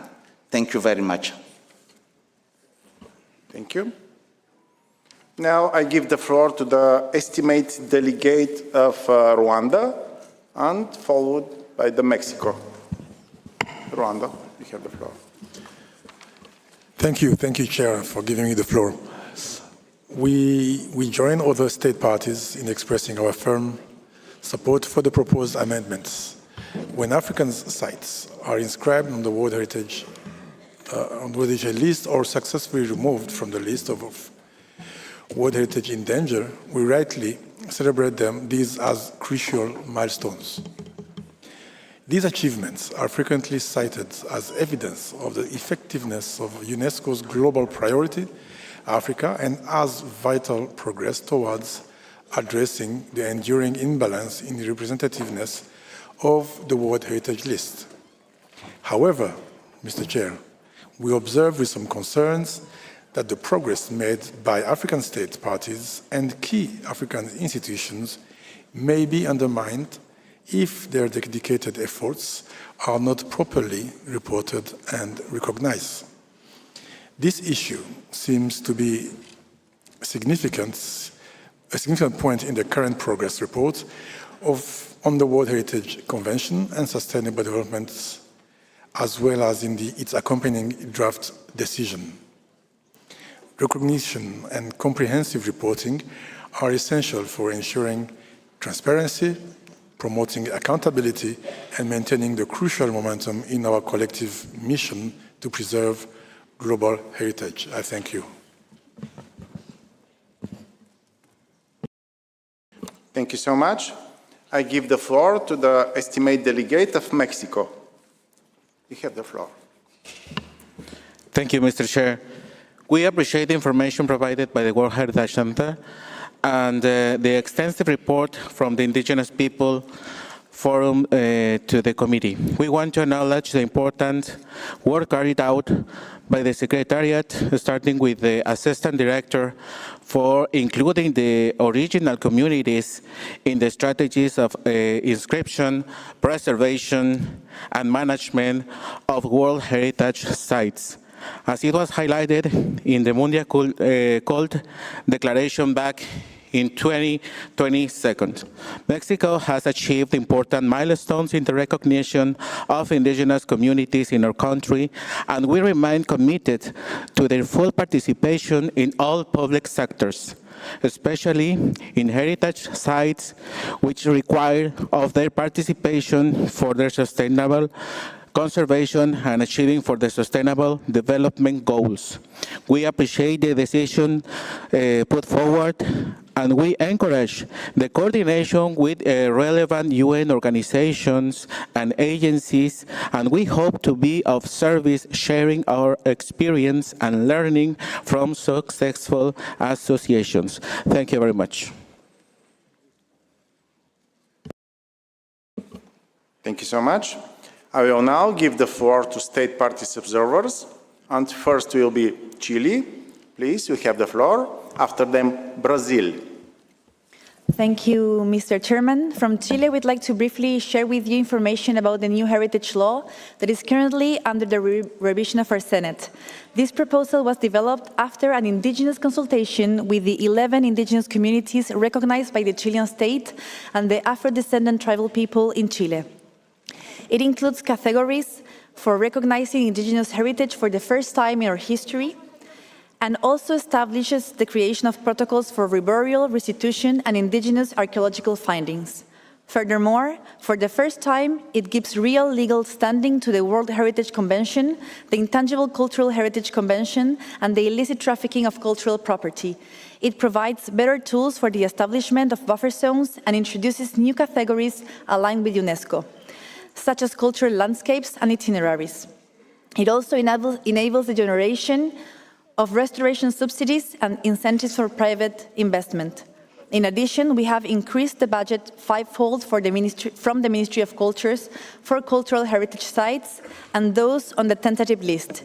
This has allowed the creation of more conservation and protection measures for these sites in order to align the national policies with the work UNESCO is doing to enhance environmental resilience and strengthen climate action.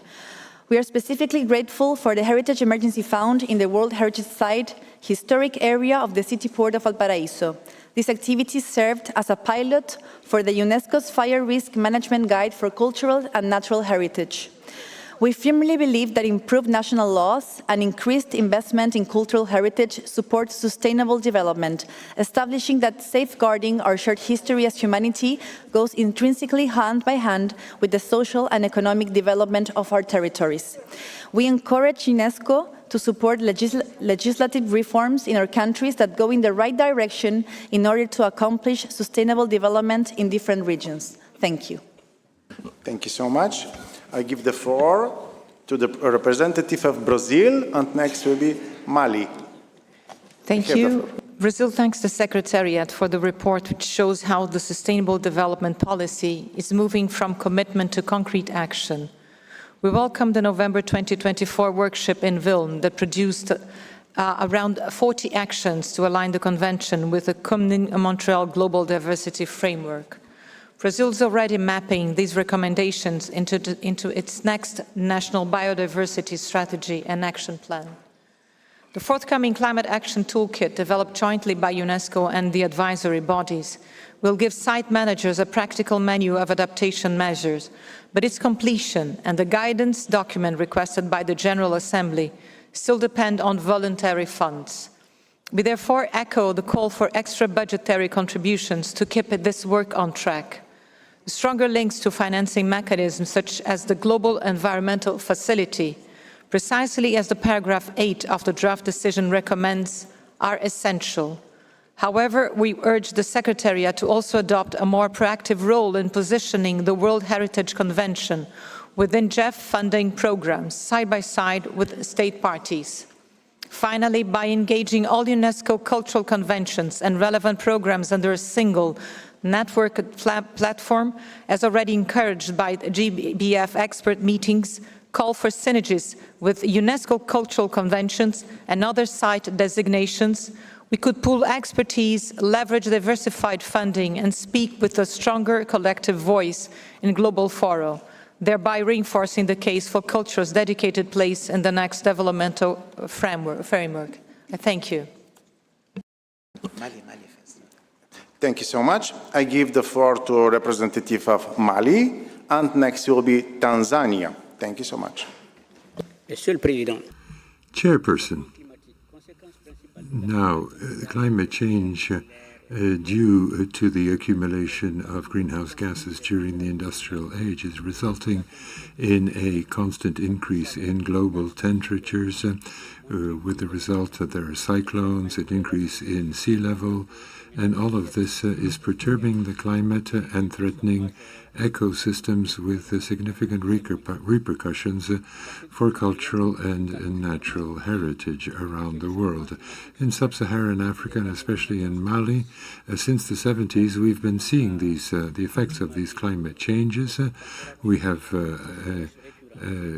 recurrent drought, more and more irregular climate, degradation of the fertility of soils, which is having some tremendous impact on pasture lands, on fish culture and fishing industry, and all of this is making it our natural heritage and cultural heritage very vulnerable, and this is a threat for indigenous built landscape and the conservation of our sites is becoming more and more complicated. We have put in place a number of national initiatives, in particular a national policy for intelligent landscapes in order to make our ecosystems more resilient, with more resilient and sustainable exploitation of our natural resources. We use for this purpose teledetection and various other tools and instruments that can make those landscapes more resilient. And this is very much at the heart of our overall sustainable development efforts. We ensure very close cooperation between technical experts, local communities, and the national government. We're very much in favor of the strengthening of institutional capacities and transfer of appropriate technologies in order to meet the challenges of climate change. It is only through joint efforts that we will manage to preserve our heritage for the benefit of future generations. Thank you. The representative Tanzania, and after them Honduras. Tanzania, we have the floor. Chairperson, thank you for giving us the floor. As tradition requires, with all due respect, I would like to congratulate you on your election as we are taking the floor for the first time. My delegation thanks the Secretariat for a good report, which covers a number of areas with regards to implementing sustainable development policies, as it was decided by the committee back then in its 40th session. Chair, we would like to focus on a few areas of this item.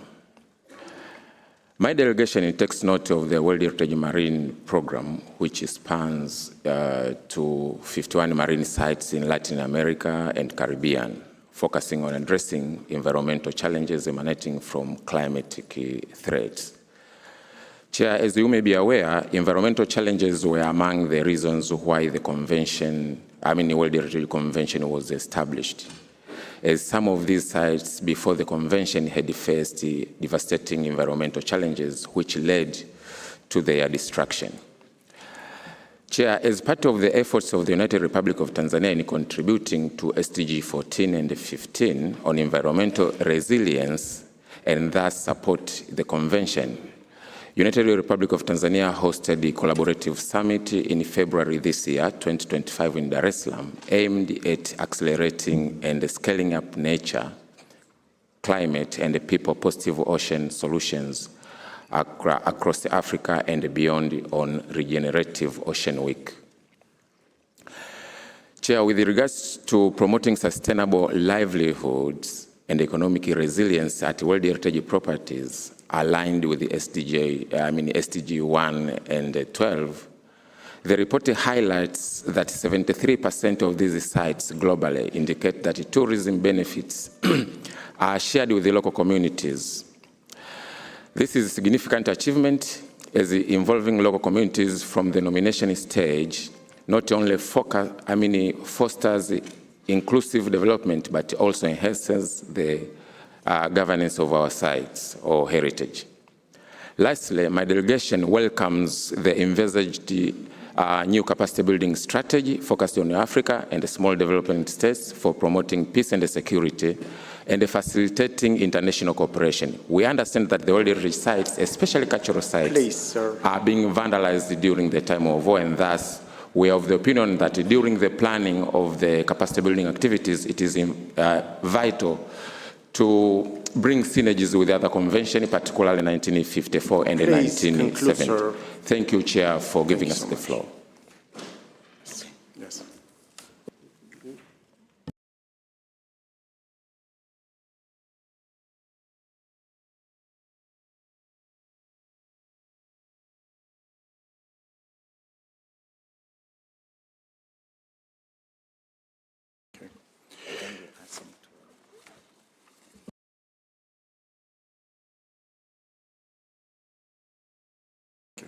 So, I would like to ask the Director of the World Heritage Center to read the list of the remaining observers to take the floor. Thank you, Chairperson. The following state parties observers will take the floor in the following order: Honduras, Zimbabwe, Uganda, Czechia, Latvia, and Austria.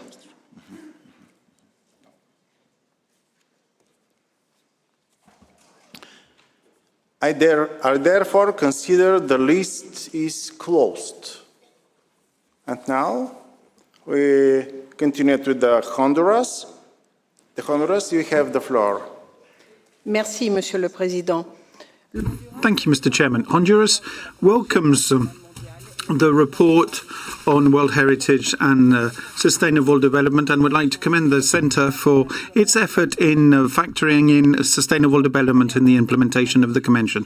We particularly welcome the recommendations from the workshop, which looks at sustainable development in heritage policies. That is what we already do in Honduras, factoring in the coming Montreal Global Biodiversity Framework by looking also at livelihoods for local communities. We realize how crucial the approach relying on local communities, young people and women is vital to make sure that we have a lasting management and sustainable management of our heritage. We welcome the work done also for the financing of this work. Financial support is vital for developing countries such as mine. We also restate our commitment to inclusive and resilient management of our heritage and to aligning our policies with the SDGs. We are happy and ready to go on doing so, working with the states parties, the advisory bodies and UNESCO as a whole. Thank you. Give the floor to the representative of Zimbabwe. Next be Uganda. Please. Thank you, Mr. Chairperson, Excellencies, distinguished delegates. Zimbabwe congratulates you on your election and fully trusts your leadership to guide our work towards meaningful outcomes for the World Heritage Committee. We express our deep appreciation to UNESCO World Heritage Center, the advisory bodies, for their continued support towards heritage conservation in Zimbabwe, especially through technical advice, capacity building, and site assessments that have enhanced our national frameworks. We also thank the Africa World Heritage Fund and the government of the Republic of Zambia for hosting the recent successful expert meeting on World Heritage and Sustainable Development in Africa, held in Livingstone this past April.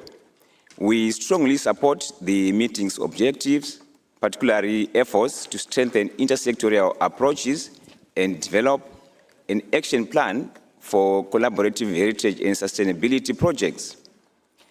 Zimbabwe welcomes the adoption of the Livingstone Declaration on Mauritania Victoria Falls, a landmark site of Africa's collective commitment to protecting heritage, promoting sustainable development, and enhancing regional cooperation. We believe that this declaration is anchored in a site symbolic of Africa's shared natural and cultural identity. Let this declaration guide our shared resolve to balance conservation and development, anchoring a legacy of resilient, empowered communities and safeguarded heritage for the generations to come. Thank you. Thank you so much. I give the floor to the representative of Uganda. Next will be Czechia. Thank you.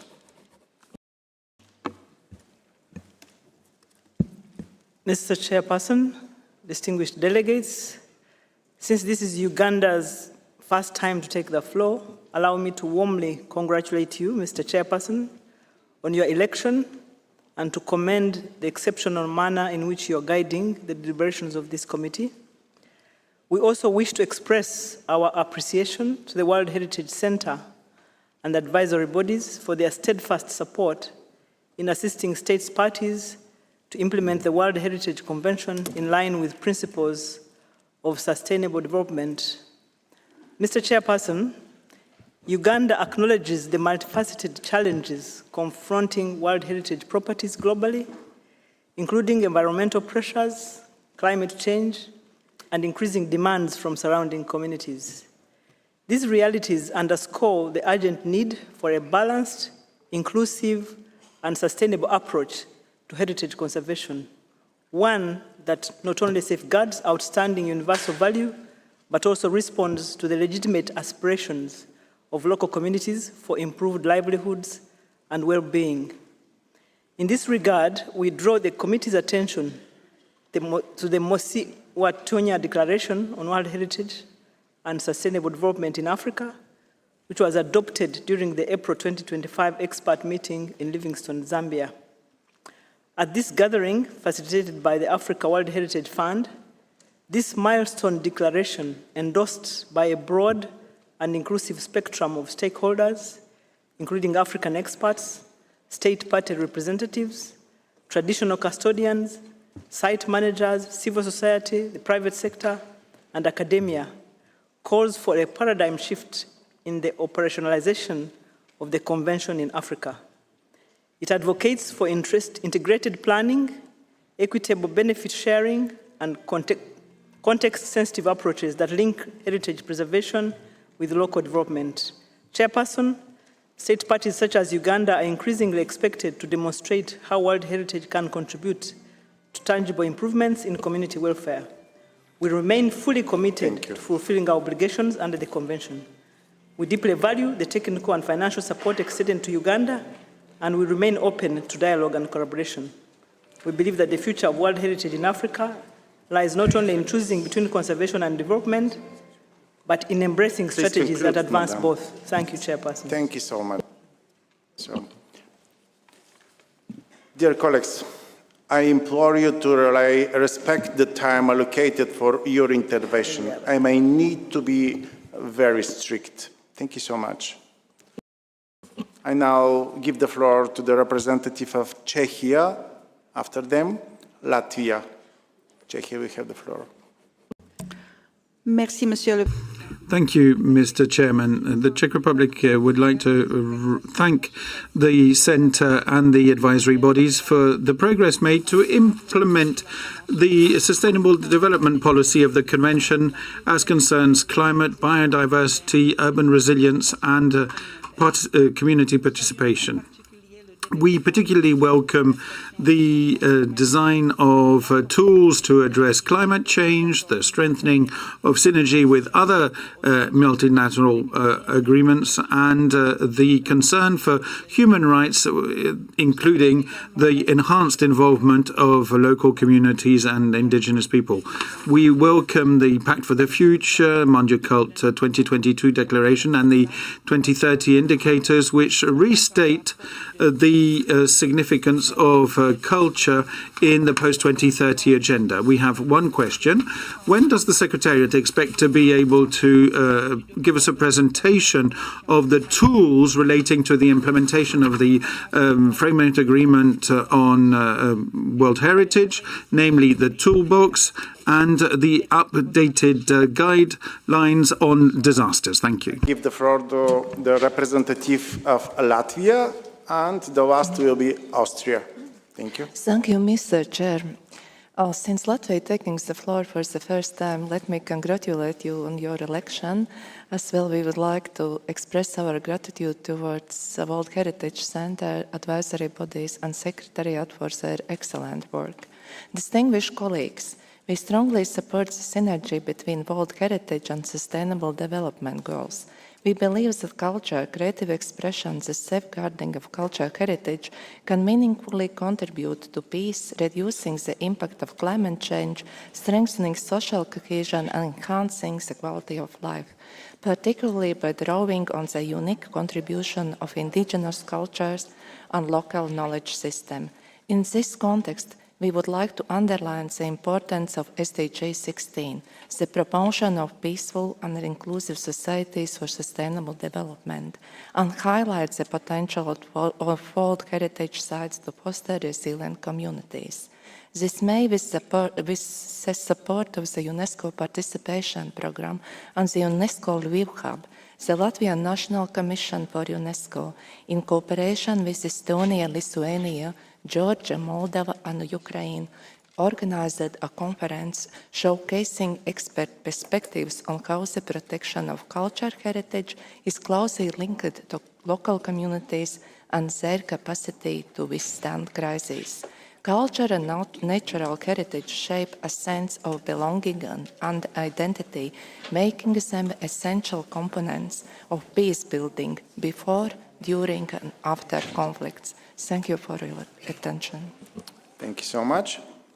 And I give the floor to the estimate delegates of Austria. Please. Thank you, Mr. Chair.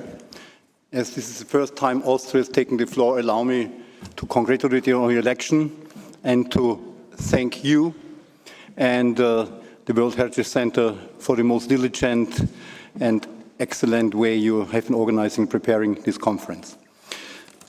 I commend the World Heritage Center and its director, Lasai Lundua Sommer, for the leadership in this quintessential issue of World Heritage and sustainable development. We live in changing times and we also need some new answers to new questions, and most certainly World Heritage and sustainable development is such an issue. Austria, together with Hungary, has the honor to have the World Heritage Site of Lake Neusiedl, Neusiedl See Fertö, and here we have to live this symbiosis of World Heritage and sustainable development on a daily basis. And we are very privileged to have the close cooperation, the Austrian Foreign Ministry, together with the Minister of Culture, other federal ministries, and also the Austrian National UNESCO Commission. And here I would like to emphasize that for Austria also a proactive involvement of civil society is very, very important. So once again, I'm looking on the clock and I try to fulfill your question to stick to time. I would once again say Austria thanks the World Heritage Center and UNESCO, also under the leadership of ADG Ernesto Ottone, for this important symbiosis of World Heritage and sustainable development. And together with Hungary and of course together with the World Heritage Center, Mr. Director, and the advisory bodies, we really try to fulfill the aims of your ideas. Thank you, Mr. Chair. Thank you so much. I now invite the first of the three advisory bodies. I give the floor to IUCN. After them, ICOMOS, and the last, ICRON. Thank you. Thank you, Chair. Since 1958, when IUCN members gathered at the IUCN General Assembly in Athens and put together the basic elements of what was to become the World Heritage Convention, IUCN has not ceased to support its work. As advisory body, we have accompanied World Heritage become a powerful international instrument that recognizes the most exceptional natural places in the world and their outstanding biodiversity, ecosystems, geology, or superb natural phenomena. Nature conservation and its contributions to sustainable development is firmly rooted in human conditions. It does not and should not happen in isolation. That is why more direct support for World Heritage sites to address threats and to deliver conservation results, including through synergistic actions across other multilateral environmental agreements, is essential. We know the World Heritage Convention makes a significant contribution to biodiversity conservation. Yet, some of its unique advantages are underutilized. The process to prioritize areas of action, the contribution of buffer zones to the Kunming-Montreal Global Biodiversity Framework and its Target 3 on conservation of 30% of land, water, and seas through protected areas and other conservation measures, the support for transboundary conservation, or its role in raising the standard for effective conservation.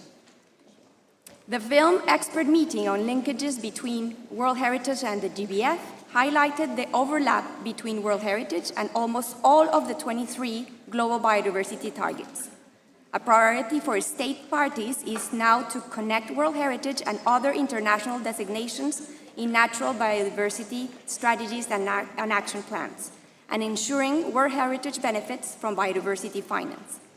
IUCN thus emphasizes the need to further explore the interoperability of World Heritage and other biodiversity-related conventions.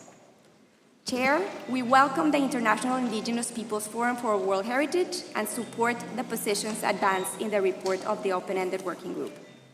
Finally, natural World Heritage needs much more sustained and diversified financial support and strengthened and more systematic connections with international conservation finance. Thank you, Chair. Thank you so much. I give the floor to the representative of ICOMOS. Please, you have the floor. Thank you, Mr. Chair. Distinguished delegates, Report 5 on Sustainable Development and World Heritage confirms that the implementation of the Convention continues to evolve in response to global priorities. It reflects a broad collective effort, and ICOMOS is pleased to have contributed actively to many of the activities highlighted.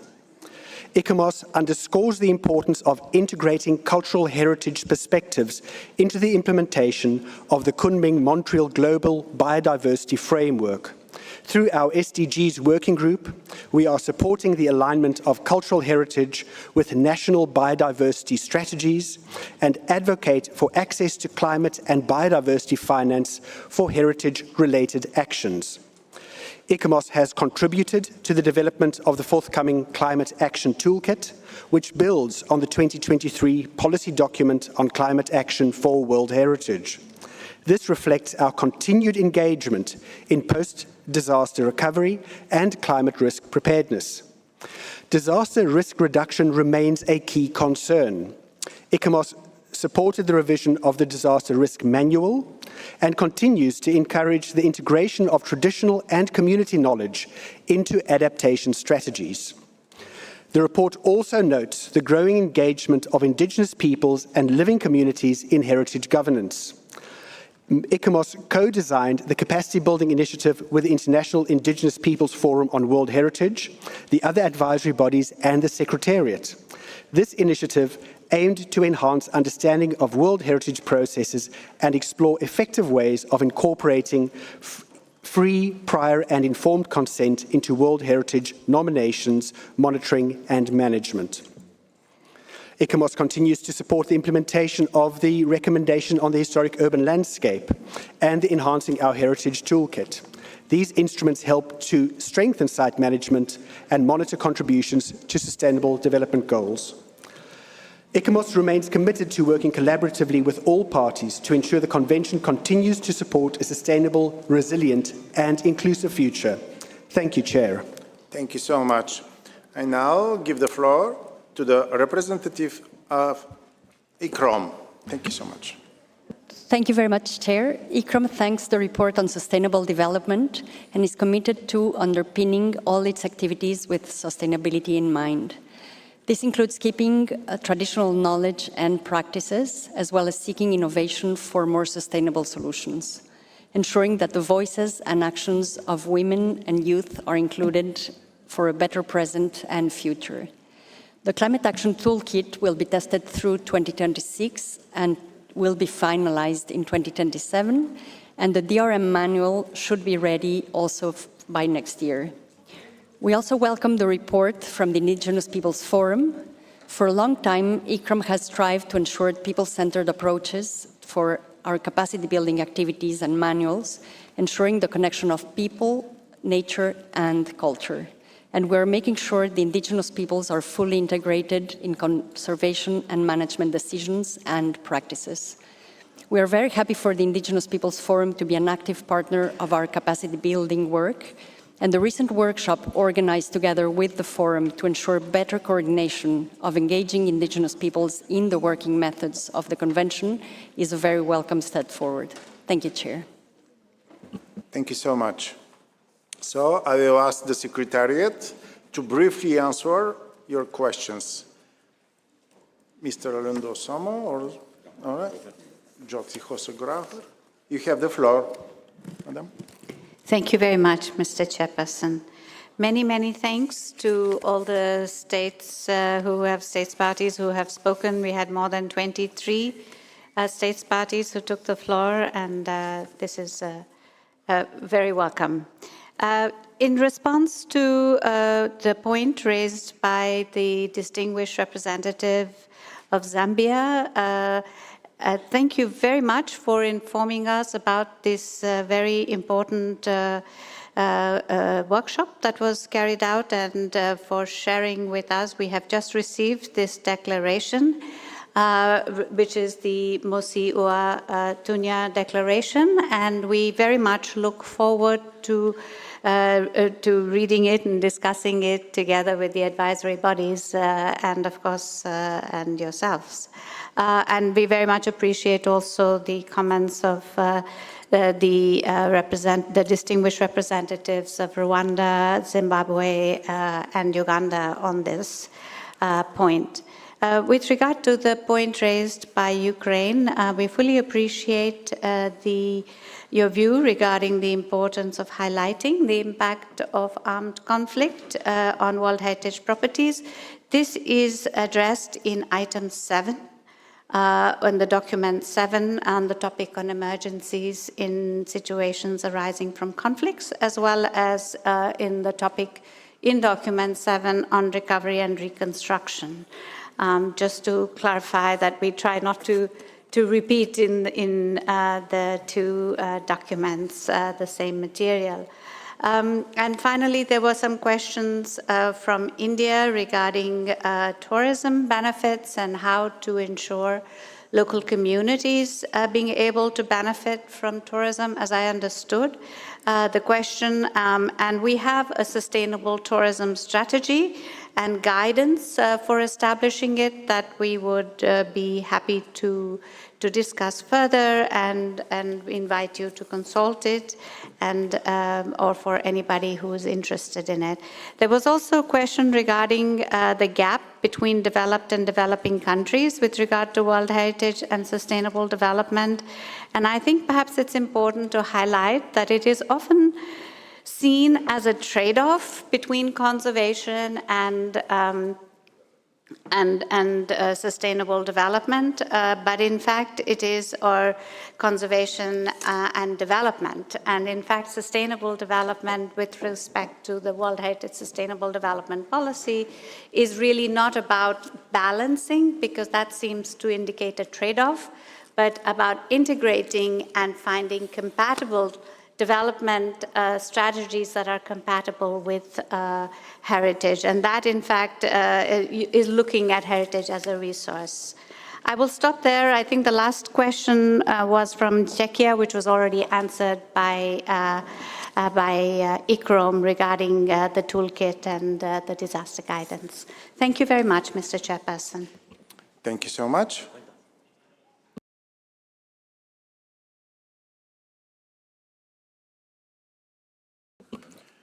Thank you. I therefore invite you, dear colleagues, to proceed with the adoption of draft decision 47-5D. But before doing so, I would like to ask the rapporteur if she has received any amendments on the draft decision proposed. Thank you, Mr. Chairman. We have received amendments from two states party.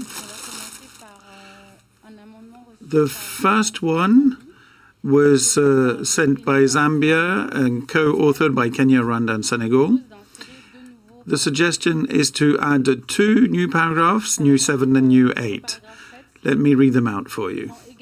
Further acknowledges the outcomes of the expert meeting on World Heritage and Sustainable Development in Africa, hosted by the government of the Republic of Zambia in Livingstone from the 4th to the 6th of March 2024. Thanks the government of Zambia and the African World Heritage Fund for their leadership and coordination, and encourages States Party to integrate the principles and priorities of the Mosiuatunya Victoria Falls Declaration on World Heritage and Sustainable Development in Africa into national heritage policies, conservation strategies, and sustainable development plans in line with the UNESCO 2015 WHSDP.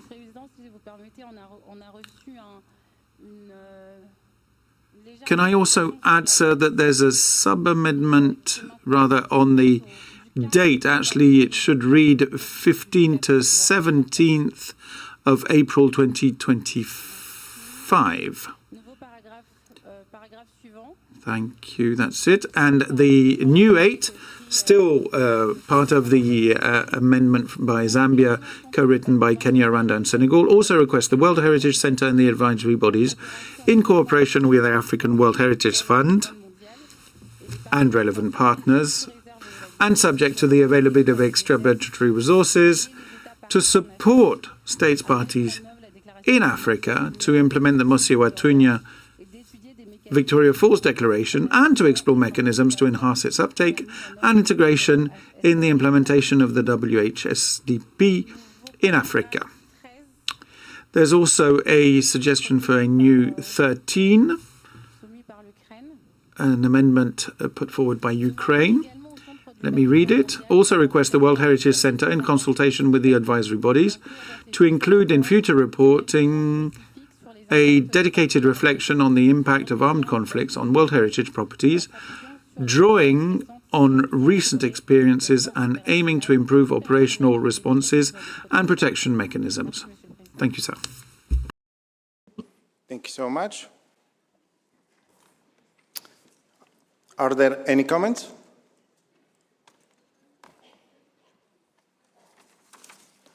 I see none.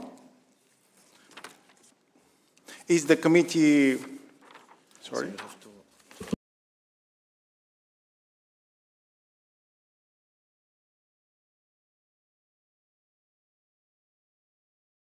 Is the committee in agreement that we start by adopting paragraph 1 to 6 first?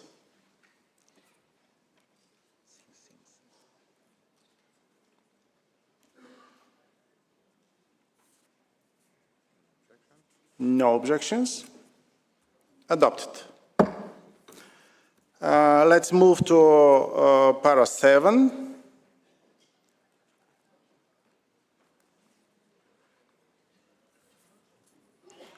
Any comments about this?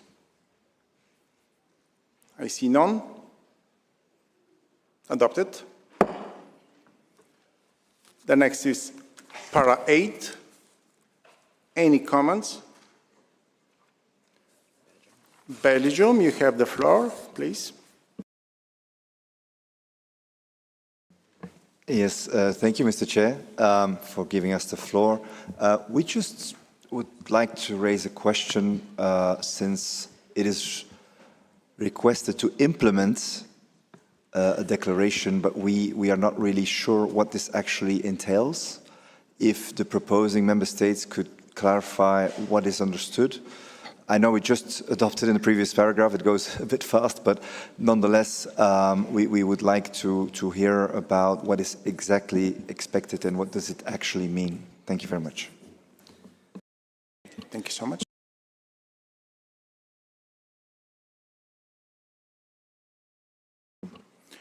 So, thank you. This question is addressed to Zambia. So, I give the floor to Zambia, please.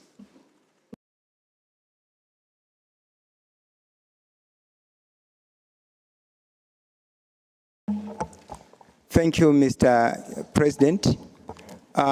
This declaration is about sustainable development in World Heritage context, and this declaration was premised on the meeting the session which was held in Riyadh, Saudi Arabia, and this declaration is a 13-point declaration, and I believe that this declaration, rather I know that this declaration was circulated to the committee members through our delegation, this declaration is something to do with the coexistence between heritage conservation and sustainable development.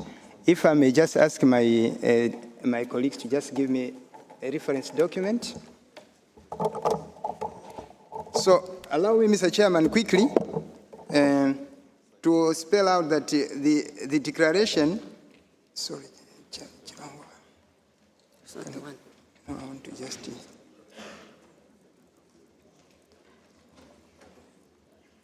So,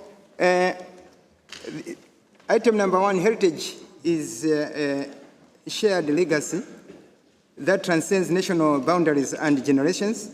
It must be protected for its outstanding universal value and its contribution to human dignity, intellectual dialogue, and sustainable livelihood. 2, cultural and natural heritage are intrinsically linked and must be embedded in national and regional policies. Inclusive approaches must empower communities, especially youths and women, to actively engage in heritage conservation and benefit sharing. 3, local communities are central to heritage governance. They must be involved in decision-making, management, and benefit sharing, including from heritage-based incentives. 4, heritage contributes to peace and reconciliation by fostering a natural mutual understanding and supporting post-conflict recovery and healing through culture. 5, development must be heritage-sensitive. It must include impact assessments and uphold integrity and authenticity of heritage sites, ensuring economic and social and environmental progress enhances rather than... We need to explain what is the amendment here in this para 8. We need to, sorry? We need to explain what is we amended in this para, just. Thank you so much. Okay. So, maybe I missed the question, Mr. President. Okay, yeah. The Belgium, please repeat the question. Yes, well, thank you, Mr. Chair. It appears indeed that we have received the declaration, and I apologize, we have had received a number of emails over the past days. So, but I think what the question was indeed, what is on the practical side, how does implementation looks like? And maybe also the question to Secretariat, does Secretariat understand what is asked of them when we ask to implement this declaration? I mean, that's basically what the question was. Thank you. So I give the floor to the Mr. to the Mr. Ottone. Never mind, we can change. Mr. Chairperson, what we understand of this amendment proposal in the 7 was to acknowledge what was mentioned as part of the declaration. In this one, we are asked to implement. Normally, UNESCO implements decisions taken by the committee on matters that have been discussed at UNESCO. Here you are asking us to adopt the outcome of this declaration that was, as you mentioned, specifically for one region. So the question for us is to understand, because until now the practice has always been not to adopt and implement decision that has been made outside the scope of what UNESCO does. So for the first, we acknowledge, we can, as you encourage the state party to integrate it, but something else is to ask specifically the Secretariat of UNESCO to implement something that has been in other fora decided, where UNESCO, if I'm not wrong, has not participated.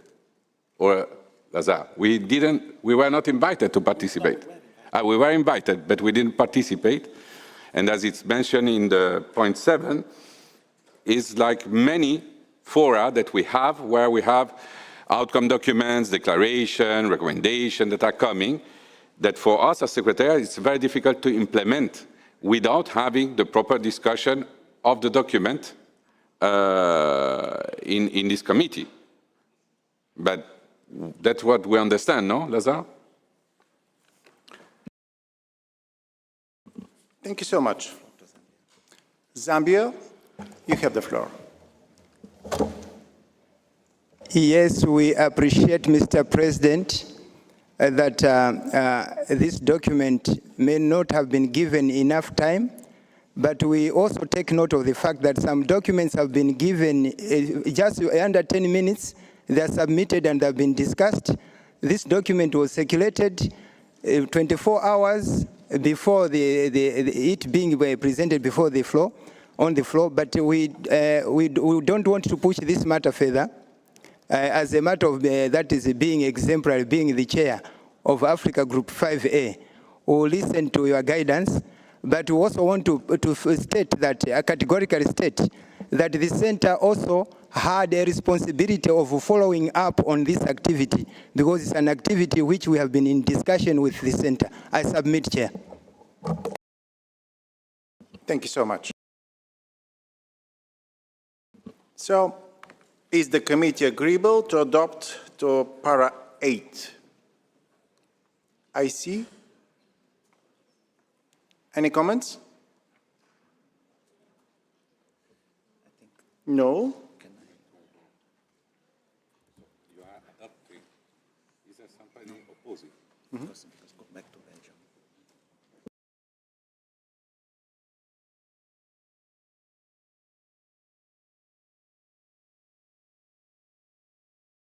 So, the distinguished colleagues from Belgium, we are happy about this explanation. Well, indeed, thank you, Chair. It's an interesting debate. We understand that this has been supported by the African delegations, and indeed the document has been circulated. However, I think it would be useful if we could have an integration of this document, at least in the decision somehow, a link or something, because of course, when for future reference, someone would consult this document, might not know what it is. We had it, but it's not part of the decision, formally speaking. So I'm not sure how we can go about this, but I think it would be useful to attach it somehow to the decision at least, so that we have a clear understanding of what is to be implemented. Thank you. But so just to say, as no other colleagues are making comments or objections, we are not going to object against the amendment as such. Thank you. Thank you so much.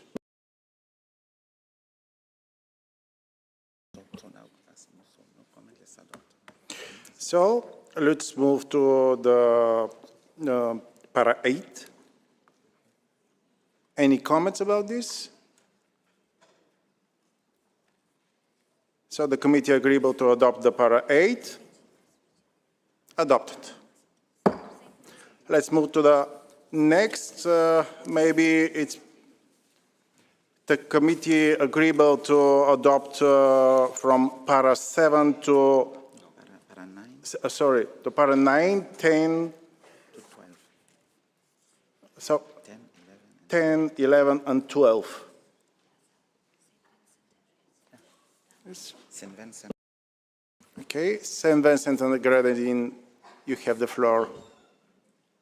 No, Mr. Chair, it's too late. The paragraph was adopted, but I wanted to say that any declaration, any document, any meeting of experts category 6 made outside of UNESCO or not under UNESCO leadership, it is very important to have the document attached to the main document to know what we are adopting. Just I wanted to refer to what has been said by my colleague from Belgium, that it is very important to have the document and to know what we are adopting in the committee. We are not against, of course, but for the future, Mr. Chair, we need an INF document or annexes to see, to know, to understand, especially when we have meetings outside of UNESCO. And of course, we know that the outcomes are very good. And I would like to thank my colleague from Zambia to read some outcomes of the declaration. But it is very important to have written documents. It is very important to have them before taking any decision. Thank you. Thank you so much. Yes, it's important. Let's move to para 13. No, yes, please.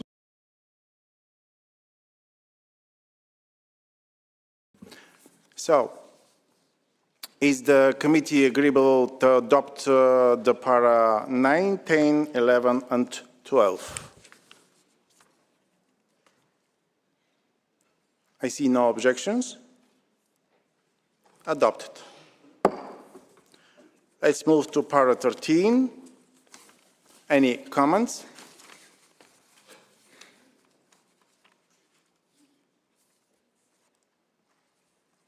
No objections? Adopted. So, is the committee agreeable to adopt para 14, 15, 16? That is last. 14, 15, 16, yes. Any comments? I see no. Adopted. So, can we adopt the decision as a whole? Any comments about this? I see none. So I declare, therefore, that the draft decision 47.5D adopted. Thank you.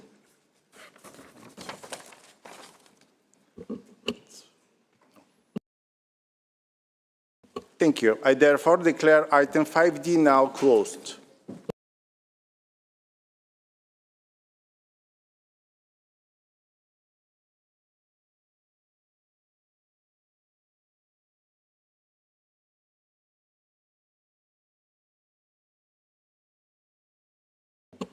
Dear colleagues, as announced earlier today, we are now moving to the examination of General Item 7 on the states of conservation of World Heritage.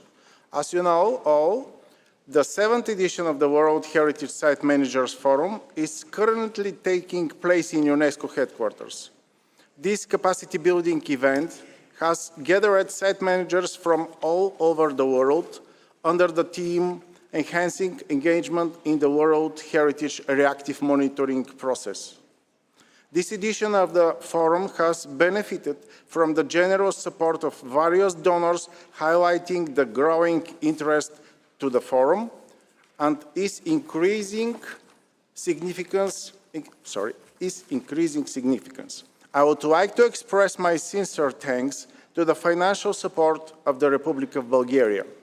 The English-French interpretation is provided with the support of the Republic of Azerbaijan. the Republic of Ireland, the Republic of Korea, and ICROM provided travel grants to selected participants.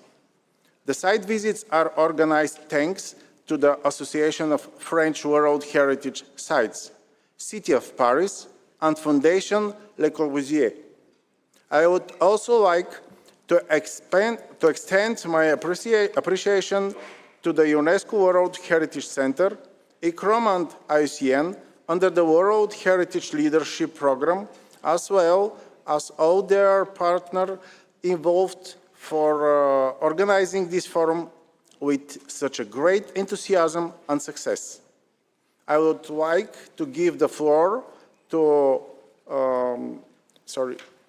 Madame Shan Long, China, to Madame Macarena Alejandra Carrozza Solar, Chile, to Madame Benedict Gandini, France, Madame El Mahdi Sehasseh, Morocco, and Mr. Claudio Diamantino Tsungwene, Mozambique, to deliver a statement on behalf of all state managers present.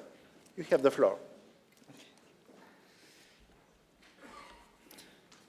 La 7e édition du Forum des gestionnaires des The 7th edition of the World Heritage Site Managers Forum was organized by the UNESCO World Heritage Center, ICROM, and IUCN. This in connection with the World Heritage Leadership Program. The forum brought together 18 professionals responsible for the management of 17 World Heritage properties located in 17 countries.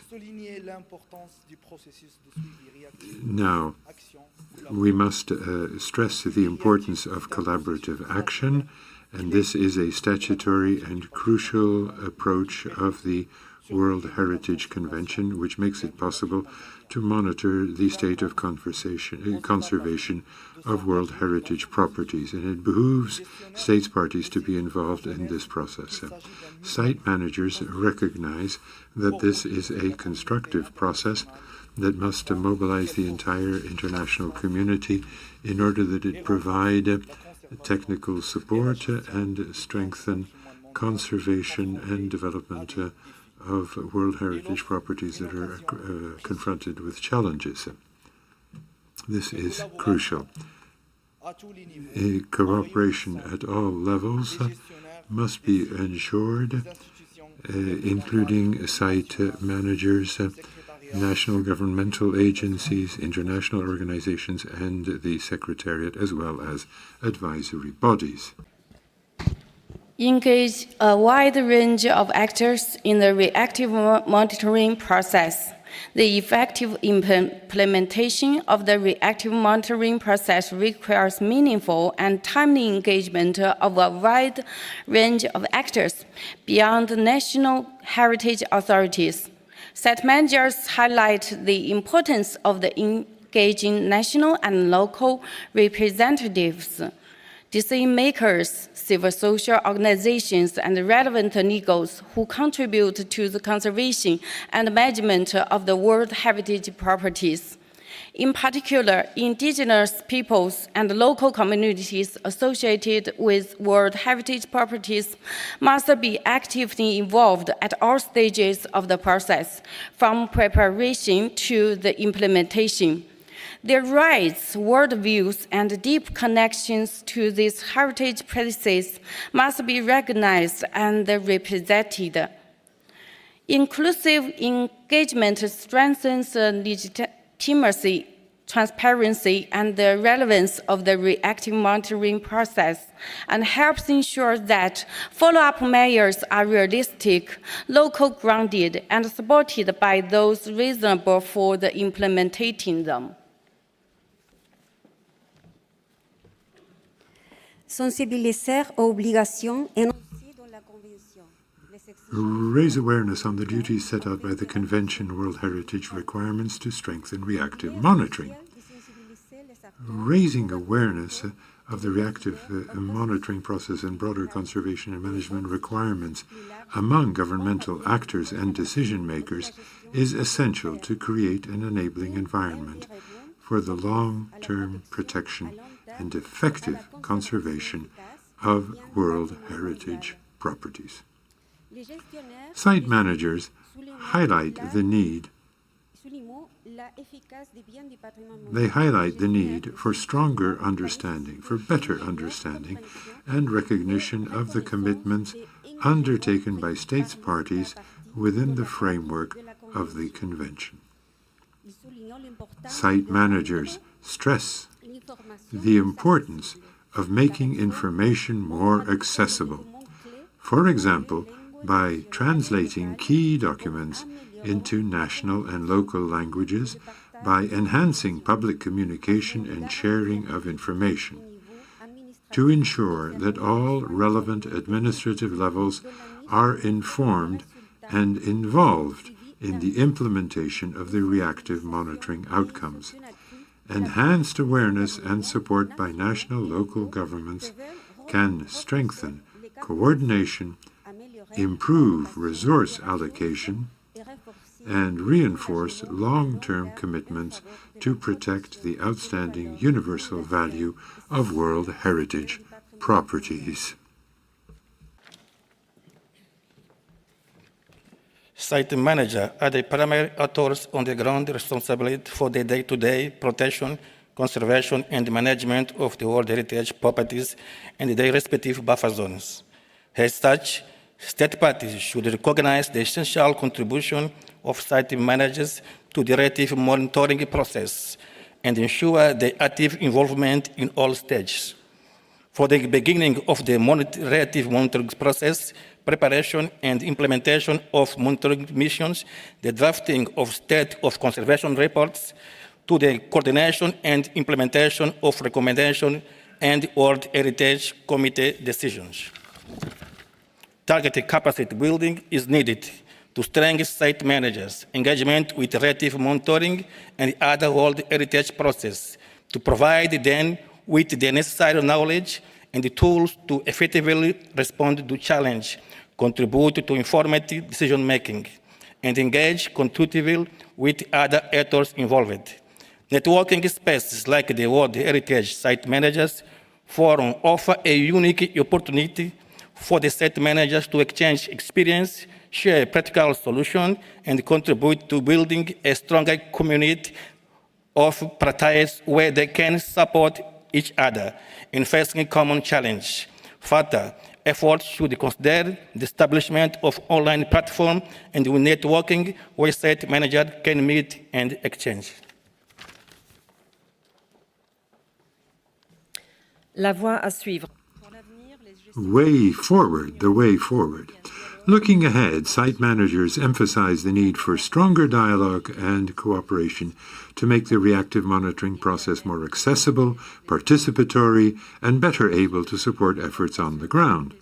Monitoring missions should not only address existing threats, but also help identify emerging factors, foster opportunities to strengthen site management, and recognize good practices. The language and structure of mission reports should be clear and easy to understand by those responsible for implementing their recommendations. The measures proposed must be realistic when it comes to the time frame and resources needed to implement them. While some recommendations can be addressed directly by site managers and heritage institutions, others may require long-term efforts, including coordination with other sectors. The active involvement of indigenous peoples and local communities is also essential to ensure that follow-up to recommendations is inclusive, relevant, and grounded in local realities.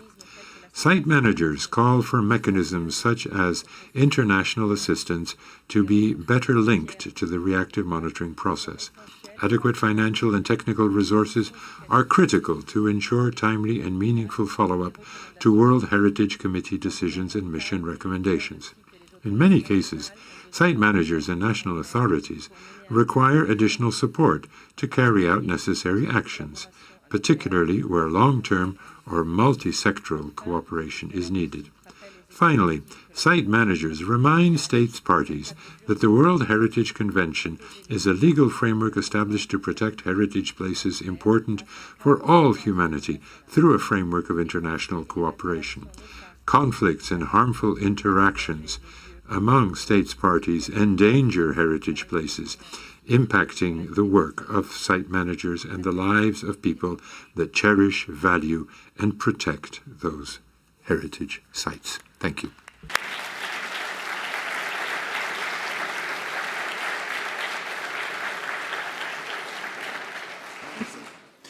Many thanks for this very inspiring feedback from the Site Managers Forum, and I am very proud that this unique capacity building and exchange initiative could be pursued again this year at the UNESCO headquarters. Thank you so much.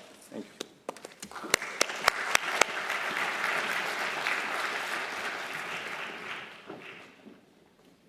Distinguished delegate, are any comments? No? No? I see none. Let's proceed then. We can now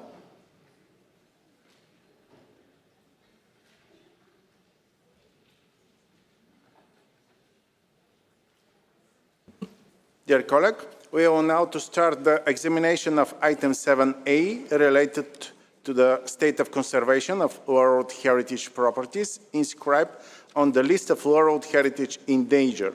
I would like to inform you that, as usual practice, we will immediately start with the adoption of the draft decision of 4 reports related to item 7A. I would like to give the floor to the Assistant Director General for Culture, Mr. Rotone, in this regard. Mr. Rotone, you have the floor. Thank you, Mr. Chairperson. Indeed, this report are 7A.38, Old City of Jerusalem and its walls, site proposed by Jordan. 7A.45, Hebron Al-Khalif Old Town, Palestine. 7A.46, Palestine, land of olives and vines, cultural landscapes of southern Jerusalem, Batir, Palestine. 7A.47, San Hilarion Monastery, Tel Amer, State of Palestine. Please note that these draft decisions were the subject of negotiation and have been agreed upon all the parties concerned. We wish to thank all concerned delegations, especially the delegation of Palestine and Jordan, for their support. Furthermore, I would also like to inform that the consensus implies no statements or declaration being made after the adoption of this draft decision, as it was last year. Thank you. Thank you, Mr. Rotone. So, I see no objections. Draft decision 47.7A.38, 47.7.8.45, 47.7A.46, and the 47.7A.47 are therefore adopted. Thank you. We shall now proceed with the examination of item 5C. Thank you.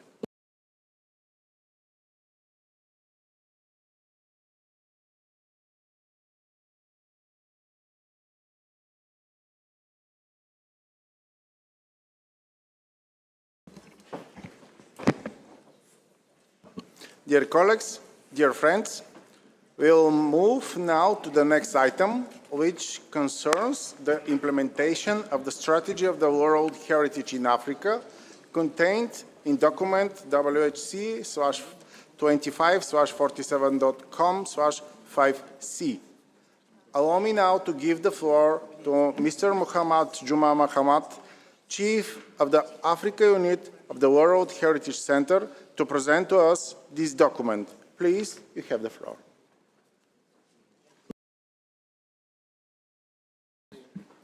Thank you very much, Chair. Mr. Chairperson, distinguished members of committee, good afternoon. I'm pleased to present to the distinguished member of the committee a progress made in implementing the strategy of heritage in Africa. Can we put the main slide? It's outlined decision 46.5C of the World Heritage Committee. This strategy is a crucial tool to advance UNESCO's global priority Africa, in particular, the main objective 1 of flagship 3, fostering heritage and capacity development, under the operational strategy for Priority Africa 2022-2029, and in line with the UNESCO medium-term strategy of 22-29. Can we have a slide, please? Wait, no, before that. Before? Yes, thank you.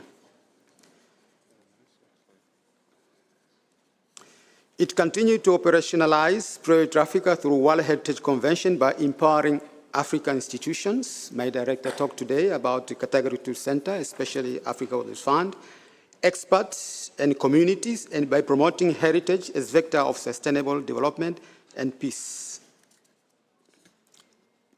Next slide. Mr. Chair, the presentation will focus on three main parts. First, achievements of the strategy from 2022-2025. Second, the key challenges that have emerged. And third, the way forward for until 2029. Next slide. Distinguished member of the committee, as you recall, the strategy is built around four interconnected outputs: enhancing African representativity on the World Heritage List, empowering institutions and experts, strengthening community engagement, and fostering inter-African cooperation. Each of these contributes to African taking ownership of the heritage agenda and positioning heritage as a catalyst for transformation. Next. Since 2022, 5 complete nomination dossiers has been submitted by Rwanda, already inscribed in 2023, Comoro, Guinea-Bissau, Sao Tome Principe, and Sierra Leone. That is 5 out of the 12 countries that one didn't have site in 2022. I might add the 2 tentative lists which have been submitted by Somalia and Sao Tome in principle, while Guinea Equatorial is now finalizing its process to develop its tentative list. Next. Mr. Chair and distinguished members, since 2022, more than 100 heritage practitioners have been trained. Crucially, 50 young professionals, half of them women, have been mentored through the Pan-Africa Mentorship Program, exceeding the target of 2025. These professionals are now agents of change within their institution and community, and we are seeing them the result across level of implementation. Next, please. This is one pillar where impact is most visible. 5 pilot entrepreneurship projects has been initiated in Comoro, Gabon, Ghana, Namibia, and the United States of Tanzania. The development of community-based sustainable tourism is also being supported in Cameroon and Seychelles. Next, please. The African Site Manager Network now counts over 7 members actively engaging in exchange experience and best practice. Over 100 African experts are engaged through platform Steward of African Heritage, which is Pan-African knowledge sharing platform. Next, please. Despite significant progress, key challenges remain. Of course, the first one is funding, which constrains to the impact of scope of implementation. For instance, for example, in the mentorship program, our idea was to allow mentees from Africa to do this mentorship program outside Africa, but due to the lack of funds, they're still doing their mentorship and mission in Africa. Next, please. Looking ahead, we are pleased to inform the distinguished member of committee that the strategy remains on track to meet its objective of 2025. But the momentum must be maintained and scale up. We aim to expand partnership with universities in Africa and beyond to ensure that expertise is nurtured and shared. Community engagement must also be enhanced with a specific focus on empowering women, youth, and indigenous people. A regional meeting of African focal point is planned for the year 2026 to assess the implementation and recalibration of the course toward 2029. Next. Mr. Chair and distinguished member, in closing, I would like to express my gratitude to our generous donors.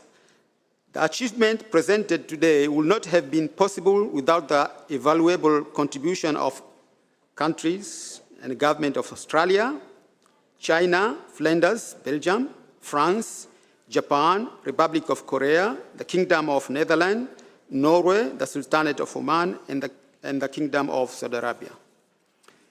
Also, we would like to acknowledge the continuous support and the role played by the advisor body and the Africa Heritage Fund, our strategic partner in this achievement. Mr. Chair, I would like also to thank my colleagues in field office in Africa who support the implementation of this strategy.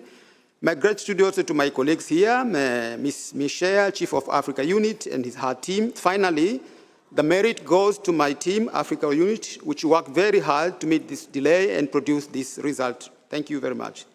Mr. Chair, distinguished member of committee, African Heritage is not only gaining visibility, is gaining ground. Through this strategy, African state parties are assessing leadership, investing in community, and reshaping the narrative of heritage from community to action. Thank you very much for your attention. Thank you so much. Thank you for this very clear presentation. I would like to know whether there are any comments on this agenda item.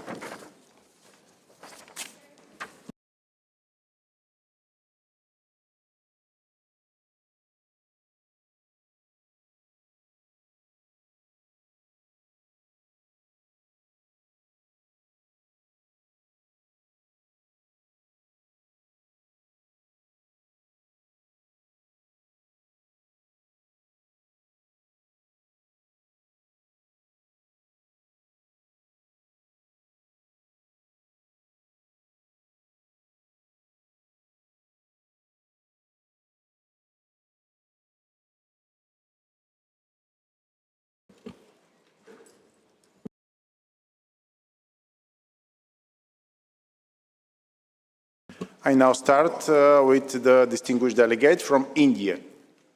You have the floor. Thank you, Mr. Chair, for giving India the floor. India commends the World Heritage Center and African partners for the significant progress in implementing the strategy for World Heritage in Africa. The multidimensional approach combining capacity building, community engagement, and inter-African cooperation has boosted African heritage representation. We welcome the targeted support to state parties without inscription. The strategy's emphasis on mentorship, professional networks, and gender balance aligns closely with India's own development ethos of Sabka Saath, Sabka Vikas, which promotes inclusive growth and empowerment.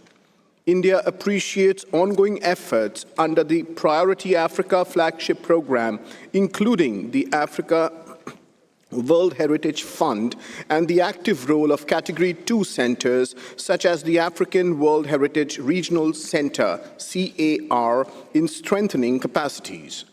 We are encouraged by innovative tools like the Stewards of African Heritage digital platform and community-based initiatives that engage youth and women, reflecting heritage's role in sustainable development and local empowerment. As a long-standing partner of Africa, India reaffirms its commitment to the global strategy for additional representation of the Global South. We also recognize the significance of the Nairobi Conference and its outcome document in shaping context-specific conservation approaches rooted in African perspectives. We believe the sustained implementation of this strategy will contribute to Agenda 2063 and the SDGs. We have the following 5 questions for the World Heritage Center. 1. What specific mechanisms can be developed to improve coordination and monitoring at regional levels to better track the strategy's implementation? 2. How can sustainable domestic funding models be designed within Africa? 3. What are the practical impacts of the Nairobi Outcome Document on heritage and authenticity nomination and management processes across Africa? 4. How can digital platforms like Stewards of African Heritage be further leveraged to enhance community engagement and knowledge exchange? And 5, what role can African universities, African UNESCO chairs play in expanding heritage education and research? And can international academic partnerships be optimized by roping in the education sector? India supports Africa, or in Swahili, India inaunga mkono Africa. Thank you and asante. Thank you so much. I now give the floor to the esteemed delegate of Kenya. Next will be Greece. Thank you so much. Thank you, Mr. Chairman. Excellencies, dear colleagues, ladies and gentlemen, the Republic of Kenya firmly espouses an Pan-African outlook while appreciating global perspectives. On this basis, it is my pleasure to make the statement on behalf of the Africa Group at UNESCO. Africa expresses utmost gratitude to the World Heritage Center and other key stakeholders for their support of the work undertaken during the period under review. We are on course with our venture to conserve and manage our rich cultural and natural heritage. Mr. Chairman, during the 46th session of the World Heritage Committee, Kenya committed to hosting the Nairobi Conference on Cultural Heritage and Authenticity. The conference yielded the Nairobi outcome, which the 54 African state parties, along with the World Heritage Center, advisory bodies, policymakers, NGOs, youth and community leaders unanimously adopted. The Nairobi Conference, which yielded the outcome, is a product of the Open-Ended Working Group 45-COM11. It is widely accepted and appreciated.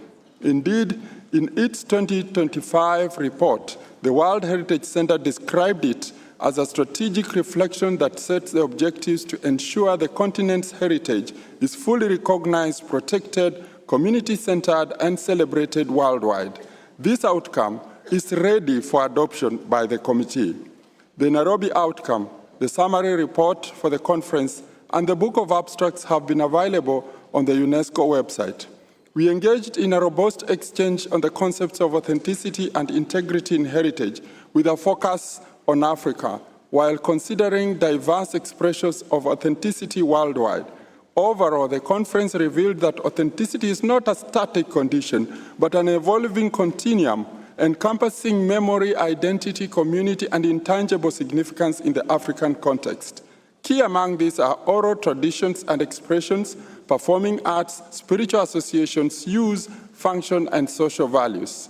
The outcome is a declaration of shared values, aspirations, and agency, representing Africa's voice in shaping a more inclusive and representative global heritage discourse. The outcome reinforces the need to strengthen communities' role in the collaboration of all stakeholders, notably local and national authorities. Kenya aligns with the African Group in its support for the adoption of the Nairobi outcome and expresses gratitude to all stakeholders who contributed to its development. Thank you, Chairman. Thank you so much. I give the floor to esteemed delegate of Greece, and next will be Turkey. Thank you, Mr. Chair, for giving us the floor. It is with great satisfaction that we take note of the significant progress reflected in the report regarding the implementation of the UNESCO Global Strategy for Africa. This comprehensive approach addresses the multifaceted dimensions of heritage conservation, management, and promotion while ensuring inclusivity, gender balance, and alignment with the Sustainable Development Goals.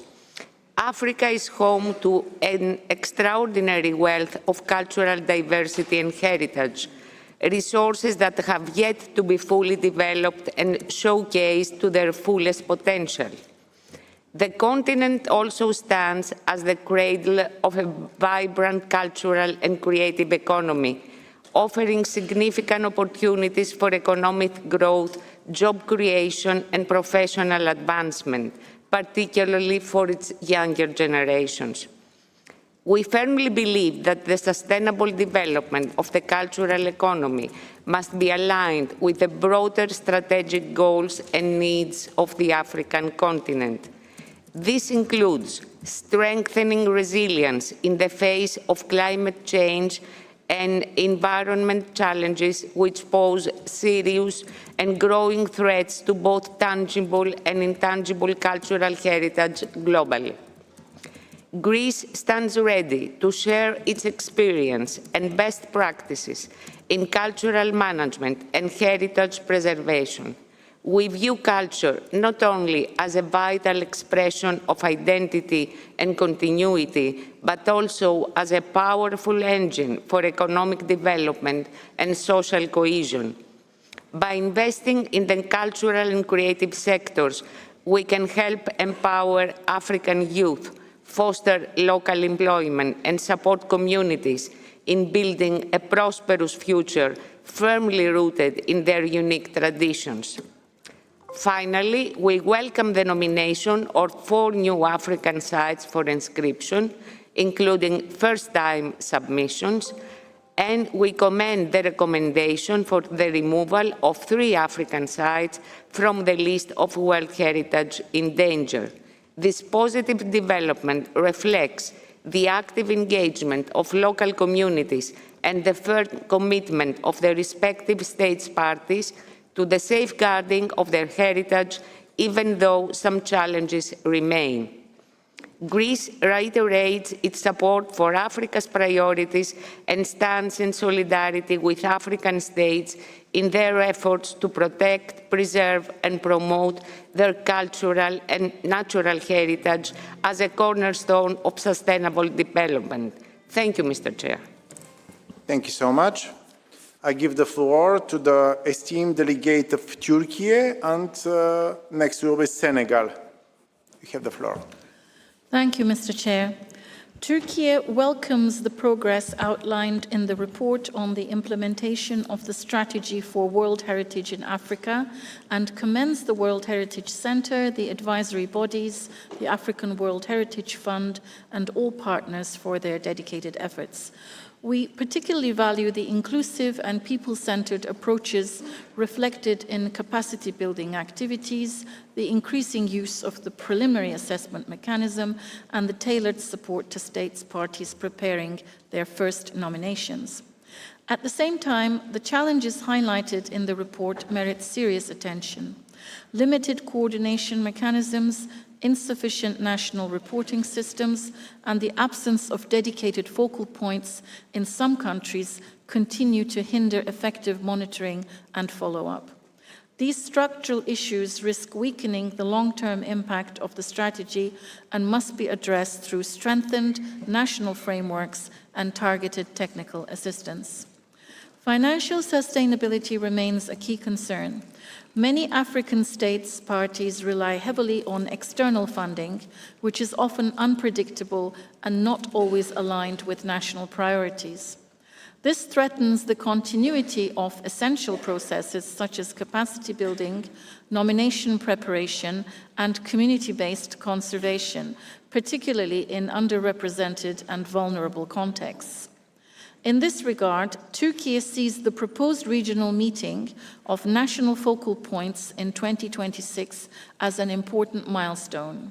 We also commend the outcomes of the International Conference on Heritage and Authenticity held in Nairobi in May 2025. The Nairobi outcome document offers a meaningful contribution to the global reflection on authenticity and advocates for a more context-sensitive approach to World Heritage. Turkey remains fully committed to the objectives of Priority Africa and will continue to support African countries through dialogue, cooperation, and shared learning. Thank you. Thank you so much. I give the floor to the esteemed delegate of Senegal, and next will be Japan. Thank you.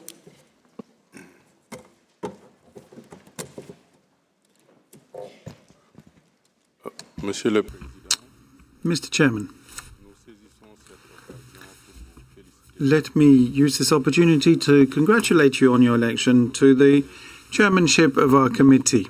We wish you full success. We also should like to commend the director and through him the entire staff of the World Heritage Centre for what they do to support World Heritage. The Senegalese delegation expresses its full satisfaction on the report on the implementation of strategy for World Heritage in Africa. We welcome the achievements that have been listed in the report, especially what was done relating to the improvement of the representativeness of African sites on the World Heritage List and other activities to strengthen capacity nationally and internationally. That includes, of course, the involvement of youth and women and young professionals. Can I also mention what was also done to include in a cross-cutting way the role of women, youth and local communities in all this?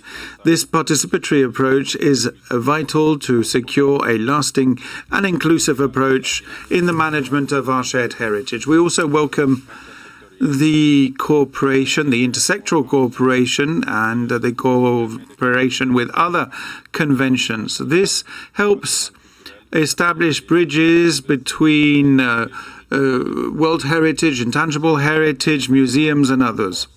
This integrated approach can help us increase the impact of what we do and secure more sensible coordination focusing on concrete needs. However, the actual implementation of what was being outlined in the strategy is not that easy. We only have limited and fragmented resources available. We will need to increase them to have an active implementation of the strategy. Thank you, sir. I give the floor to the esteemed delegate of Japan. Next will be Qatar. Thank you. Thank you, Mr. Chair. We'd like to thank the Secretariat for the report and gratefully acknowledge the progress made in the past year. Japan has long been committed to the protection of all forms of heritage. In recent years, we have worked closely with the World Heritage Center to help address regional imbalances on the World Heritage List. One such effort is a project aimed at assisting World Heritage nominations from Africa, particularly in 10 countries that had no sites inscribed. This project has already delivered tangible results. This year, nominations from Guinea-Bissau and Sierra Leone have received positive recommendations for inscription. Furthermore, São Tomé and Príncipe and Comoros submitted their first nominations, which will be examined at the 48th session next year. These are truly encouraging developments. Furthermore, Japan, with great honor and pleasure, supported the International Conference on Heritage Authenticity in Africa, organized by UNESCO and the Government of the Republic of Kenya. The outcome of this conference provided important insights and milestones towards greater inclusivity, broader geographical representation, and deeper engagement with local communities. At the same time, Japan is equally committed to the safeguarding and sustainable management of existing World Heritage properties. In Stone Town on Zanzibar, Tanzania, we support a project of rehabilitate the historical majestic cinema through adaptive reuse, contributing to the socio-economic development of the local community. On Gore Island in Senegal, a new project has been launched to ensure the emergency protection of the embankment, engaging local youth in heritage safeguarding efforts. Japan reaffirms its strong commitment to supporting the World Heritage Center's efforts, both in promoting representativity and ensuring the continued safeguarding of natural and cultural heritage across Africa. Thank you, Mr. Chair. Thank you so much. I give the floor to the esteemed delegate of Qatar, and next will be Zambia. Please, you have the floor. Thank you, Mr. Chair. Qatar supports the amendment proposal and commends the significant progress made in the implementation of the strategy for World Heritage in Africa. Well, we welcome the inclusive and comprehensive efforts undertaken to enhance representation, conservation, and community engagement across the continent. We particularly acknowledge and congratulate the successful organization of the International Conference on Cultural Heritage in Africa held in Nairobi, and we take note with appreciation of the Nairobi outcome document on the heritage and authenticity. We appreciate that it was available online and duly circulated among member states. This outcome is a valuable step in clarifying and promoting the concept of the authenticity within the Africa context and comparable global settings. We believe that adopting this document will offer an important framework to guide future heritage-related policies and practices in Africa and beyond, in a way that is rooted in regional values and perspectives. We commend the efforts taken by the State Party of Kenya, the World Heritage Center and the advisory bodies, and the Africa World Heritage Fund for their leadership, as well as to the State Party to their valuable support. And we also recognize the important contribution of all partners. Qatar reaffirms the importance of collaborations of all partners with regional institutions and universities to build lasting capacity in heritage conservation. Qatar also welcomes the decision to include a follow-up on the implementation of the Nairobi outcome as a standalone agenda item at the Committee 48 session, which will allow for continued engagement and monitoring. We reaffirm the importance of sustained partnership with Africa, training centers, universities, and institutions to build long-term capacity and professional expertise in world heritage. We also acknowledge and thank all contributing states and organizations whose financial and technical support continues to drive progress. Thank you, Mr. Chair. Thank you so much. I give the floor to Zambia, and next will be Republic of Korea. Please. Thank you, Chair, for the opportunity to take the floor. The State Party of Zambia wishes to highlight 3 key points with regards to the progress report. First of all, we wish to express our gratitude and commend the various donors acknowledged for contributing to the implementation of the strategy.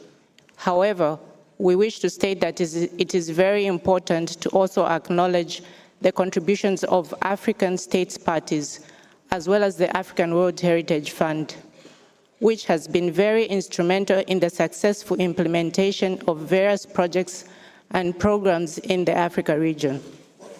With regards to the strategy for World Heritage in Africa, these contributions, often channeled through the AWHF, and national heritage budgets, are critical to sustaining capacity building and conservation efforts. Their omission risks perpetuating the perception that Africa's heritage agenda is externally driven, rather than co-owned and co-financed with African states parties themselves. Recognizing these national commitments is essential for reinforcing African leadership and ownership in the implementation of the strategy. Secondly, we note that there is a call for collaborations with centers like the École de Patrimoine Africain, EPA, but the mechanism to be employed on who is to convene or drive the collaboration is not clear. And this is a very critical requirement if we are to see fruitful results from the collaboration. We also wish to stress the fact that the good efforts being made in the implementation of the strategy could produce better results if efforts of actors on the ground in the region are recognized and encouraged, as opposed to actors from outside the region, even when the work can be done by those within. Thirdly, we wish to draw your attention to the Conference on Authenticity from an African Perspective, which was organized by the State Party of Kenya, the UNESCO Secretariat, and the AWHF, with the generous support from the governments of Japan and France. You may wish to recall that the Nairobi conference was held in furtherance to the recommendation by the committee contained in Decision 46-11 for an in-depth reflection on heritage authenticity in Africa to be undertaken. One key outcome of the conference was the Nairobi Outcome Document on Heritage and Authenticity, which was endorsed by the African state parties to whom the document speaks and was published on the UNESCO website more than a month ago. As the state party of Zambia wished to explicitly state that the conference arising from the recommendation of the committee would be proved futile if the key outcome is simply noted as opposed to being adopted, which adoption would make it actionable and ensure follow-up reporting on its actualization. Thank you, Chair. Thank you so much. I give the floor to the esteemed delegate of Republic of Korea and following by the Ukraine. Thank you, Mr. Chair. The Republic of Korea warmly welcomes the meaningful progress made in advancing representativity and community-based heritage protection through the implementation of the African World Heritage Strategy. We extend our deep appreciation to the African state parties, the Secretariat, the advisory bodies, and the African World Heritage Fund for their continued dedication and leadership. Aligned with the objectives of the 2024 Korea-Africa Summit, the Republic of Korea has significantly expanded its cooperation with 48 African countries, reflecting our strong commitment to fostering regional balance and inclusivity under the World Heritage Convention. We particularly commend the strategy's emphasis on inclusive participation, especially of youth, women, and local communities. Innovative initiatives in countries such as Cameroon, Senegal, and Tanzania involving creative industries, digital capacity building, and community-driven conservation stand as inspiring examples of sustainable heritage protection. Looking ahead, we believe that the long-term success of the strategy depends on strengthening the capacities of regional institutions and universities, providing technical assistance to countries preparing their first nominations, expanding mentorship programs, and ensuring reliable and targeted funding. The Republic of Korea, through its funds in trust with UNESCO, remains committed to supporting these efforts by facilitating capacity building in higher education, promoting digital interpretation and joint research, and advancing the identification and preservation of underrepresented African heritage. In this spirit, we were pleased to host a regional interpretation workshop in 2024 through WIPIC, Korea's Category 2 Center for site managers from 8 African countries.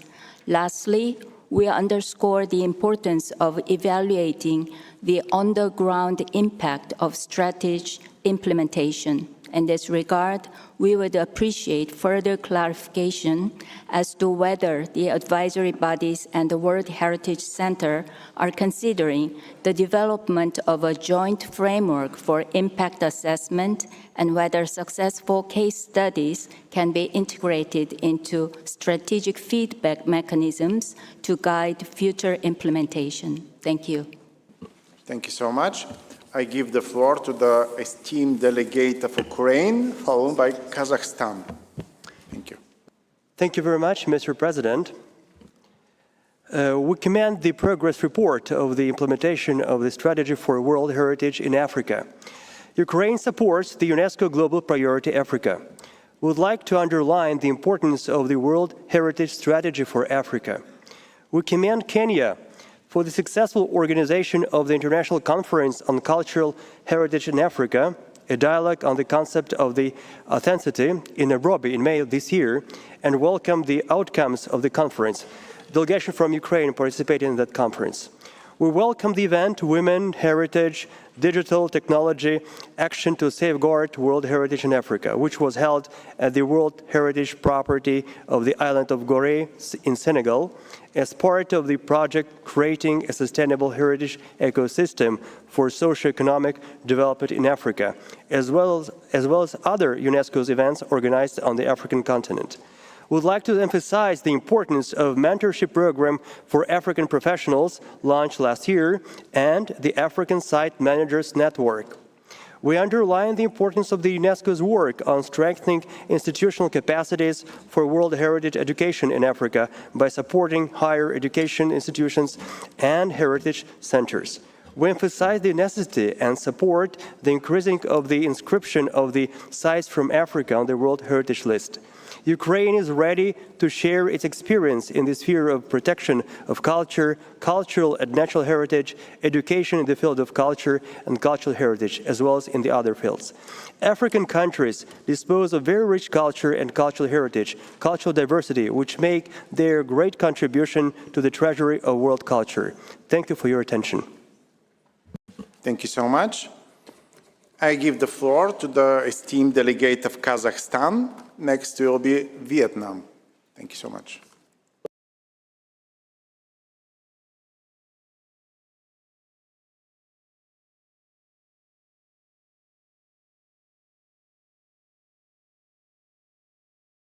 Thank you, Mr. Chair. Since it's the first time that the delegation of Kazakhstan takes the floor, we join congratulations on the good beginning of your chairmanship at this session and wish you continued success. We have closely studied the document titled Nairobi Outcome on Heritage and Authenticity. While its focus on was on the particularities of the authenticity concept and practice in the African context, we come to conclusion that its key provisions are relevant for other parts of the world, including in some aspects my own region of Central Asia. Therefore, we fully endorse the Nairobi Outcome document and believe it deserves full recognition by the mechanisms of the 1972 Convention, including the General Assembly of the State Parties and this committee. We also think that the World Heritage Center could consider presenting this document at the closest regular global assemblies or meetings of the advisory bodies of our convention, including, as is known, the ICOMOS, the IUCN, and the ICROM. I thank you for your attention. Thank you so much. I give the floor to the esteemed delegate of Vietnam. We have the floor. Thank you, Mr. Chair. Vietnam fully supports the priority Africa and welcomes the progress made by African countries in the implementation of the strategy for World Heritage in Africa. We highly commend the comprehensive and inclusive efforts taken so far by the World Heritage Center, advisory bodies, member states, and other stakeholders to support African countries in enhancing representativeness, identification, conservation, promotion, especially the development of nomination dossiers, particularly for not represented and underrepresented countries, capacity building, and community engagement. Vietnam congratulates Kenya, the UNESCO Secretariat, and the African World Heritage Fund on the successful organization of the International Conference on Cultural Heritage in Africa with the Nairobi Outcome document on heritage and authenticity. The Nairobi document reaffirms the importance of people-centered and rights-based approaches in heritage management, stressing the role of living heritage, community knowledge, and indigenous values in shaping authenticity. And understanding these multiple forms of authenticity in an African context is fundamental for its management and contributes to safeguarding of heritage, not only in Africa, but also in the world. And with this in mind, Vietnam is considering to organize the second edition on heritage and authenticity next year to further advance this important outcome. I thank you. Thank you so much. Now that all committee members have spoken, I will now give the floor to the States Parties observers, given that there are 18 requests. I will insist not to extend for more than 2 minutes. But before, I'm asking the director to read the full list so that we can lower your plate. So I will also give the floor for 2 minutes to a representative of the NGO World Heritage Watch. Thank you.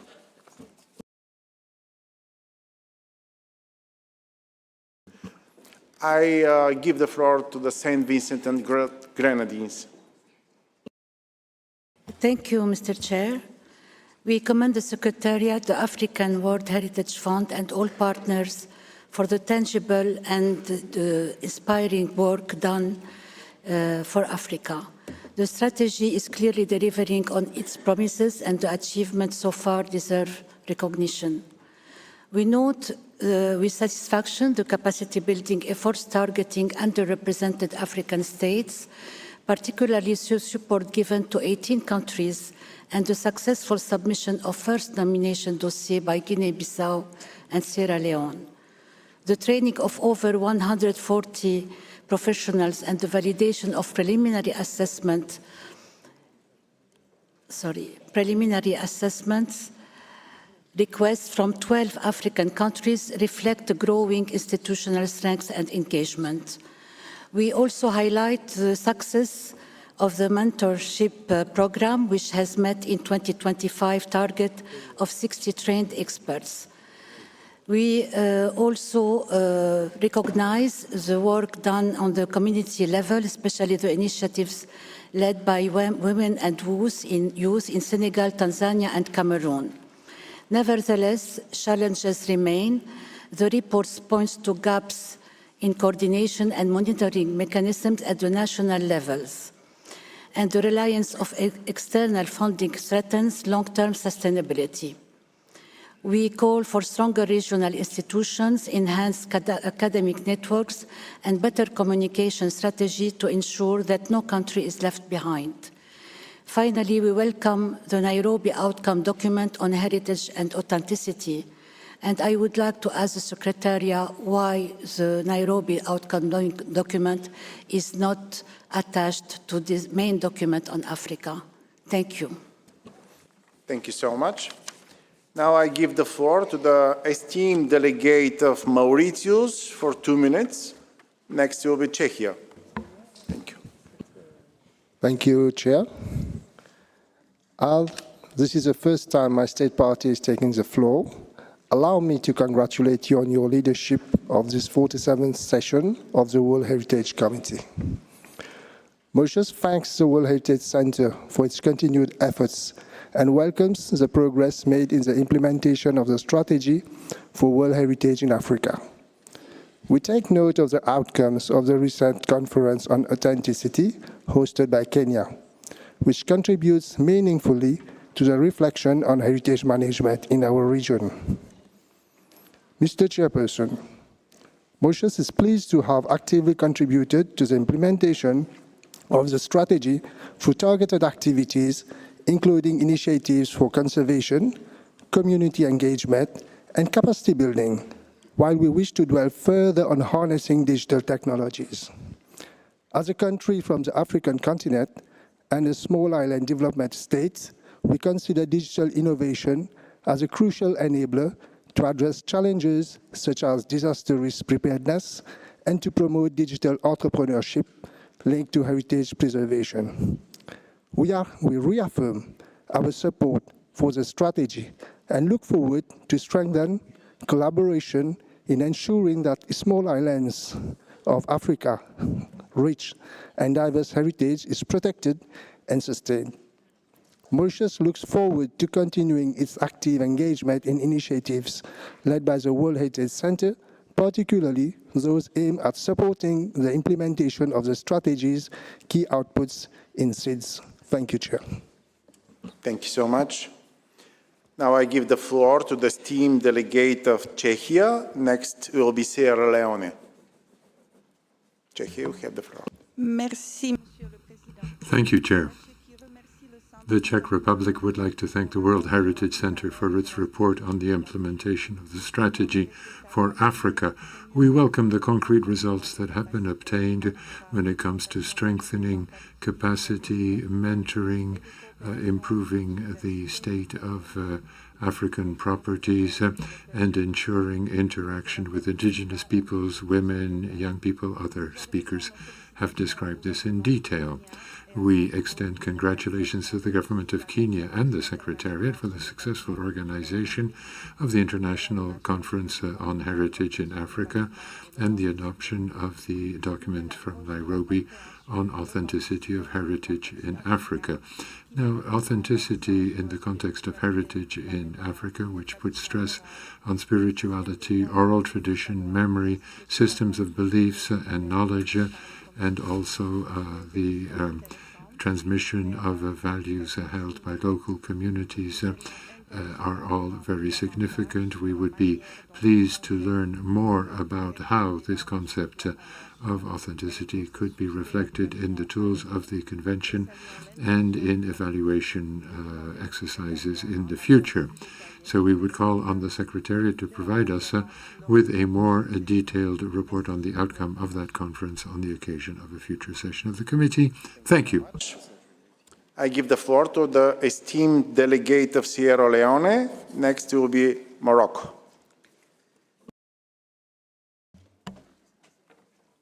Thank you, Mr. Chair.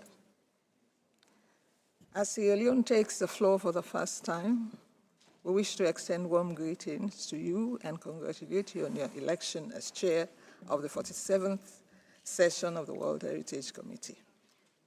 We also wish to acknowledge the presence of the Assistant Director General for Culture and the Director of the World Heritage Center, whose continued leadership and dedication to Africa's heritage have been instrumental in guiding the implementation of the strategy. Your Excellencies, colleagues, ladies and gentlemen, the strategy for the World Heritage in Africa, as presented in the report, demonstrates encouraging progress, not only in terms of capacity building and awareness raising, but also in supporting states parties towards their first site nominations and inscriptions. Sierra Leone commends this work. In our case, the nomination of our Gola TY complex exemplifies how targeted assistance through coordinated actions by the World Heritage Center, the African World Heritage Fund, and advisory bodies such as IUCN and individual states can concretely support countries historically underrepresented on the list.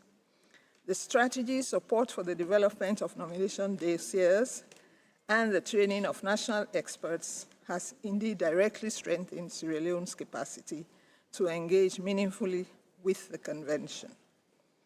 As we look toward the full implementation of the strategy, some key questions arise. How can coordination among stakeholders be further strengthened? What mechanisms would allow for more continuous long-term support beyond nomination cycles? How can we ensure that the growing pool of trained professionals translates into national-level policy and institutional developments? These are questions that merit open reflection as we move into the next phase. Sierra Leone stands ready in this regard. I thank you for your attention. Thank you so much. Okay, now I give the floor to the director to read the full list, and so we can lower your plate. So I again will insist not to extend for more than 2 minutes, please. Mr. Alondro Somo, you have the floor.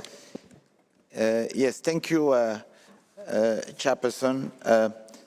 The following state parties observers have requested to take the floor, so I will be reading in their order of intervention.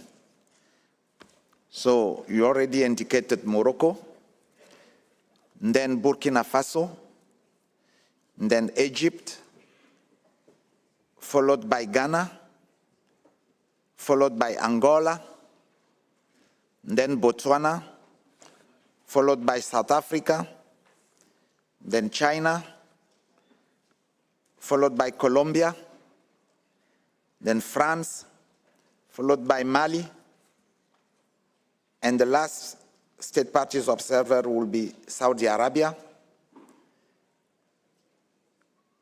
and then ICROM, IUCN, and ICOMOS, the advisory bodies, have also requested for the floor, and Colombia, Comoros, sorry. Then Comoros will be the last speaker after Saudi Arabia. So that's the full list, Chairperson. Thank you. Thank you so much. Now I give the floor to the esteemed delegate of Morocco, and next will be Burkina Faso. Thank you so much. Thank you, Chair. My delegation would like to thank the World Heritage Center for the preparation of this report, which is very much to the point and sheds light on what has been achieved when it comes to implementing the Africa strategy in accordance with the operational strategy for Priority Africa through to 2029. We welcome the efforts carried out under the direction of Mr. Lazarendo to make sure that African sites on the list can be included, properly nominated, and can also be properly managed with the involvement of local communities, women and young people. 10 fraternal African countries have enjoyed the support of the Secretariat in order to prepare their nominations. Guinea-Bissau and Sierra Leone have a favorable recommendation for inscription of their first sites, and we welcome that. We welcome also the efforts of the Secretariat and with various other partners, in particular governments, advisory bodies, and representatives of civil society for their valuable contributions to the implementation of the strategy through the launching of various educational programs. We welcome also the fruitful cooperation between the Mohammed Tissa Polytechnical University and the ACP Foundation, with a view to improving the capacities for a holistic approach to the conservation of heritage in Africa, and also further cooperation between the center and the institute in Rabat.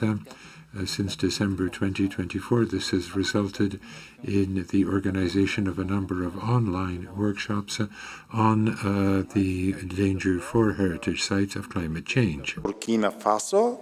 Next will be Egypt.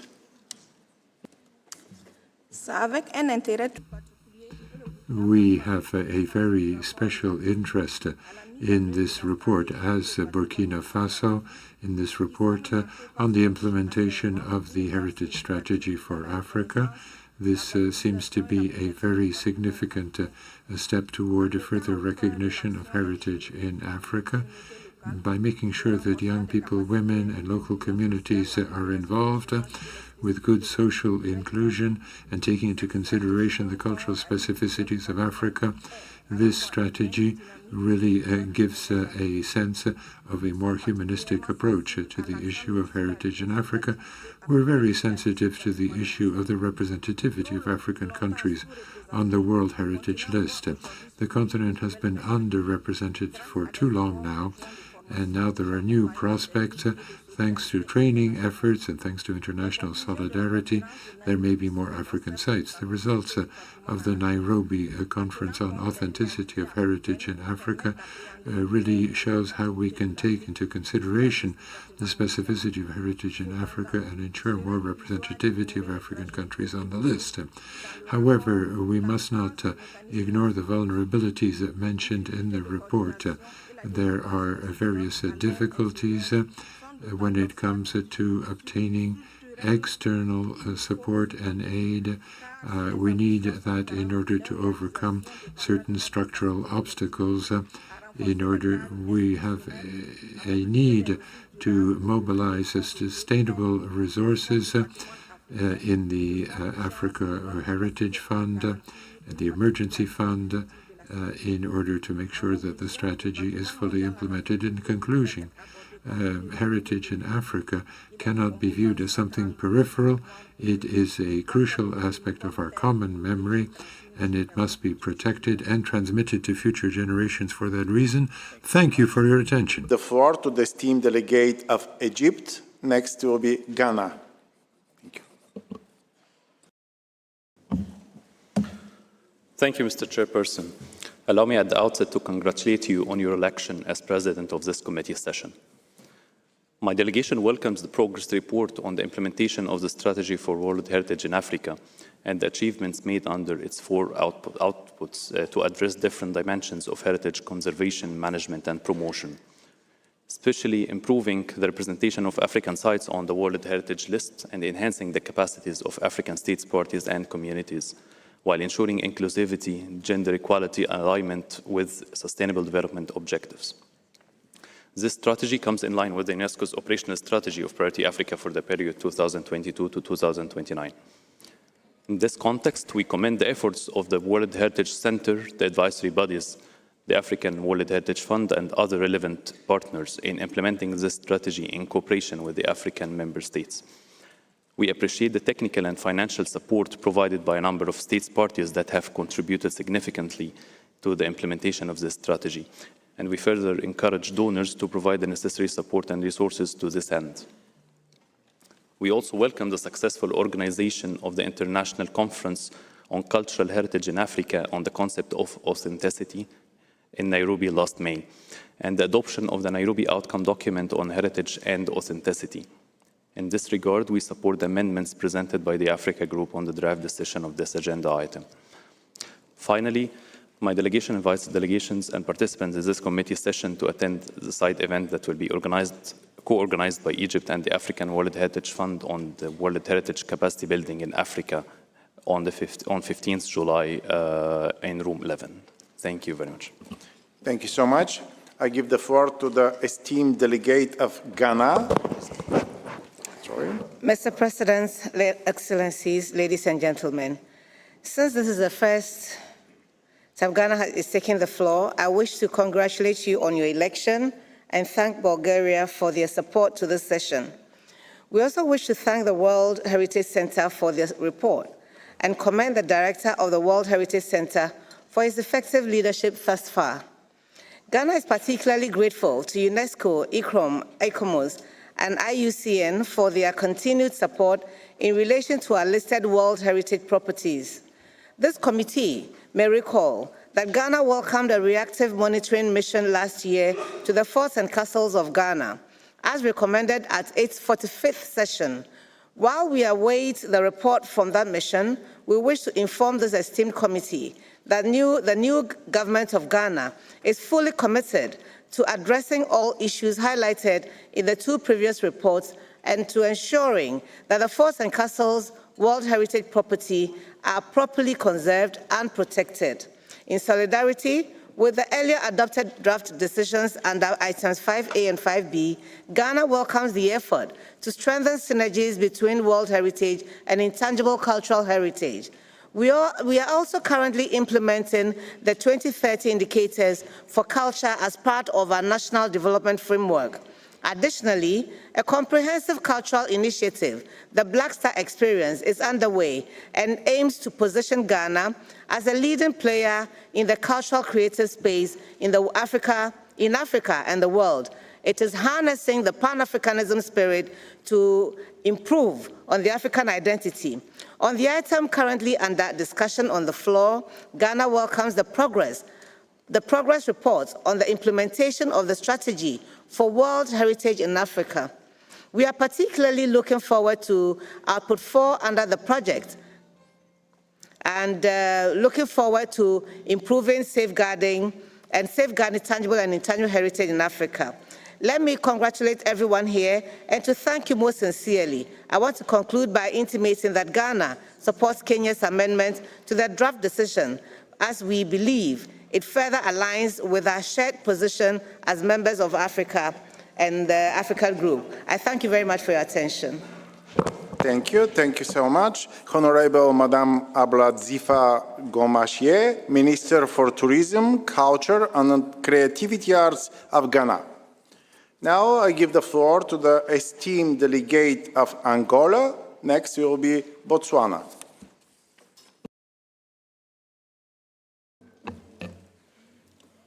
Merci, Monsieur le Président. Thank you, Mr. Chairman.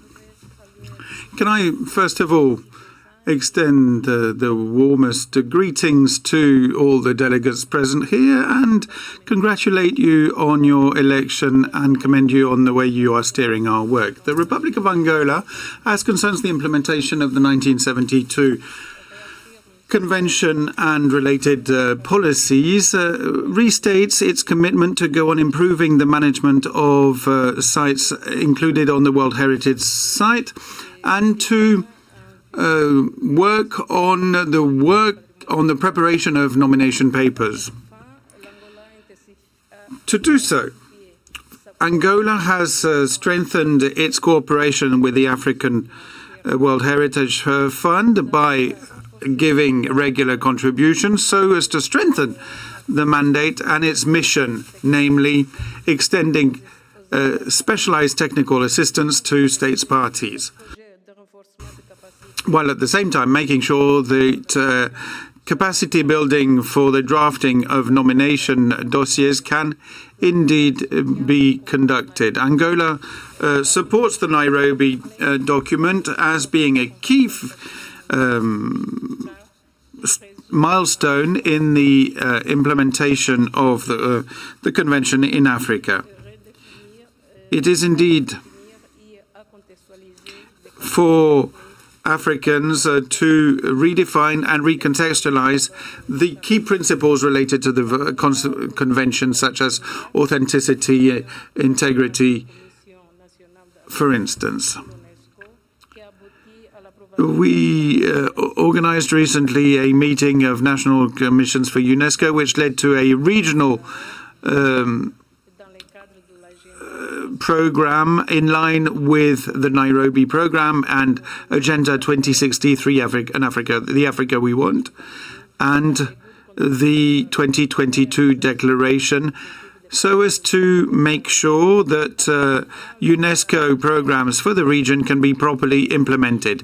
To this end, the Angolan government has supported all initiatives by UNESCO, by the World African Fund, IUCN, ICROM, ICOMOS, so as to develop a strategy for African heritage professionals with a view to improving the representation of the Africa on the list. Thank you. I'll give the floor to the esteemed delegate of Botswana.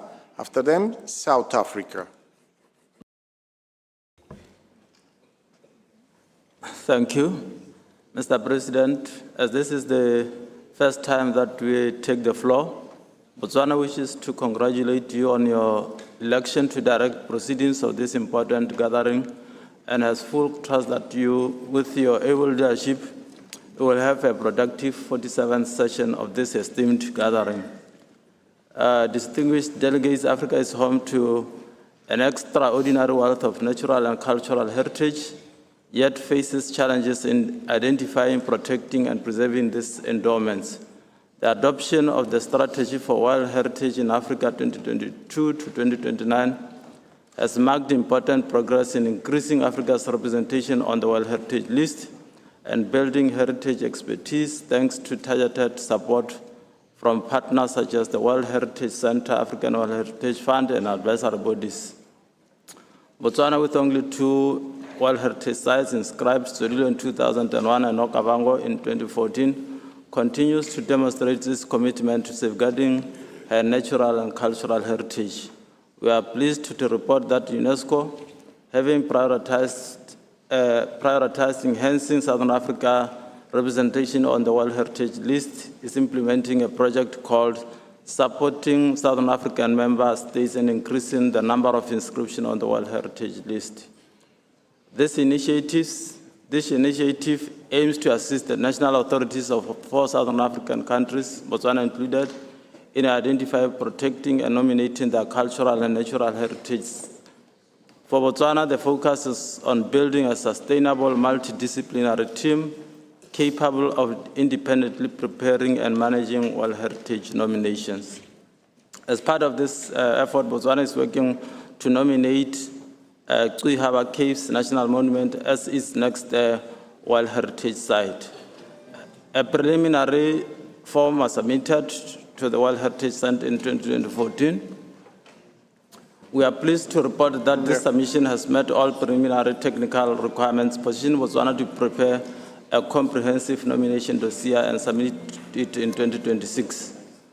The project will help Botswana establish the necessary technical foundation for future nomination beyond 2026. Thank you. Thank you very much. Mr. President. Yes. I give the floor to the esteemed delegate of South Africa. Next will be China. Thank you so much. Thank you, Mr. Chair, for affording South Africa the floor. As an observer state party, we have been carefully listening and following the discussions, and we wish to also contribute to this important item as an affected state party. Mr. Chair, as this strategy marks 4 years of implementation, it is critical to take stock of tangible progress made thus far, what has been achieved, and most importantly, its impact. While we note and welcome the progress reported to date, Chair, following the review of this report by my delegation, we wish to point out the following key issues. Firstly, the Priority Africa Strategy's main objective is to transit the continent from the Africa we have to the Africa we want. And therefore, we would like to indicate that the targets need to be specific, measurable, attainable, realistic, and time-bound. Secondly, the report can be better structured in terms of the reported progress against set targets, and this will enable tracking of what has been achieved and also what has not been achieved, identifying challenges and what interventions for recovery plans. There might be a need to undertake a strategic review for this strategy to assess if 2029 is indeed realistic. South Africa notes that the implementation of the strategy is a collaborative effort that involves many stakeholders, which is the World Heritage Center, UNESCO, advisory bodies, and also the state parties. And this must be done in a collaborative manner. Therefore, South Africa urges the center to involve the African World Heritage Fund in the implementation of this strategy and ensure implementation and optimal monitoring of the strategy by UNESCO and African state parties. Lastly, South Africa welcomes the draft decision proposed for regional meeting of the focal point to be organized in early January 2026. Thank you so much. Thank you, Madam. Really. I give the floor to the esteemed delegate of China. Next will be Colombia. Thank you. China commends the World Heritage Center for its continued efforts in implementing the strategy for World Heritage in Africa. To better preserve African world heritage for future generations, it is essential to empower local experts and site managers through targeted capacity building. China appreciates the discussion on authenticity held in Nairobi and welcomes the Nairobi outcome. We believe that taking the significance and possible influence of this important topic, future discussions should also involve more regions and stakeholders. China fully supports UNESCO's Global Priority Africa, particularly in the area of World Heritage. In March this year, China and UNESCO jointly launched the China Funds in Trust, for capacity building on World Heritage in Africa with a contribution of $1 million from China. Under this framework, China will soon co-organize in Quanzhou with the Center a UNESCO Africa-China Symposium on World Heritage capacity building and cooperation, as well as a training session focused on World Heritage nomination. We hope that the Center will take effective measures to ensure the timely and successful organization of these activities. We warmly invite representatives from UNESCO and African countries to attend, and we welcome the participation of African experts and site managers. Looking ahead, China will continue to work closely with UNESCO and African partners to advance capacity building, promote collaboration, and enhance international exchange in the field of World Heritage. I thank you. Thank you so much. I give the floor to the esteemed delegate of Colombia, and next will be France. Thank you. Thank you, Mr. Chair, and allow me to congratulate you on your election. Considering the synergies between nature and culture, tangible and intangible heritage, and the central role of communities in protecting and safeguarding heritage, we are pleased to announce the organization of the International Forum on Technical Recommendations for the Repatriation and Restitution of Properties of Cultural, Geological, and Paleontological Interest. This meeting, which will be held from September 1st to 5th, 2025 in Bogotá and San Agustin, aims to generate a space for reflection and collective construction based on shared experiences. Furthermore, this forum is part of the principles of South-South cooperation, bringing together partner countries such as Cameroon, Egypt, Ghana, Kenya, and South Africa, whose experiences in conservation, safeguarding, repatriation, and cultural restitution processes will be key to nurturing this collaborative effort. At the close of the event, we hope to have a document of technical recommendations that will serve as a reference for strengthening institutional and legal capacities in our regions, and as a guide to promote actions that recognize the interdependence between memory, territory, biodiversity, and environmental justice. For Colombia, the protection and restitution of heritage is an act of historical justice, an opportunity to restore the links between peoples, their natural environments, and their knowledge, and a recognition that cultural legacy belongs, above all, to the communities that created it and keep it alive. Thank you very much. Thank you so much. I give the floor to the esteemed delegate of France, and next will be Mali. Please. Merci, Monsieur le Président. Thank you, Mr. Chairman.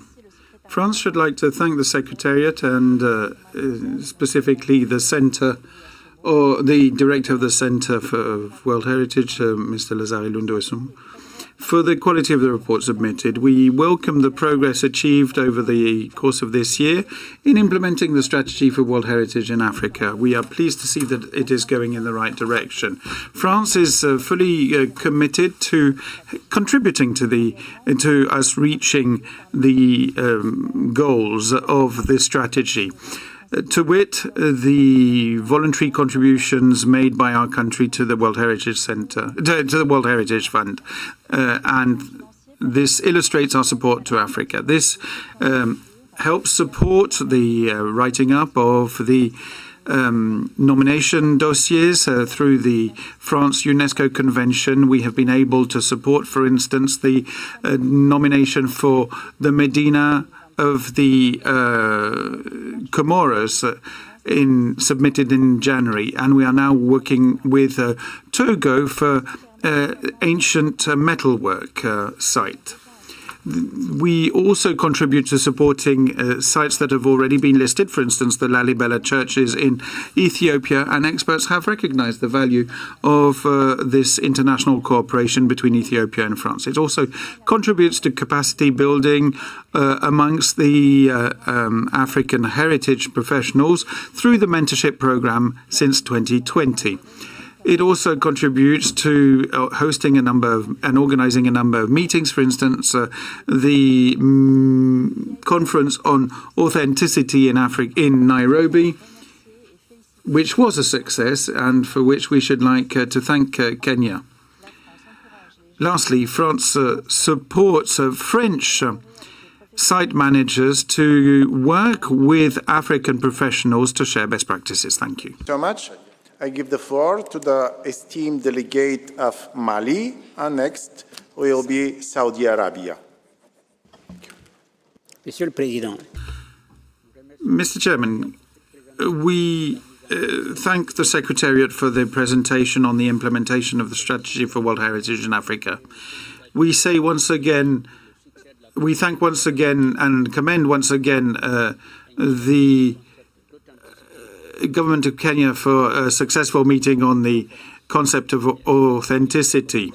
We hope that the recommendations from the conference will lead to substantial reforms and help better take into account the point of view of Africans as concerns the issue of authenticity across the continent. We also welcome the contributions under the project capacity building on tangible and intangible heritage in Africa. Such initiatives enable us to build and shore up the skills of African heritage professionals and paves the way to for cooperation.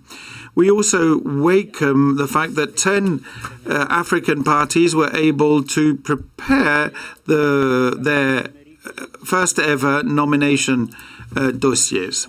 Digitalization will also help further and more extensively document the sites and undoubtedly substantiate nominations. We hope, therefore, that such tools can be shared and speed up our work and our joint endeavors. Sir, Mali is one of the 12 countries for which the preliminary assessment request was approved.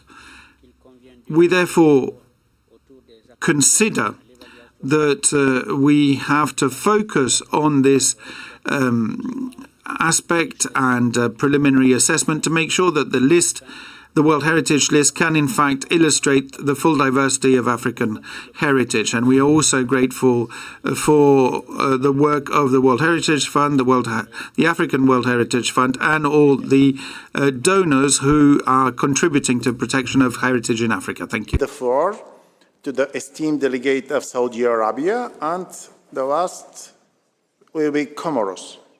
Thank you. Thank you very much, Mr. Chair, and allow me to congratulate you on your election as the chairperson of the committee, and we wish you all the best in conducting the work of the session. Excellencies, distinguished delegates, we would like to thank the Secretariat for their comprehensive report, and Saudi Arabia is steadfast in its commitment to supporting the World Heritage Center and the effective implementation of the 1972 World Heritage Convention. Practically, through the Saudi Fund and Trust for Culture and Heritage, we take great pride in funding various projects, one of which is the Framework Project, creating a sustainable heritage ecosystem for socio-economic development in Africa.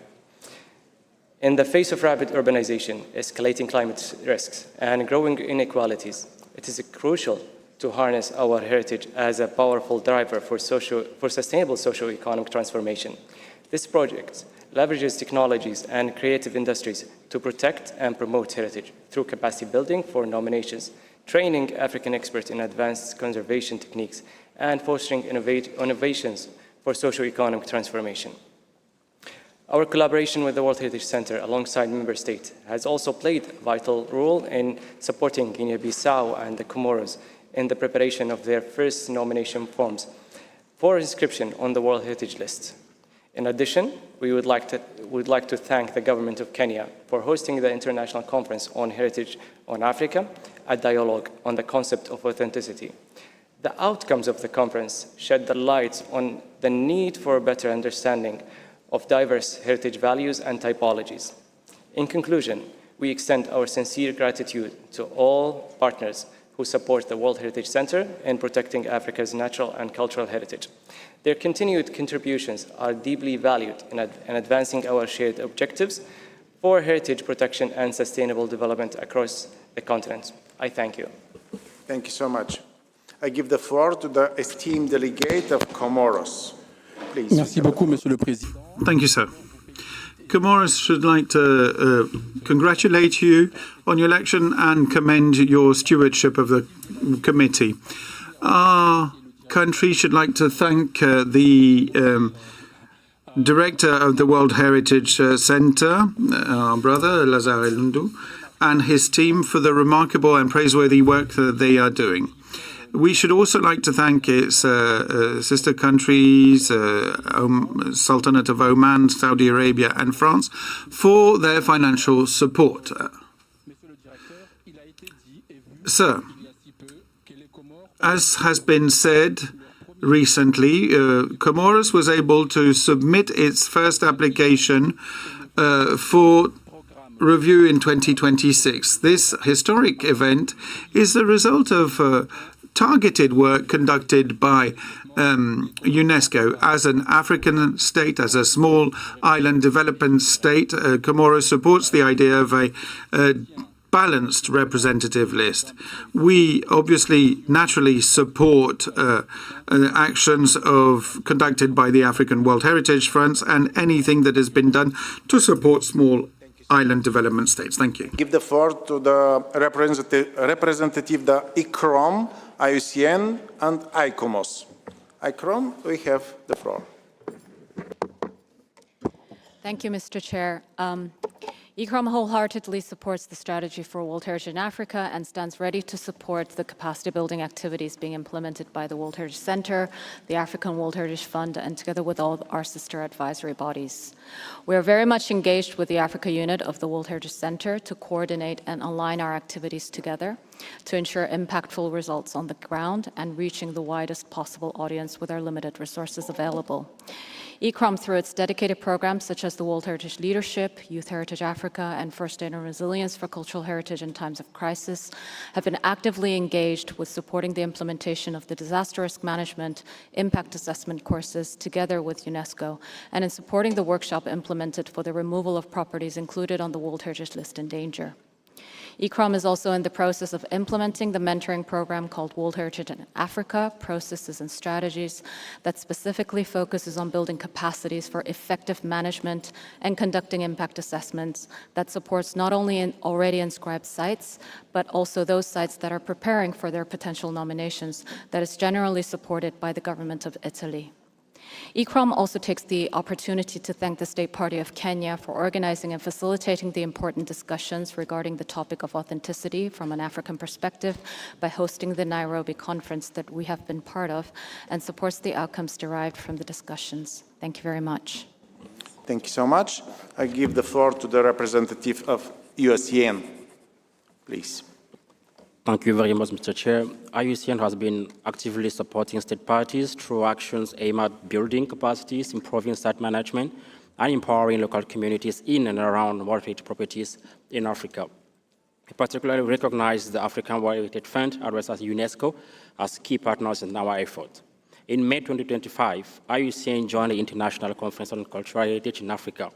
We welcome the adoption of the Nairobi Outcome on Heritage and Authenticity as an important contribution to the convention work. We are fully committed to acting on these recommendations. In addition to supporting the WAPS program led by ICROM, IUCN supported the third phase of the mentorship program for African professionals. We also co-organized a Heritage Impact Assessment workshop in Malawi, benefiting 32 participants from 5 key transboundary and iconic heritage properties in Southern Africa. IUCN contributed to the development and implementation of DSOCA for numerous properties. A DSOCA workshop in Morocco with UNESCO supported 9 African and Arab states in December 2024, and a transboundary workshop with Guinea and Cote d'Ivoire, co-organized with the World Heritage Center, led to the adoption of a costed action plan and establishment of a joint monitoring team for the Monimba Strict Nature Reserve. Finally, through our Bioperma and Save Our Species program, IUCN has provided funding and expertise directly to World Heritage properties in Africa, including the Virunga National Park in DRC, Lobeke National Park in Cameroon, Nyokolo-Koba National Park in Senegal, as well as project addressing trade to site in Madagascar. Thank you, Mr. Chair. Thank you so much. I give the floor to the representative of ICOMOS, You have the floor. Thank you, Mr. Chairperson. ICOMOS has been very active in the promotion of the conservation of cultural heritage in Africa. Capacity building, raising awareness, and building networks, and as well as assisting state parties directly lie at the core of our actions. We undertook with the DRC a multi-year project for the implementation of a national cultural heritage inventory. New capacity building activities will be carried by ICOMOS soon in Burkina Faso with a focus on disaster risk management plans and climate action. The African World Heritage Fund is an important partner for ICOMOS activities on the continent. It provides funding for African experts to attend the ICOMOS World Heritage Panel and to participate in ICOMOS technical evaluation missions of new nominations. We continue to partner on capacity building of African experts on world heritage. ICOMOS' first capacity building workshop on the preliminary assessment process presented to African and Arab experts last May 2024 was made possible throughout the collaboration with the African World Heritage Fund and the ARC World Heritage Center. With our partners, we organize also various online seminar series about heritage management in Africa and 3 online sessions on ICOMOS work and World Heritage procedures, and these were open to all our African experts. Climate change and resilience are important themes for us in Africa, and in this context, I highlight the Africa 24 conference. This conference will accelerate our activities with specific focus on managing climate change impacts, nurturing resilience of communities, specifically the youth, throughout culture. We will also further the identification of cultural heritage of Africa in support of a balanced representation on the World Heritage List. Thank you very much. So in any case, no. Thank you. Thank you so much.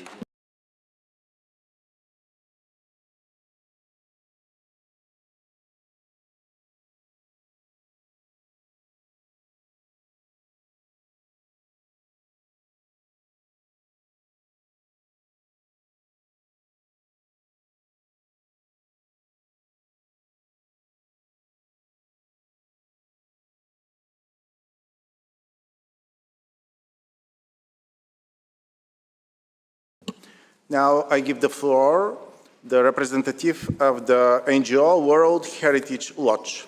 You have the floor, please. 2 minutes. 2 minutes, please. Thank you, Mr. Chair. My name is Amukodi Silas Kabale. I work with the communities across Uganda and Tanzania. First, I need to appreciate the efforts to implement and revisit the strategy for the World Heritage in Africa, including the capacity building project in risk management and protection system in African properties in Uganda and Tanzania. However, many of these properties across Africa face another strategic threat, especially from the large-scale oil and gas projects, creating local pollutions and worsening climate change in Africa. In Uganda and Tanzania, the East African Crude Oil Pipeline, also known as EACOP, which is going to be the longest and heated pipeline in the world. The EACOP is also rapidly in construction, yet its potential impacts on the world heritage are not yet explored. Already, the project has displaced at least 13,000 local people within Uganda and Tanzania, causing biodiversity loss, environmental destruction within the communities. The oil projects will affect the Ngorongoro conservation area in Tanzania, which is on the list for this week, where the eco project are not directly crossing the World Heritage Properties boundary. Both the pipeline routes and the Ngorongoro lies within the Tanzania's internal drainage basin. Just this one drainage basin will be crossed by 235 kilometers of the pipeline, passing as close as 100 kilometers to the Lake Esi within Tanzania. In case of an accident or an oil spill along the pipeline, to result into a leakage into flowing into the lake and reaching into the Ngorongoro conservation area. The strategy to safeguard African World Heritage must ensure impacts assessment of the large-scale oil and gas projects near the World Heritage properties like Ngorongoro. Thank you. Thank you so much. Dear colleagues, I must observe that most of you are not respecting the time despite my appeal. As a result, we are very late in our work. Tomorrow morning, I will make a proposal to the Bureau as to how to reorganize our work. Dear colleagues, considering the time, I would like to adjourn this meeting until 10 a.m. tomorrow, when we will resume with the item 5C. But before we break, I want to give to the floor the Secretariat to make some announcement. Mr. Alundo Somo, you have the floor, please. Thank you, Chairperson. I just want to inform everyone that we have the 3 side events taking place after the session.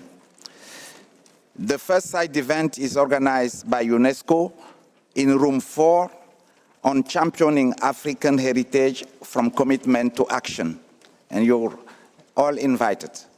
The next side event is organized by Bulgaria. It is the cocktail reception at the cafeteria on the 7th floor, followed by the screening of Treasures with Bethany Hughes in room 11. And the last side event is organized by Switzerland, and I think they are all, and you have the time on the screen. It's a reception in the restaurant of the 7th floor on World Heritage. Thank you, Mr. Chairperson. Thank you so much. Have a very nice evening and see you tomorrow. Thank you.